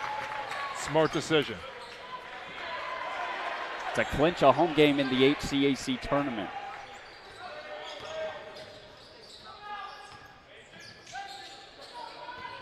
They're looking for McGowan. Gets past the steal. Can't jam it, but the follow tip in. Simon Blair, his first field goal of the game. One of the biggest of the game. Stammen trying to make something happen. Shot fake foul. Studemeyer got him. Oh, it would have been so electric in this building if McGowan could have finished the jam. But lucky enough for Rose Holman, Blair was there to recover, and they got to be feeling pretty good. Up 7 with a minute 22 remaining.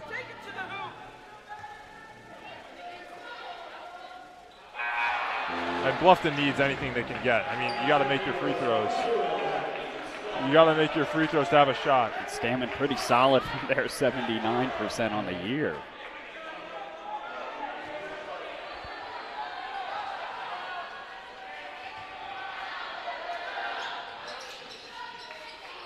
Ooh. Missed the first, second one barely goes. Full court pressure for the Beavers as directed by Seth Clark.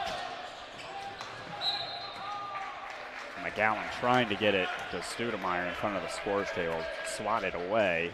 How do you kind of approach this if you're Rose Holman? This is tricky. It's very similar to what we saw in the women's game, and it's get it into your ball handlers, get it into Studemeyer like you just did, and let him handle things.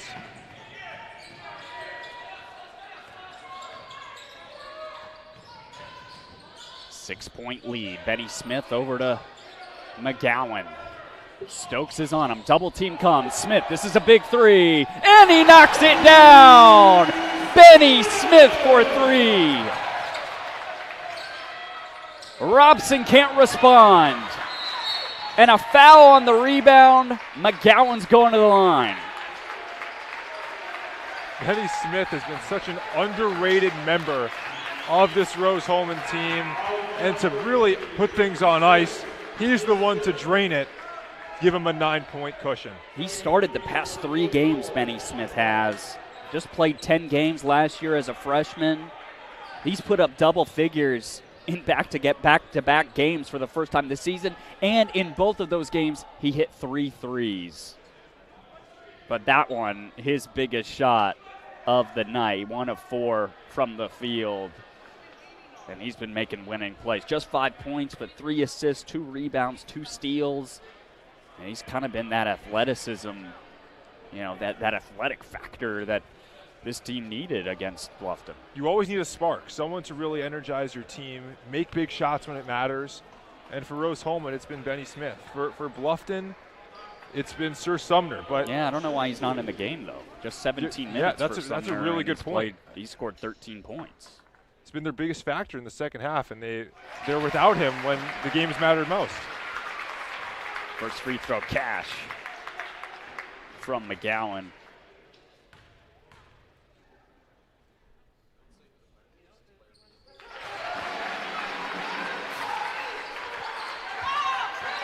(77-66), Rose-Hulman in control as Robson has trouble with it off the knee of Simon Blair. Remember, following the game, we're going to be joined by head coach of Rose-Hulman, Nick Sales, along with a player on the Morales Group postgame. Snelling is fouled on a hard drive to the basket, and if you're Rose-Hulman, the one thing I guess you can't do is foul and give up threes. Yeah, probably one that Simon Blair wants back. You really don't want to foul. Hey, he's out. That's 5 on Simon Blair. Yeah, you're right. And here comes Cole Pride, who's had a big impact on this game. Listen to senior coming out for the last time here in a regular season game. A nice applause from the home crowd. So they could play here again, obviously, in the HCAC tournament. And they likely will. Yes. They will. Currently at 3rd place in the league, sitting behind Franklin at 13-3. Anderson at the top at 14-2. Rose-Hulman started 7-0 in league play. So Studemeyer weaving in and out of the defense. And Schmitz is fouled. He's going to get a couple free ones. A really impressive performance for Rose-Hulman. Good effort from Bluffton, though, and they were able to make things close. But eventually, the physicality and the post play of the Engineers was too much for them to handle. Impressive middle of this game from Bluffton, but you're right. When it mattered most, Rose-Hulman was too much to handle. They went to their key players, Joey Schmitz, Miles McGowan, and their stardom was over. They were too much for Bluffton to match up with. James Stacy into the game, the sophomore from Fishers. Last played on February 1st versus Berea. And Schmitz good on both free throws. And Rose-Hulman going to cruise into a home game in the HCAC playoffs in the quarterfinals as Stammen hoists up a long ball that's no good. Robson follow attempt, no good himself. We'll stay here, but Sam, I mean, if you are Rose-Hulman, you're looking forward. They've got Earlham on the 19th, and then it's tournament time, and with this result, they'd be 12-5 in the league, 15-9. And a really good bounce-back year overall from the season they had a year ago. As the final buzzer is going to sound, 79-66, Rose-Hulman gets it done on Senior Day. Any final thoughts, Sam? I just think this is a great game for Rose-Hulman to get momentum. Earlham is a game you feel very, very confident, and this is perfect for Rose-Hulman to get confidence up and get momentum into the tournament. Thank you, Sam. That's going to do it for our game. We've got a post-game coming with a coach and a player, 79-66, the final score on RHIT TV. So I started working on Babcock Ranch 16 years ago. We designed a sustainable community that is also storm resilient, and also it has a ton of flood control associated with it. It has 75 megawatt solar facilities on site, which will cover the entire 18,000 acre community. In September of 2022, we had Hurricane Ian. We had 150 mile an hour sustained winds for about 10 hours and 21 inches of rain. Babcock really had little to no damage at all. We were the only place in a 2-county area that had any electric or any available drinking water that did not need to be boiled. And Rose really prepares you to go out, think outside the box, and problem solve. And I think for any major at Rose-Hulman, that's what you're getting. You have the ability to go out and create something new and innovate and change the way that we live as humans today.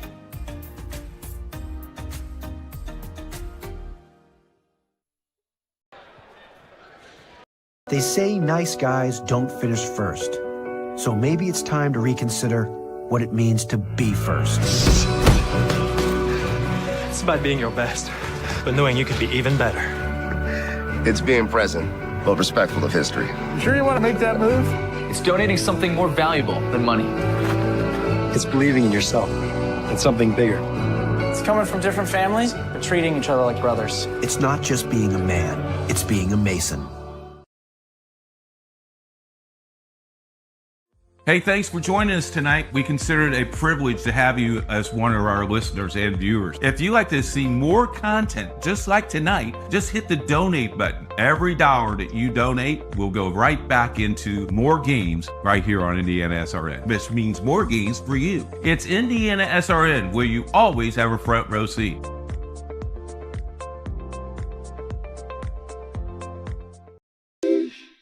A lot of times when you come to Rose, students will say the work is hard. And it is. There's rumors about the difficulties of Rose-Hulman. I would say they're on par for the most part. But 9 times out of 10, at the end, the student's going to end with that statement, but it's worth it, or I really enjoy it. And I think that's really the key part. Like, if you really like doing something, it's going to be a lot of work. So the commonality is just the love for science and math. Mathematics is really the basis of all science and engineering. It's the language that we use. We need to make sure that they have that backbone in order to succeed as future scientists and engineers. We collaborate as faculty, and they see how one class starts to impact another class. Math, science, technology, how intertwined they are. Our students are very driven in everything that they're doing. It's that opportunity to be pushed, because we do push the student to see what it is that you're actually capable of. We're not just saying, here, go do this hard project. We are right there with them. I think that matters. Our job is to create a safe place to fail. That would be terrifying if you did that alone. That results in students that are ready to walk out of the door and into their place of work, ready to be a productive contributor.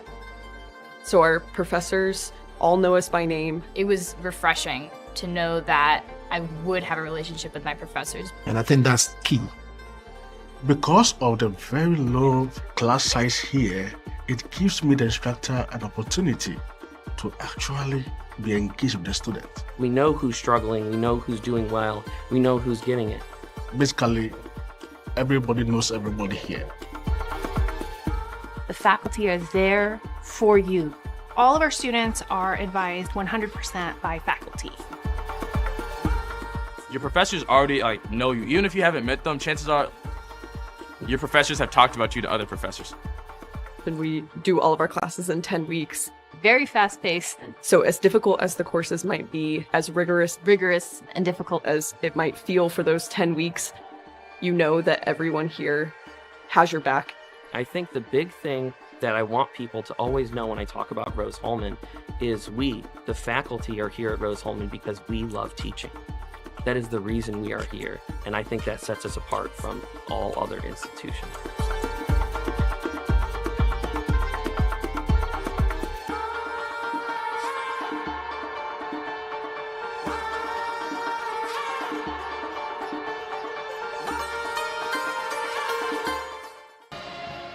Hey, everybody. Welcome into the Morales Group post-game show. Joined with Nick Sales, head coach for Rose-Hulman. Big win for the Fighting Engineers on Senior Day, 79-66 over Bluffton. Overall, what does it mean for the seniors to be able to go out on a high note, especially this guy standing over here who we're going to talk to soon? It's awesome, man. I think Miles and Simon, ever since I've gotten here, have bought into what I've been trying to build here. And it's been nice to watch their development and growth, not only as students, as basketball players, but as young men. It couldn't be two better guys for me to be having this year to help lead our young group. Today got off to a good start, led by as many as 12 in the first half. But Bluffton was able to fight back. They crawled back in the game. What kind of changed in that process? What were they doing that allowed them to get back into it? I thought they got more physical, and they took us out of our stuff a little bit. And we got to be better at handling pressure. And then they got some offensive rebounds, and we've talked about, man, these guys are playing for their lives right now. They got a bunch of seniors, and they know they needed to win today, or they better win Wednesday at Anderson. I mean, they're going to two tough places to finish the season, and Manchester is right there. So you got to understand at this time of the year, everybody's playing for their lives. And now for you guys, you look at the HCAC tournament. With this win, you clinch a home game. Yes. How big is that for you guys moving forward? It's huge. It's huge. I mean, it's crazy how things happen, right? We were started off number 1 in the league, then 2 weeks later we was number 5, and now we battling, for a 2, possibly 3 seed. But having that home game, with these guys having finals the following week, it is so important that we needed that home game. So I'm super proud of these guys. I want you to tell me a little bit about Joey Schmitz's performance. I mean, that kid can shoot the basketball unlike anybody I've ever seen for a freshman in college. Team high 24 points today. He made 6 threes. I think he's got 4 or 5 games this season with more than 5 made threes. Yeah. What about him is so impressive to you? And for me, he's also the team leader in steals. Yeah. His demeanor, and he's surrounded by really good players that are unselfish. It's nice for him to have really good post guys that are willing when they get double teamed to pass it out.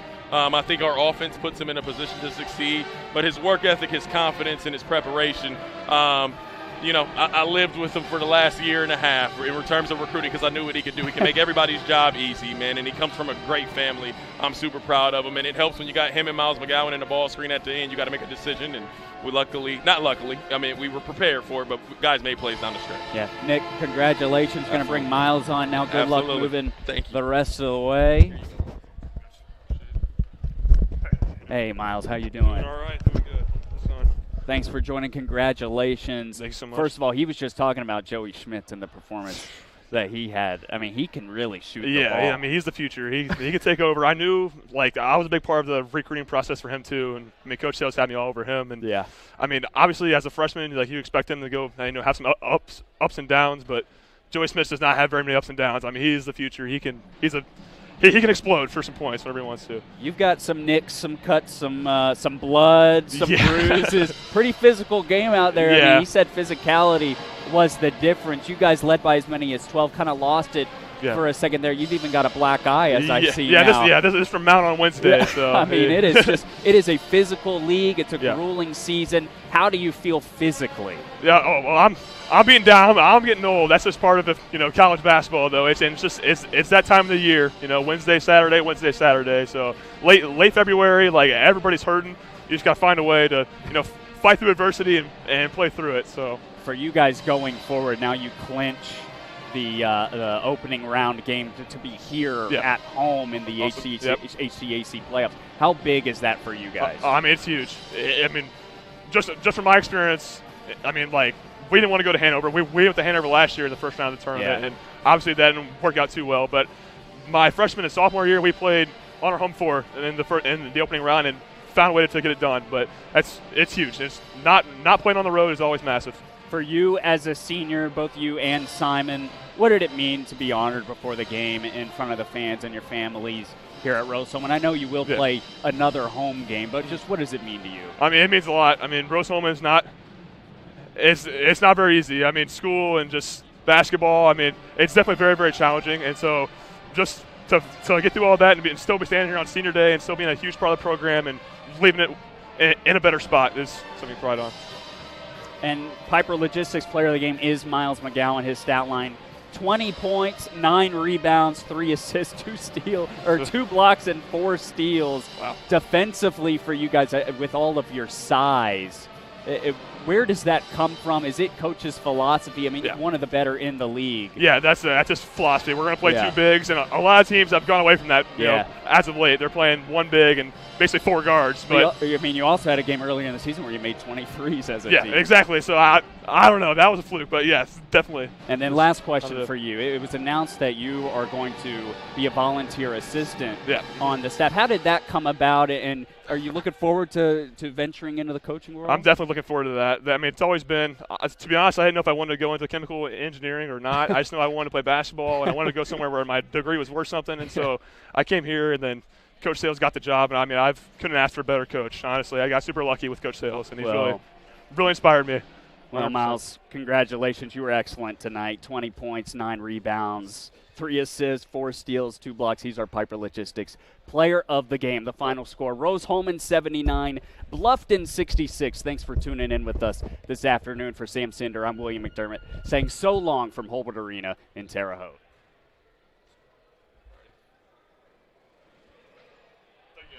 Thank you, Miles. Appreciate it.